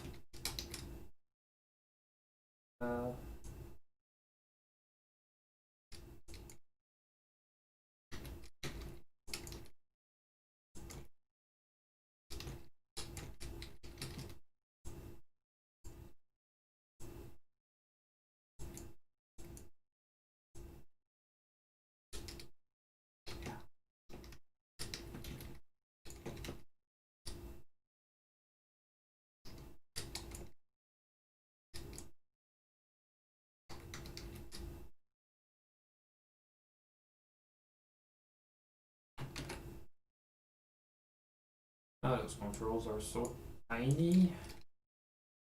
Not entirely sure who did the flash interface, but um, because of course there's a lot of old stuff that is still, still need to keep. But some of those controls are so tiny on the screen, it's kind of painful to try to get them.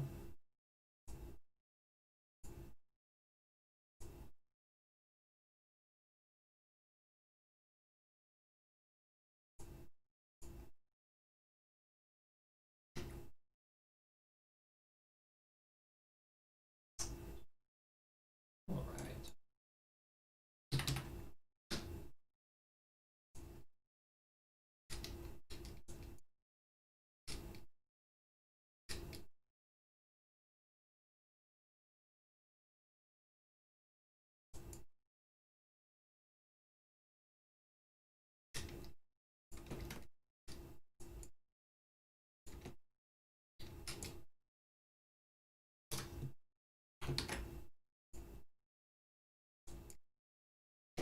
I kind of wonder how well they're gonna interpolate with the tween.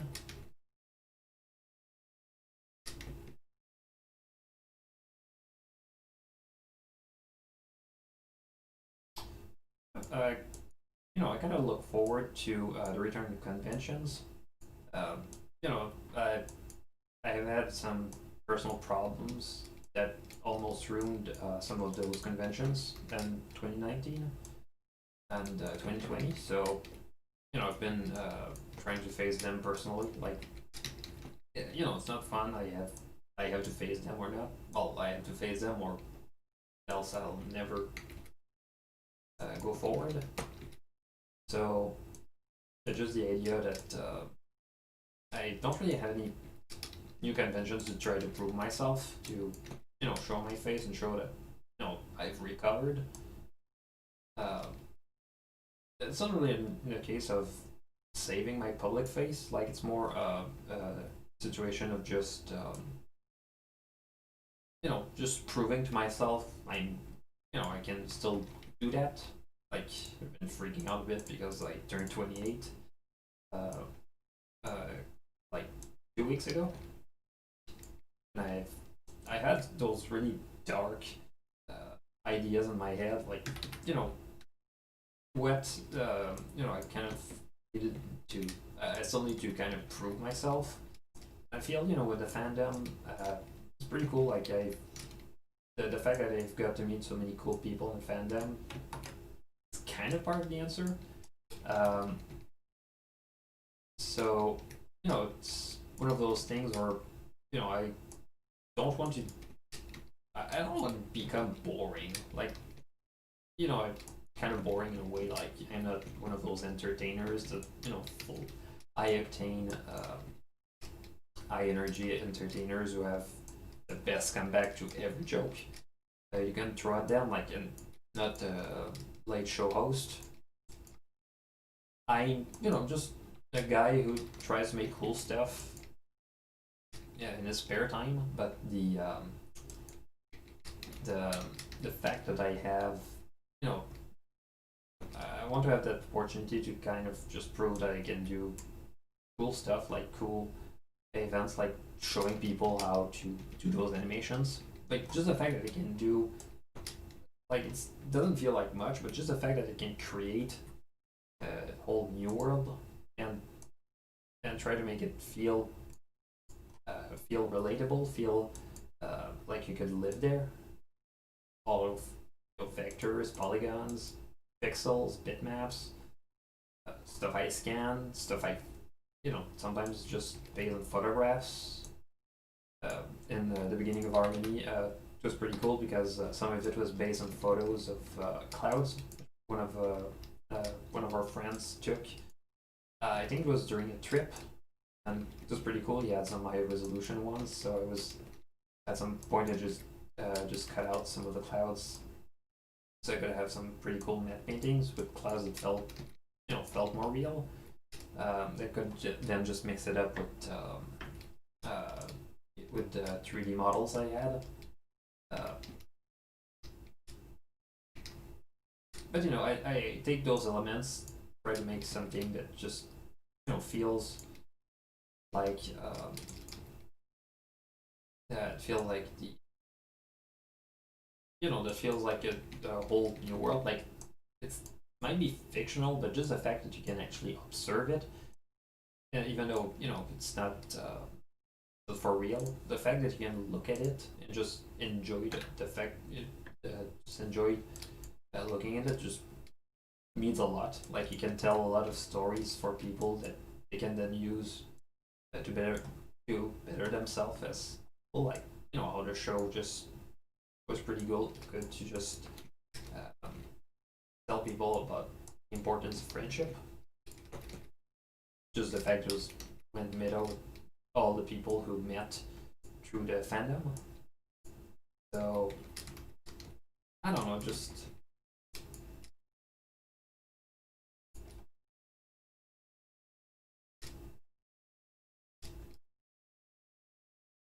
I don't know, I just want to make more of that. Uh, it's pretty cool because my hobby kind of connects with my real job. So um, because I've seen a lot of people who basically do their hobby and their job has nothing to do with it. So be able to connect the two like that is like because I'm not an animator with my real job. I'm just a VFX generalist. But the fact. Uh,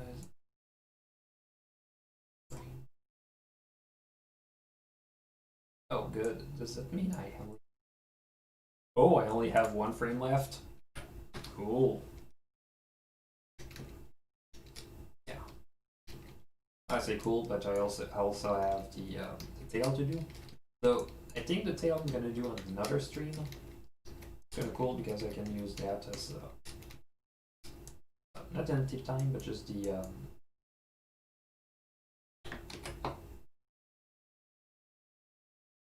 oh, actually, I kind of forgot to update it.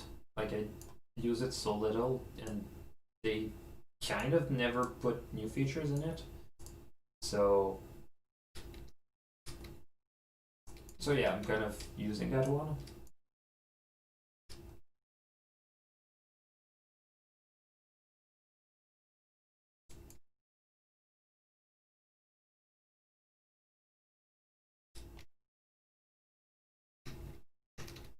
Actually, I wonder if I could actually get. Um, Definitely not won't be able to do the interior details for that main.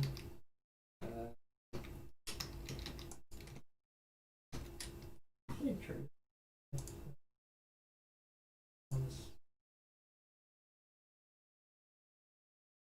Not a single frame dropped. Like that, this stream is running at 60 FPS, and the computer didn't drop a single one of them. Quite impressive. Like I think the whole thing runs on CPU. Like I can hear the fan of my computer. Which actually pretty good news. I don't know how long due to pandemic kind of slowing down mail and all, but I should be able to get a new computer for project soon, and it's going to be pretty cool because be able to use that kind of push the boundaries, like just the fact that well, just the update from that computer to the laptop I used back in the days, that was kind of the game changer for me. So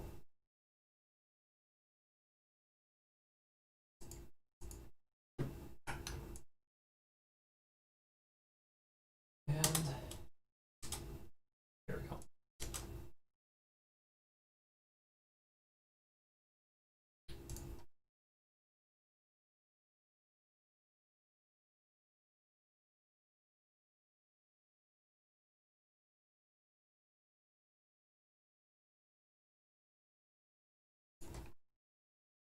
So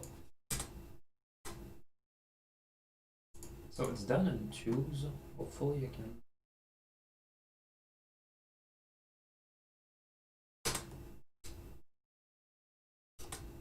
Yeah, it's kind of awkward at the moment.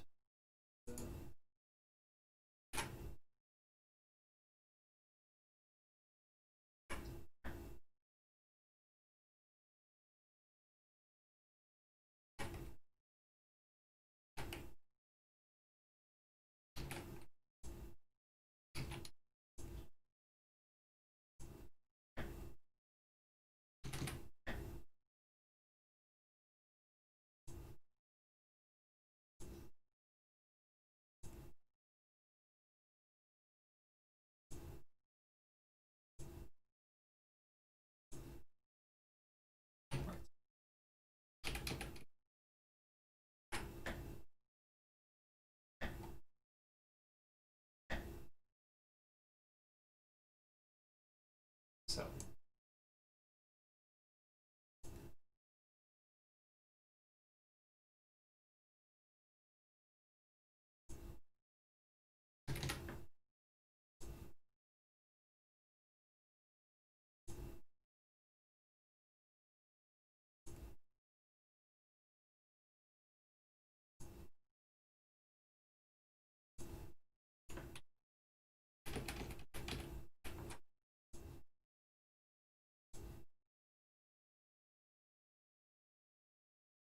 I don't know if I'm gonna start the interior of the main tonight. I don't know how complex that part is because oh,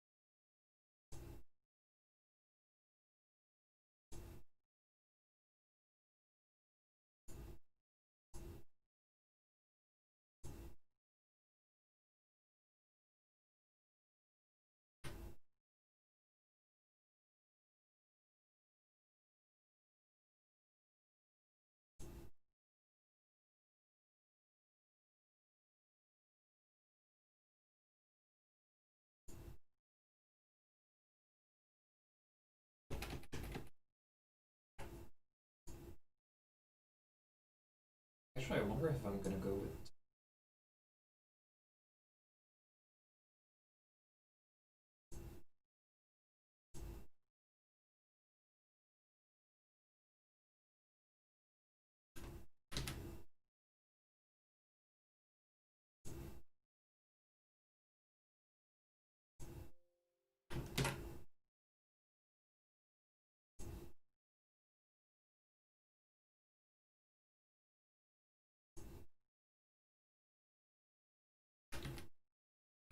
Oh, nice. They're in between as well.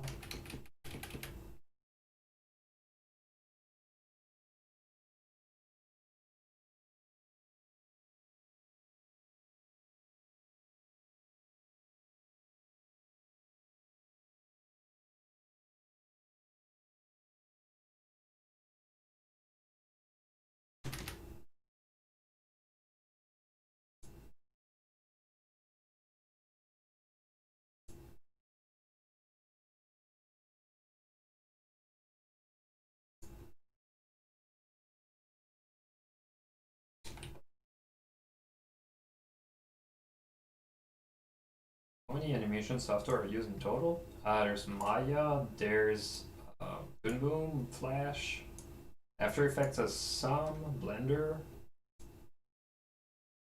Uh, but probably, yeah, like there's some software where I did some very basic animation, although it was mostly just keyframing one thing to the other. Um, yeah, it's pretty interesting because a lot of the basis for that software just translates to other software. Although one of the things they say to us is the whole concept of being basically software agnostic.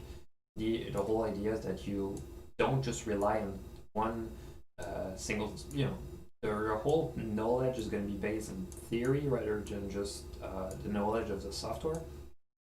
And the whole idea to teach people like that is that um, if you know how to how to behave in multiple if you know how to behave in multiple software, um, you won't get stuck in trouble because for example in my case with Flash that kind of died.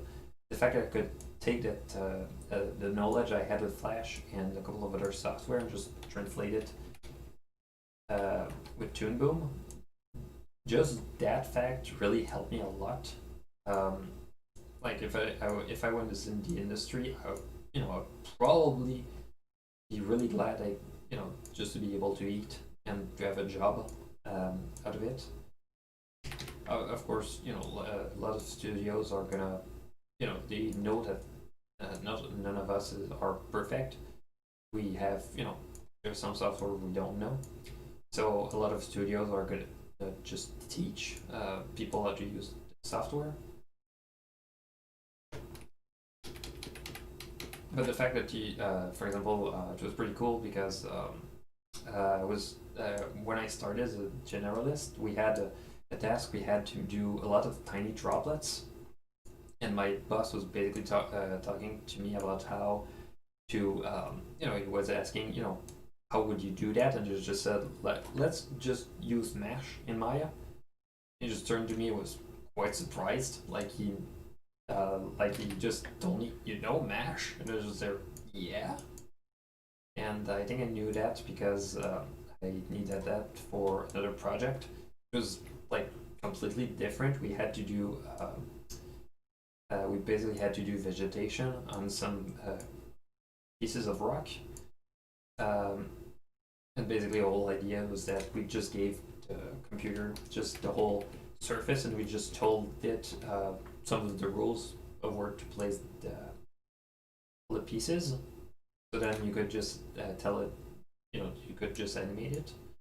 Um, so just doing that really helped us a lot in terms of production. Like it just made our lives so much easier. So with Flash, just to be able to do those vectors kind of helped me as well. I could just go and just do vector art. I had some knowledge with some texture software. It was pretty helpful. Another thing. At some point, I was kind of nervous about that because my supervisor just said, "Well, just show the boss your pony animation." And I was just thinking, for one, it's kind of a niche fandom, and we kind of know that already. So just the fact that you get, but she basically told me, well, it's 2D animation, so if we ever have work that involves 2D animation, you can show that and just prove that you can do that. And we don't have that yet, but it's one of those skills. It's part of a tool set that you just build over time. You have all the tiny tricks that you learn, like just the way that I do my filtering.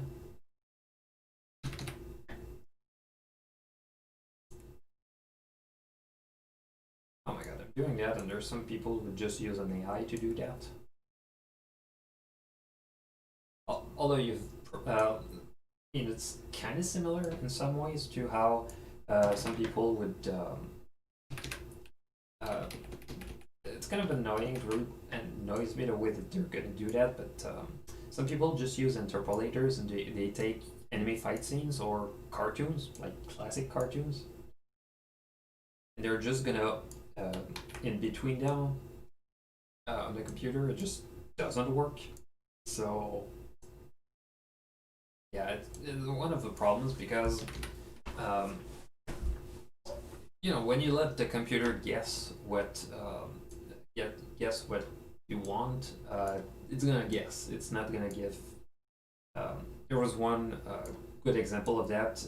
There was just a bucket with holes with shapes. Basically, as a metaphor for how AI works, and the whole idea is that you look at that and you see all the shapes, and you have the piece of wood. It's one of those things with just a piece of plastic with cutouts of those shapes, and you just put the pieces. And the whole idea is that you put the matching pieces on all of them, and yeah, you just pointed out all of the pieces fit in one of the holes. So to a computer, there was one case they taught a computer how to play Tetris, and basically they told it that the goal was just the goal was just to get to make the highest score and not hit a game over. And they gave it all the controls it needed. And at some point, the computer realized that one of the conditions was to not get the game over, so the computer just paused the game. And by pausing the game, it would never get a game over, but it would never actually get a higher score. Obviously, it got it when when the score got really high, and it just was really hard to get. It was really hard to get a higher score. But it's kind of telling, like, it's one of those things like if you tell a computer AI to basically try to get best looking thing, best looking in between, and all you give is already done in betweens that have nothing to do with it. It's just gonna figure out, like, for example, the flow of the movement. Like, it doesn't really. I don't know how good it is now, but the computer doesn't really understand the idea of weight. It just understands that to interpolate, it needs to put the thing kind of in between. So you kind of lose the artistic and the artistic value. In this case here, it's a main that flows, so there's no wind to worry about. But and the fact that it's just one piece, like just the fact that it can isolate pieces, like the computer AI is gonna figure out how to kind of move the pieces, but it's gonna smudge at some point because it doesn't really know what piece belongs to what body parts. So yeah, because yeah, computers don't really ask questions. Well, they ask a predetermined set of questions that humans give them, but it doesn't really ask questions in itself. It's not curious, so the fact it's not curious means that it's never gonna be able to actually do the artistic process. Oh, and for people who just joined, what I'm doing right now is to basically right now I'm just giving shape ins. The animation was done on twos, and to fit with the rest of the animation, what I wanted to do was to get it on ones, and one of the steps was to just in between it, and to just assist it with in betweening. I decided to just go with just giving it shape ins, and the whole idea is pretty straightforward. Just telling that those points belong in time to those points. It's kind of annoying because even though the registers of those those, it should be pretty straightforward. What which one belongs to what, but here it doesn't really care. It's so I have to tell pretty much everything to the whole computer. So yeah, it's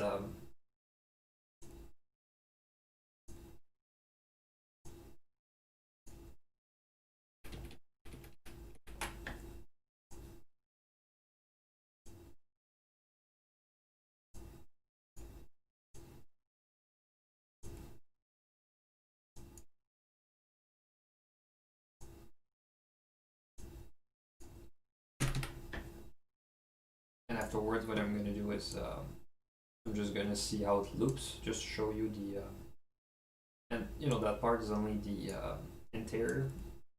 So well, this is the exterior, so I'm gonna need to do the interior, which I think shouldn't be too long.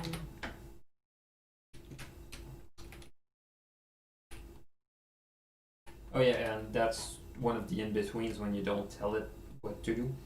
And yeah, it's not. It's one of the things that happen with AI as well. Just sort of figures it out. Remember, there was one tool where you basically give an animation, just one frame of the animation. It would basically just automatically just interpolate, uh, interpolate it, and it was pretty cool because you basically give a very detailed picture and a very detailed animation with, oh, I say very detailed, with like a very fully shaded picture, and then you would just go with basic animation, and it would basically give you a very detailed animation out of it. Uh,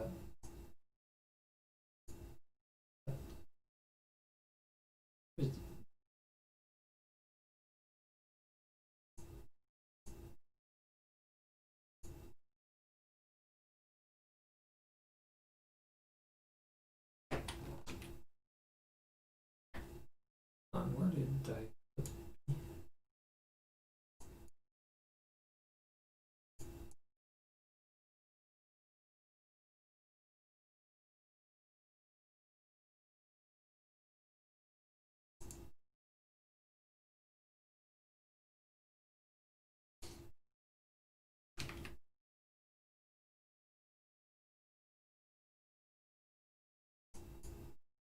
Oh, B is here. There we go.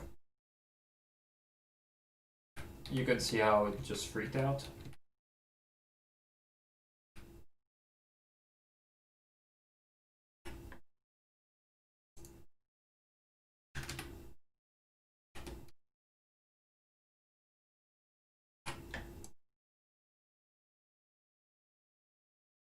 If I play Ponytown, I haven't in a while. One of the problems is that I did my OC and I wanted it to be pretty accurate. And what happened is that once I made it, I think they either changed it or they started making servers. The problem with those servers is that uh, basically they all use different databases, and so I need to redo my OC in that. It's probably gonna take a while. All right, so I got this. I got this, and ladies and gentlemen, here's a smoothed out animation.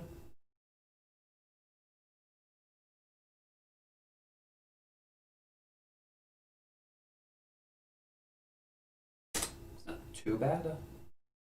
Pretty smooth.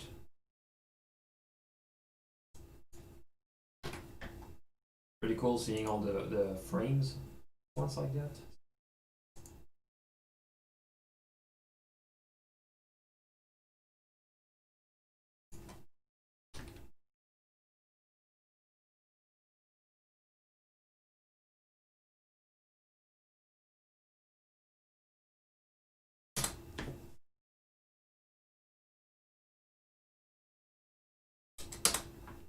There we go. That freaks out a little. Oh no, never mind. It actually behaves a little.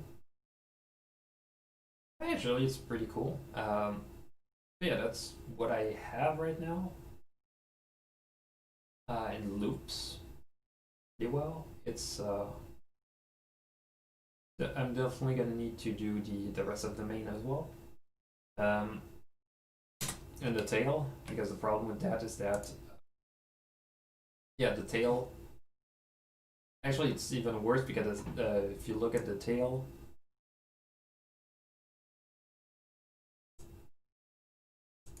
yeah, if you look at the tail, there's even more of it. Because the main is pretty straightforward.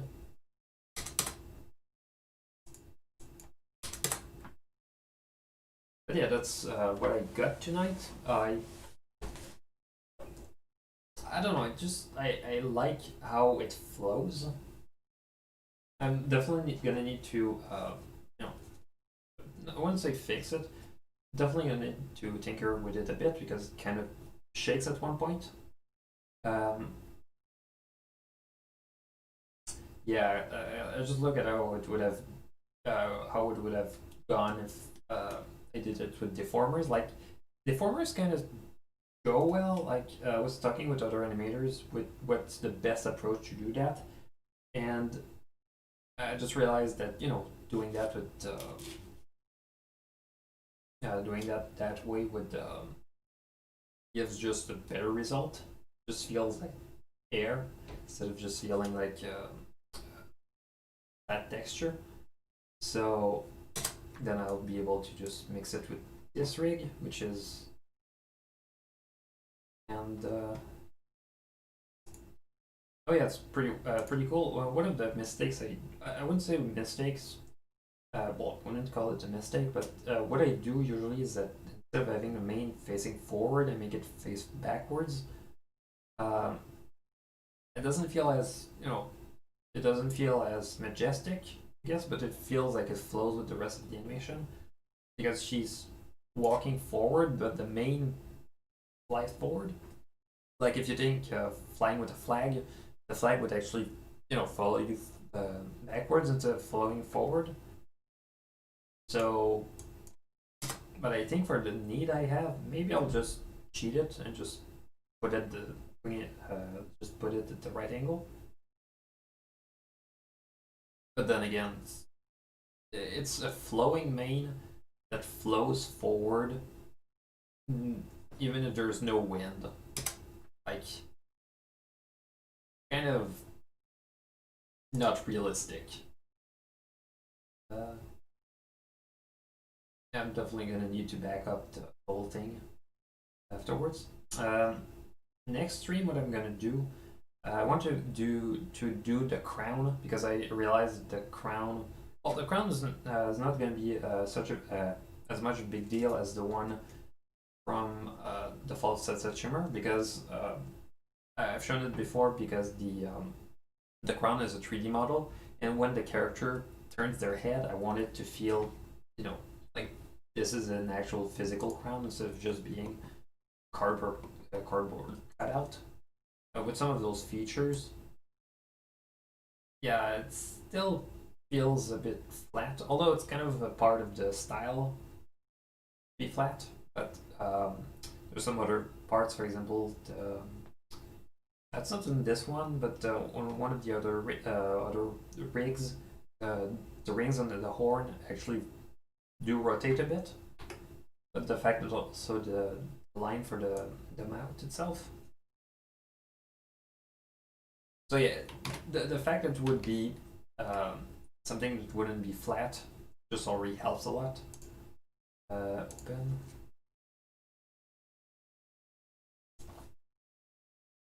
Wait, can I open a rig from? Let me open up the old Luna rig that I had. I had a phone.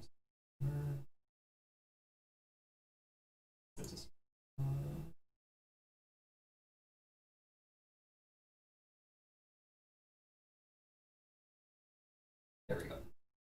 Actually, I don't even know if it's going to open. Um, yeah, it's one of the issues of the. There we go. Oh, yeah, the eyes don't translate. I think it's just a bug. Um, so, one of the things, instead of being a 3D model, Luna's crown. Yeah, if I'm gonna reuse that model, like it's not perfect, but I think for some uses, I think it's valid. But yeah, you see that crown just flat piece, and it sort of works, but it's still, it still has a limit of the. Oh, also the main self flows.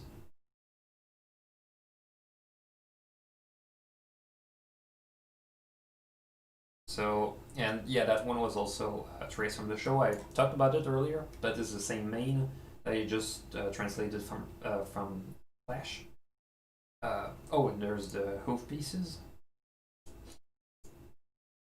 So yeah, all of those things are pretty cool for that rig. And Luna shows up for. I mean, that whole rig is there. And if you look at the false sensation,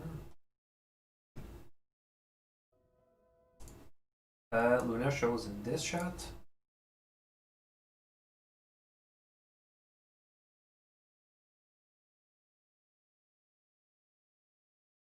yeah, that's it. I was thinking, did she show up on the final shot? And nope, she's not there. I mean, she's in the room. I think the reason why I didn't put Luna was just to get the basically the whole idea was that instead of focusing on all the characters in the room, I just wanted to focus on Twilight, Celestia, and the rest, and the rest of the main six.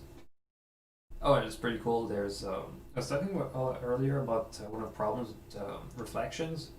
It doesn't show up that much, but I had to basically inset the front hooves so the back hooves would actually get to connect.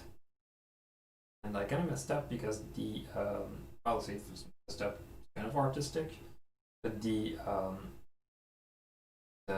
basically the softness, basically it should be blurrier as it gets deeper, and on that one, it just stays as blurry for a whole time. Oh, it's kind of funny because I didn't.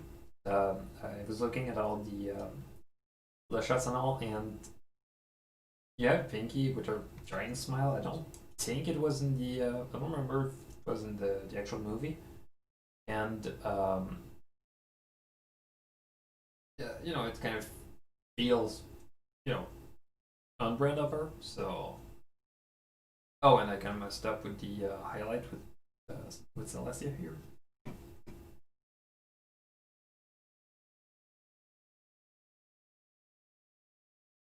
Oh, and there's this shot here, which that's kind of a shame because there's a bug with the reflection just slides. But it was pretty cool because the front and the back legs were on separate layers, so they'd actually connect on the ground. Because you don't think much about it, but the fact that have, the fact that uh, they have reflection on the ground on a movie, which is about mirrors. If you can't do mirrors right, if you can't do reflection right, why would you do why would you do mirrors? So it kind of helped with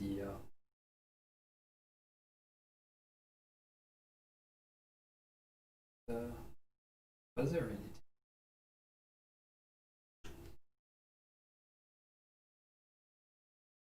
Actually, I think that's uh,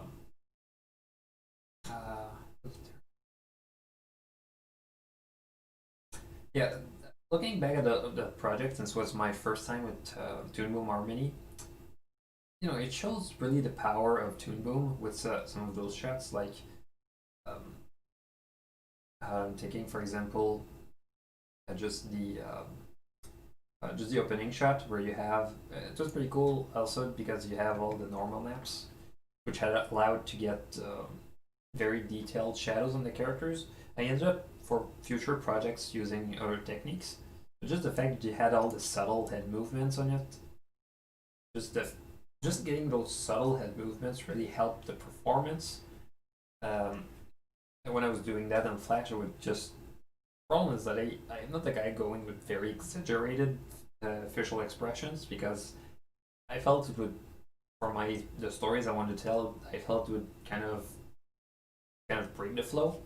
So just the idea that I could get more subtle head movements or slower blinks, and we don't really blink slowly like that.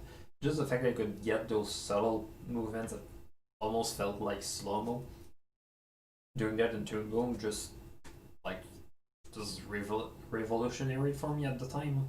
So, but you see a bit that it had kind of a drawback. Like you see a lot of shots of one character, and the other one is just implied to be there, um, and kind of helps a bit because Celestia is looking back at her own. Uh, yeah, she's looking back at those events, so she wouldn't see herself in there. But it kind of feels. Oh, and I think about this shot here. Um, Funny thing, that one shot was rendered in a hotel room, and yeah, basically, long story short, the owner of the complex, the apartment complex I was in, kind of messed up, and the whole basically they realized I think it was basically they realized that the breakers were not the right ones. So we had a power outage in middle of winter, and the problem with that is that we had it also took the heating. So none of us had hot water, none of us had heating. We were freezing, so the Red Cross actually had to come to our help to give us some. Basically, they had to give us some place to live. So I had to stay in a hotel for like 3 days. And it was pretty, it was kind of an inconvenience because I was working on the project. I was on my desktop and there was no power. It was cold. And I was kind of freaking out because I didn't want to lose all my stuff. So I had my laptop and I had this shot, like all the files are this shot in my laptop. And I was thinking, well, let's try to composite it on that laptop, which was pretty slow. But I was in my hotel room try to get some work. So and the laptop I have is pretty slow, so I just told myself, I'm just gonna watch TV, just gonna try to. And it was in January, and the whole project was released in April or March actually, right before BabsCon. So it was, it was pretty close to the deadline, and still wanted to get stuff done. So just thinking that one shot was done in a hotel room, like a Ramada hotel, and the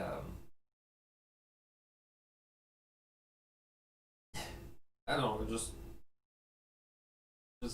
feels weird to me. Like, um, anyway, it's almost 3 a.m. I'm not. Don't know if I don't utter deep. I realize that I've been talking a bit too loud.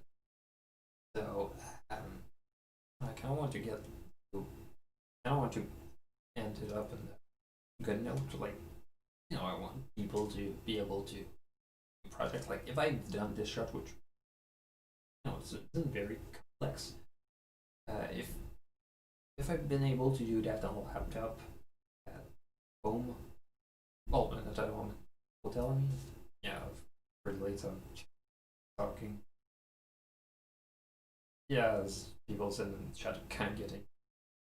Yeah, if I can do that, everybody can. It's like a lot of people think that they say it's talent and all. They treat it like something you're gifted at birth, and I don't think so. Like it's one of those things that you develop over time. Like some people are, their brains are kind of wired a bit better for that. I don't think it's